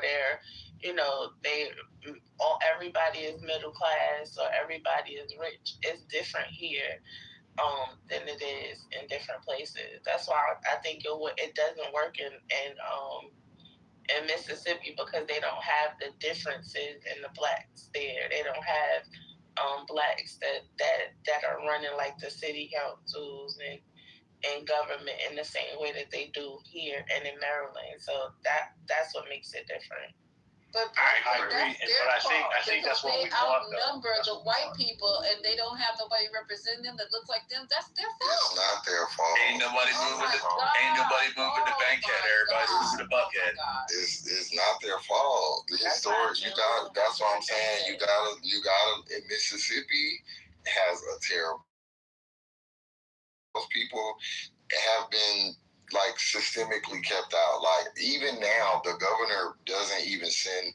They have like 3 lawsuits going on right now from Jackson because the governor diverts money from going to Jackson, which is the blackest city in America. It really diverts government aid from them, so it's really not right. their fault. And that was the other thing that I was gonna say about Mississippi in particular. The education isn't the same there. So here, they're Black educated people, and they have like schools and different programs here to help the people thrive. Whereas there is not the same. Like the state not paying for them Black people to be educated. They don't have the same resources, and Atlanta doesn't. I mean, Georgia, the state of Georgia doesn't provide much resources to Black people, but the city of Atlanta does, or Fulton County does. They provide more resources here to educate yourself. So it's like it's different. It's just a way of living. It's a different mindset. So these are that even though we all Black, we have a different way of living than they do here per se. I have to think though also, and y'all might disagree, but I think if it wasn't for Stacey Abrams, I think we probably would be right there with Mississippi. Atlanta was already progressive before Stacey Abrams. Yeah. Black people ran shit. They always ran Atlanta. Like now it's getting more gentrified, and more white people are coming in because they've seen Black people successfully run this city for 50 years. But Atlanta always been like the boom started with the Olympics. That's what really helped. And then it was still very, very inexpensive to live here.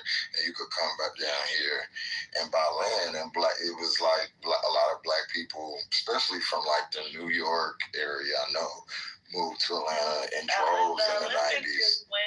Olympics is when a lot of white people wanted to come back. But Black people, like successful Black people, big. And my aunt moved to Atlanta in the 70s. Her husband is from here. Yeah, but when they started building like the large homes in like Snellville, and like you could come down, a person from New York, like with a high paying job, could come down here and really, that happened because that's when the boom of Atlanta really started.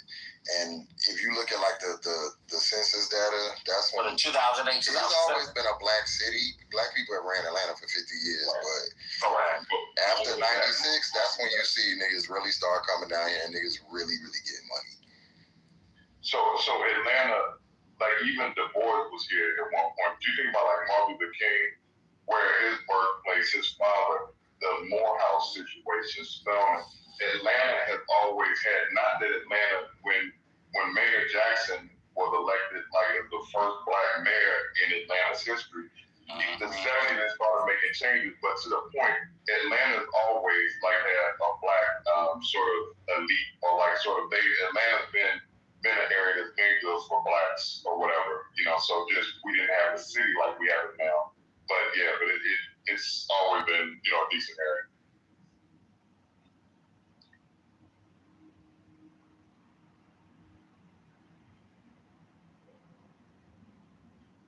All I have to say is, like, I think we all want it. We all know what Atlanta is. Well, we all know what we think Atlanta is, but I think that a lot of places want that to happen in their neighborhood, in these sparse areas. We want more of that to spread out. And we look at it, we look at Atlanta to be like, okay, it's done. And we can do it too. But the thing is like learning from that, not doing it. Atlanta went through something, and in order for us to bring that to wherever we are, we really have to figure out how that worked so that we can make the adjustments to see how our own places can kind of be its own Atlanta in a sense. Well, the thing is, I think the original argument was Auntie Lisa was making the claim that a lot of the when she goes to PTA meetings, a lot of the Black representation is not there. Just was saying that it really depends upon where you're located, because one could say in one state, one city, that the representation for Black people are not there. Otherwise, I can go to a Black state, Black city, and the representation is there.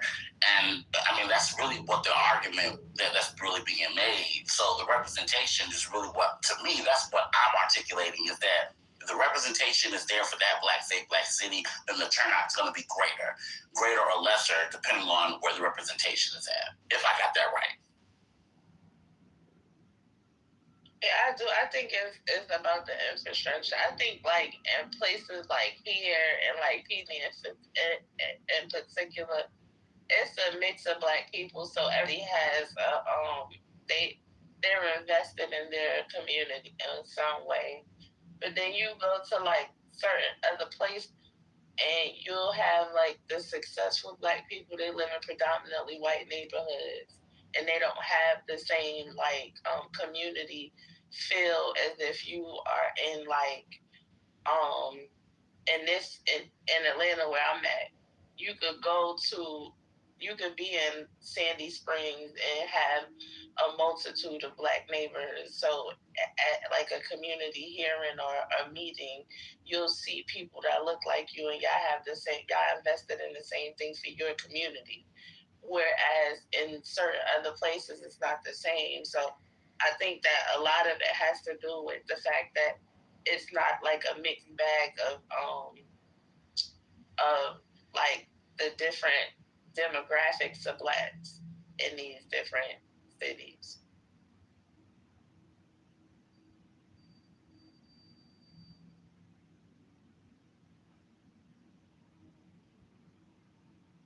Okay, Brooklyn, we were trying to construct a black town because I remember, and this is what's curious to me, because I remember when P-Man, is his name P-Man, Amari? Is that his name? Came in and talking about Negro Town or Afro Town or whatever he was talking about. And he was talking about that they had bought 30 acres of land, and they were going to, in Atlanta, I don't know if it's true or not, but I was entertaining it. And he said that they're going to basically have this, you would have to submit an application, because they were going to be choosy about who was going to be allowed to purchase land and build homes in this community. It was going to be a self-contained community. Well, when I told him that I was interested, I was in being in a self-contained black community, I was getting clowned left and right. Now, I don't know what meteor just hit the earth or hit the black community or Compton or Inglewood or whatever the fuck just happened. Now, all of a sudden, everybody's going good for having this black community where we are enclosed or closed off, and we have our own schools, hospitals, and all of the like.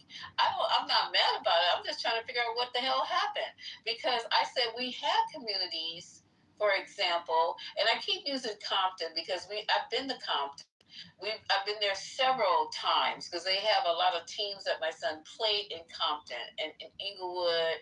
And Inglewood's another, I don't even know what the hell. But anyway, and they got the Forum and now the fucking football team. I'm sure it's changed a whole lot in Inglewood now that they got that new stadium. But they've always had the Forum. And before the Forum was there, it's the Forum that was always there. And then before that stadium was there, I don't know what they call the stadium, there was a racetrack there, my mom said. So there was always those two big draws into Inglewood. So, and everyone considers Inglewood a black city. I've never heard anybody say anything about Inglewood not being a black city. But anywho, in Compton, it was all black. They had a black, and I think they still do have a black mayor, if I'm not mistaken. They had black mayor, everybody on the school boards and everything. They were all run by black people, but they still had drive-by shootings. People can't go outside, let their kids play outside. They had robberies like Michael's talking about, and they had murders, and they had this, and they had that.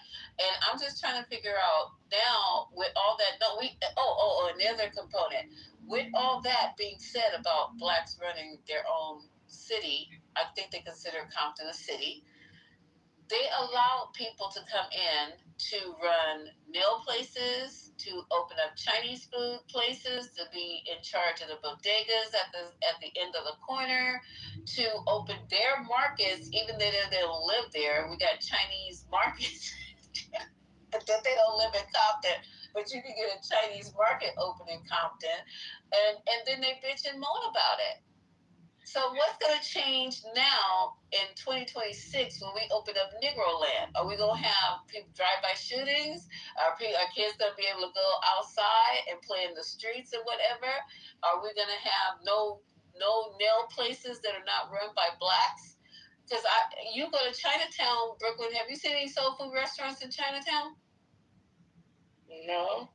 Not one barbershop. I don't say, come on, boys, let's go get our hair cut in Chinatown at Leroy's Barbershop. They don't do it. Everything in Chinatown is by Chinese people. And the same with the other people that group themselves off.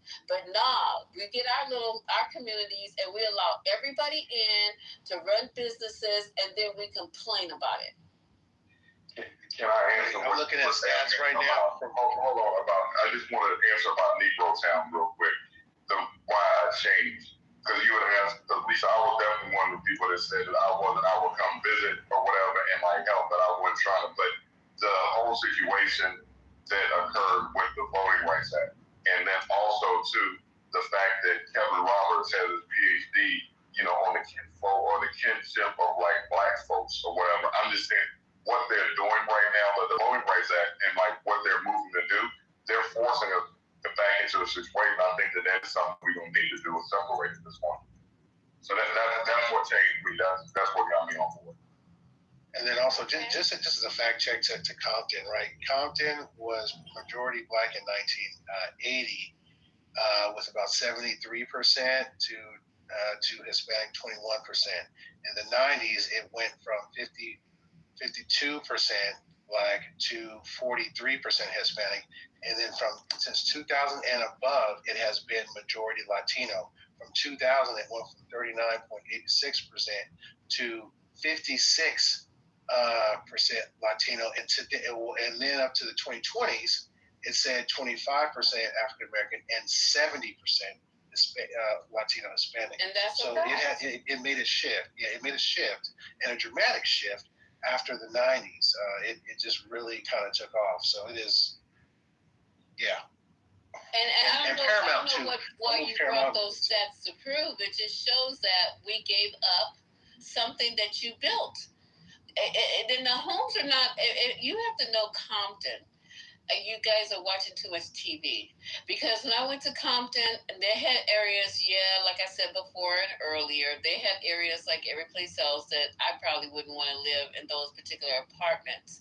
But they had some homes in Compton, child, that if you just pick them up, you can put them in Santa Monica, Westchester, West LA, all these other up-and-coming yuppie areas, the same homes, the same square footage. They had nice homes in Compton. Don't be fooled. Some of the other apartments and stuff that people, like apartments, it's not your property, so you really ain't gonna fucking take care of it. But the homes that those black people owned in Compton were very nice homes. They just happen to be located in the Compton zip code, whatever that is.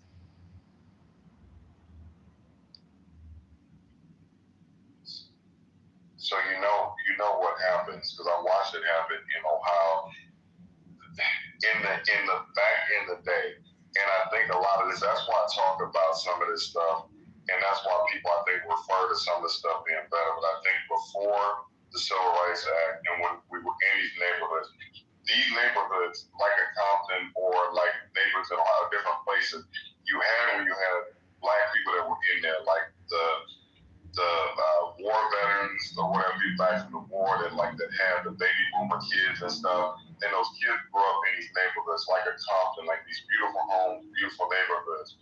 And the kids grow up, they born in the 40s or whatever, maybe the 50s. And when it came and they were able to sort of stay or take over the area, a lot of those kids moved out of those areas, the ones that got educated and they got out of those areas. And so those areas, the older people start to die, and then you get a sort of a different socioeconomic kind of thing going on, and the neighborhoods deteriorate. And I'm just saying, this is something that I literally watched happen in Dayton, Ohio. So I literally watched it happen to my grandmother's neighborhood when I was a kid in the 70s, and then there were crack houses in it in the late 80s and the 90s, and now a lot of the homes over there are knocked down. The neighborhood looks crazy, but it wasn't like that. And it's like, and that's what I watched as my grandmother and that generation died off. The kids left. Like my grandmother had 5 kids, not one of them came back and really like saw the house in there. They just out living their lives, doing whatever. But I'm saying that I think that's what happens with some of my neighbors, like a compliment to your point about how nice it was. Lisa.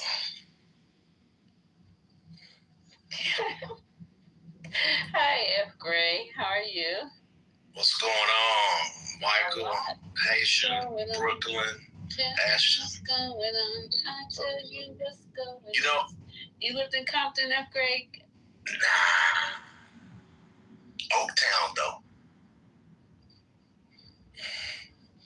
But what I want to say to you, you all were talking about Atlanta earlier, and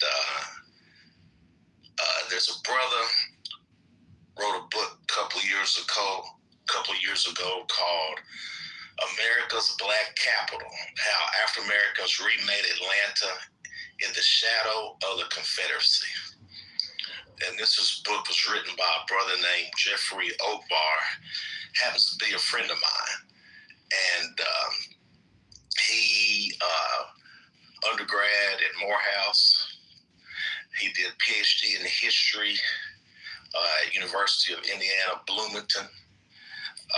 Has spoken about the book, done talks about the book, and breaks down, how Black Atlanteans, again, while white supremacy, Jim Crow, Confederacy was going on, they were able to rebuild and reshape Atlanta in, the roots of what it is today.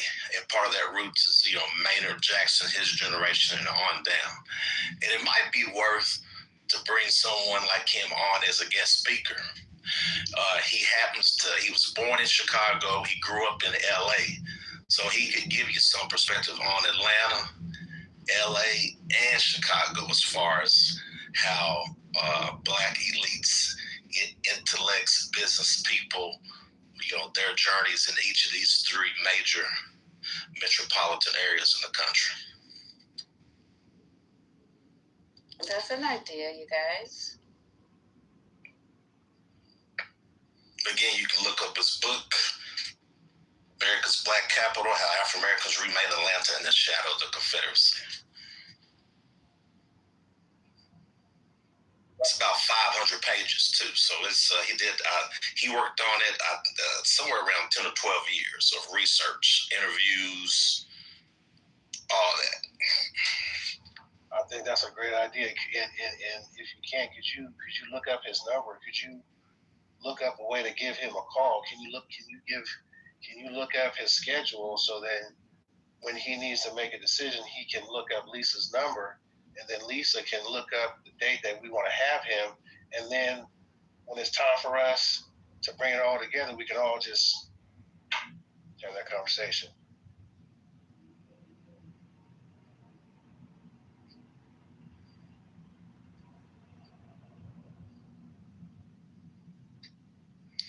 Whatever Lisa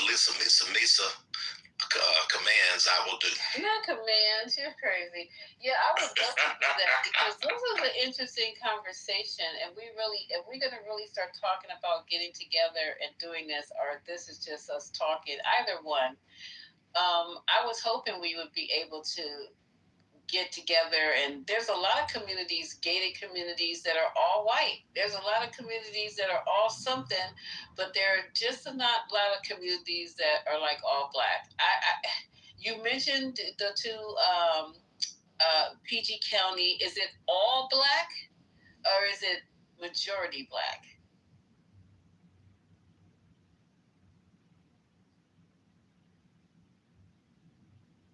Talking about in the DMV area? Yeah, they're talking about. So it's all Black. I don't think it's all Black, but it's a very, very high percentage.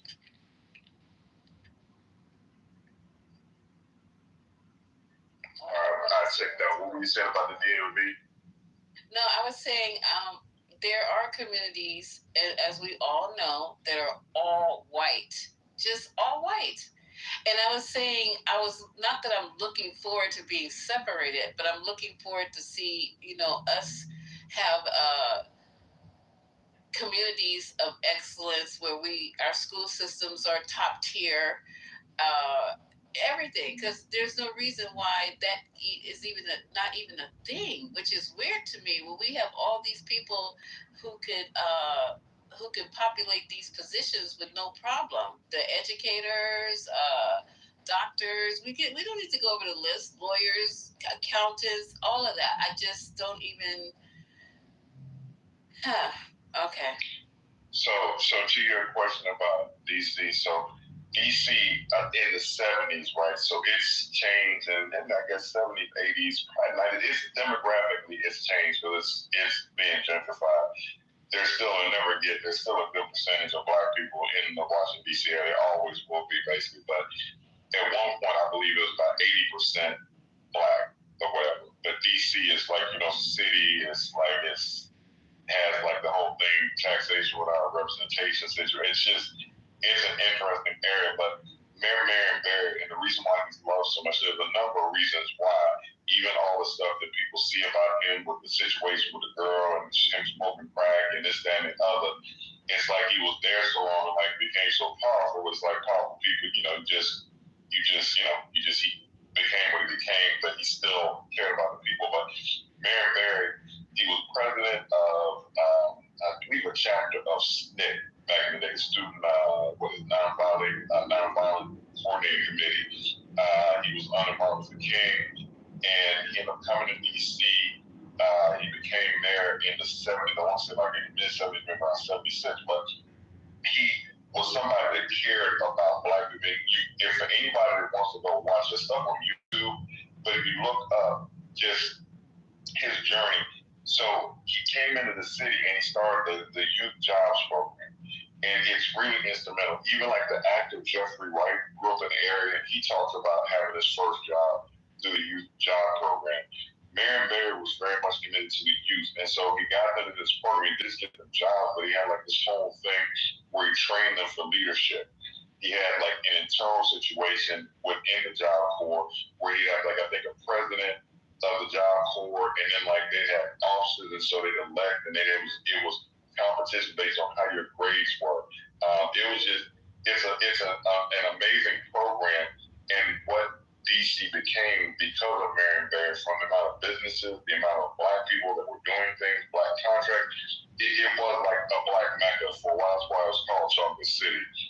Saying all that to say that growing up in that area, when you see a movie like Boomerang, or when you look at like some of these movies in like the late 80s, early 90s, some of the things you're dealing with like Black executives, like in a Living Single, just DC was like that. So there were times I worked for a minority owned firm.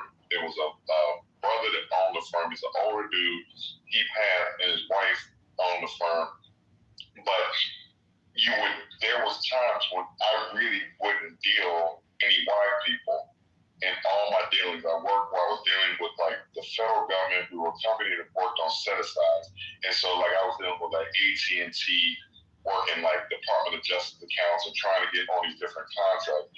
Then all like business dealings that I would have throughout the DC area, everybody, Black executives, Black CEOs, Black directors of operations, Black just everybody, procurement directors. So DC was really a city of excellence. And even before my time there, you go back and look at, like they talked about it when Infinity talked about one of the women that he had met, the older lady that actually gone to Dunbar High School. And Bandit got on talking about the fact of that high school, the most famous from a standpoint of educated Black people to come out. So I'm just saying, so if from a Black excellence standpoint, the DC metro area was an area of Black excellence. Felt like I was rambling, so my bad.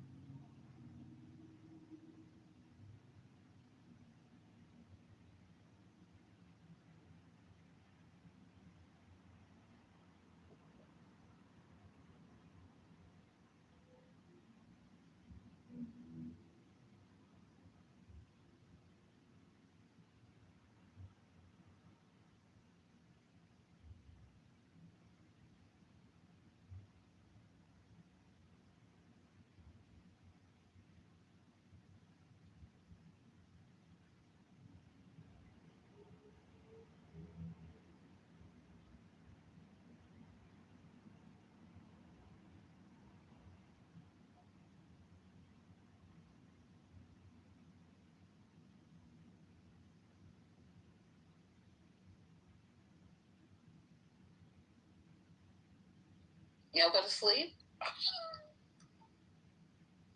No, Sarah, I just obviously can't opine considering the subject. Okay, so we can get off of the Chocolate City because I don't think that's going to happen anytime soon. I think maybe. Go ahead, babe. No, I was saying in regards to, I think the guy's name was Man Baby. I forgot what his name was. I thought it was Creamer. Am I wrong? No, I think it was like Man because like we were just I was even accusing him of being Manfinity because they were basically the same person, and he had the same man. Yeah, it was Man Baby. I don't know. Yeah, there was no way. I mean.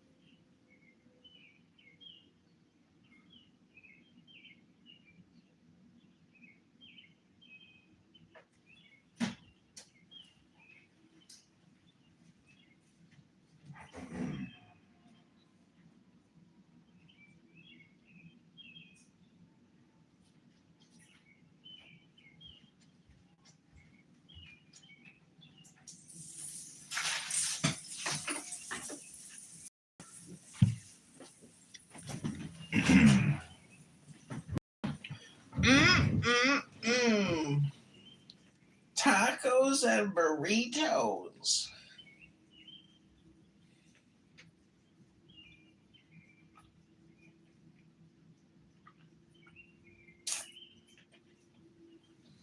He was searching for a genuine connection with the world to which the eternal nature of man belongs. We can certainly say that Goethe sought true knowledge, but he could not find it through the various sciences at his disposal. Perhaps Goethe approached the figure of Faust in an external way to start with, but because of his own special inclinations, he sensed in this Faust figure the struggling human being about whom we spoke yesterday. And in a certain sense, he identified with this struggling human being. Goethe worked on Faust in 3 stages. The first stage leads us back to his early youth, when he felt utterly dissatisfied with his university studies and longed to escape from it all and find a true union of soul with the whole of cultural life. Faust was depicted as the struggling human being striving to escape from mere intellect into a full comprehension.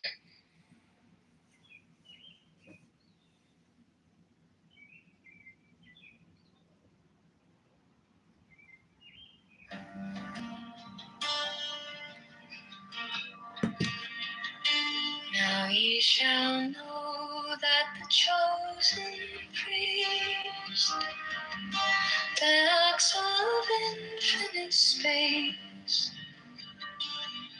is the prince, priest, the beast, and in his woman called the Scarlet Woman is all power given. They shall gather my children into their fold. They shall bring the glory of the stars into the hearts of men. 16, for he is ever a sun and she a moon. But to him is the winged secret flame, and to her the stooping starlight. But ye are not so chosen. 18 burn upon their brows, O splendorous serpent. 19, oh azure-lidded woman, bend upon them. 20, the key of the rituals is in the secret word which I have given unto him. That's good, ain't it?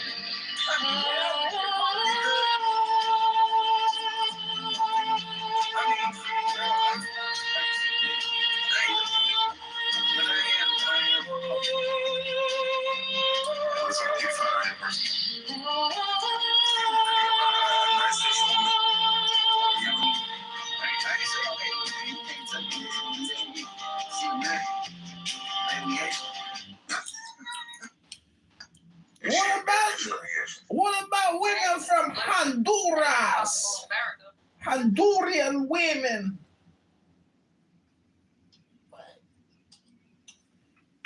Man, don't waste these women time talking about marrying them nigga. Nah, they married already, son. Yeah, definitely don't waste their time. I'm not him. That ain't your thing, bro. Nigga had 3 years in high school with the baddest bitch at the school, baddest female student. Hey, boy, you sound like Al Bundy right now talking about goddamn one of the most. You talking about the book? Well, I was the best one at Pop Club at Oak High. Don't cry. Man, he had a all the pros. When I was in high school, I had one of the baddest ones. I ain't telling no lie either. I can't take take you seriously strong, but that's the carve in your mouth.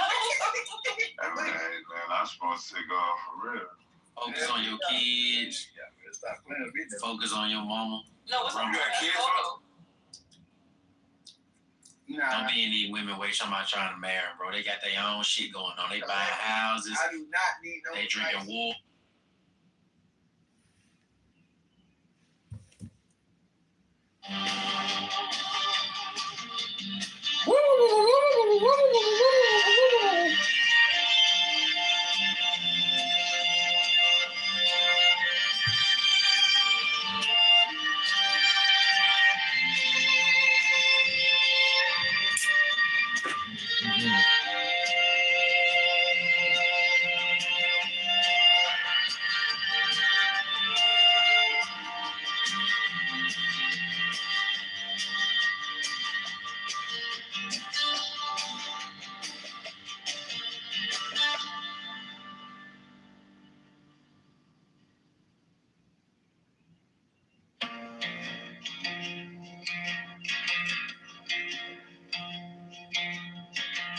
Now ye shall know that the chosen priest, my soul of infinite space, is the prince priest, the beast.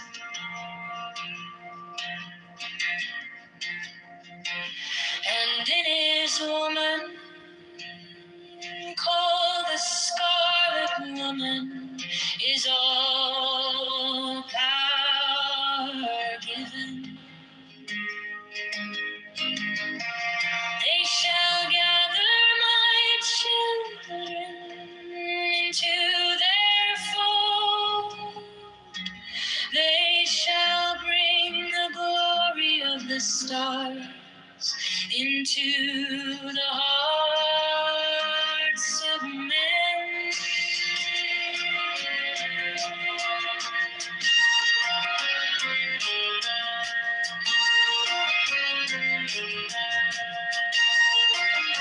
16, for he is ever a sun, and she a moon.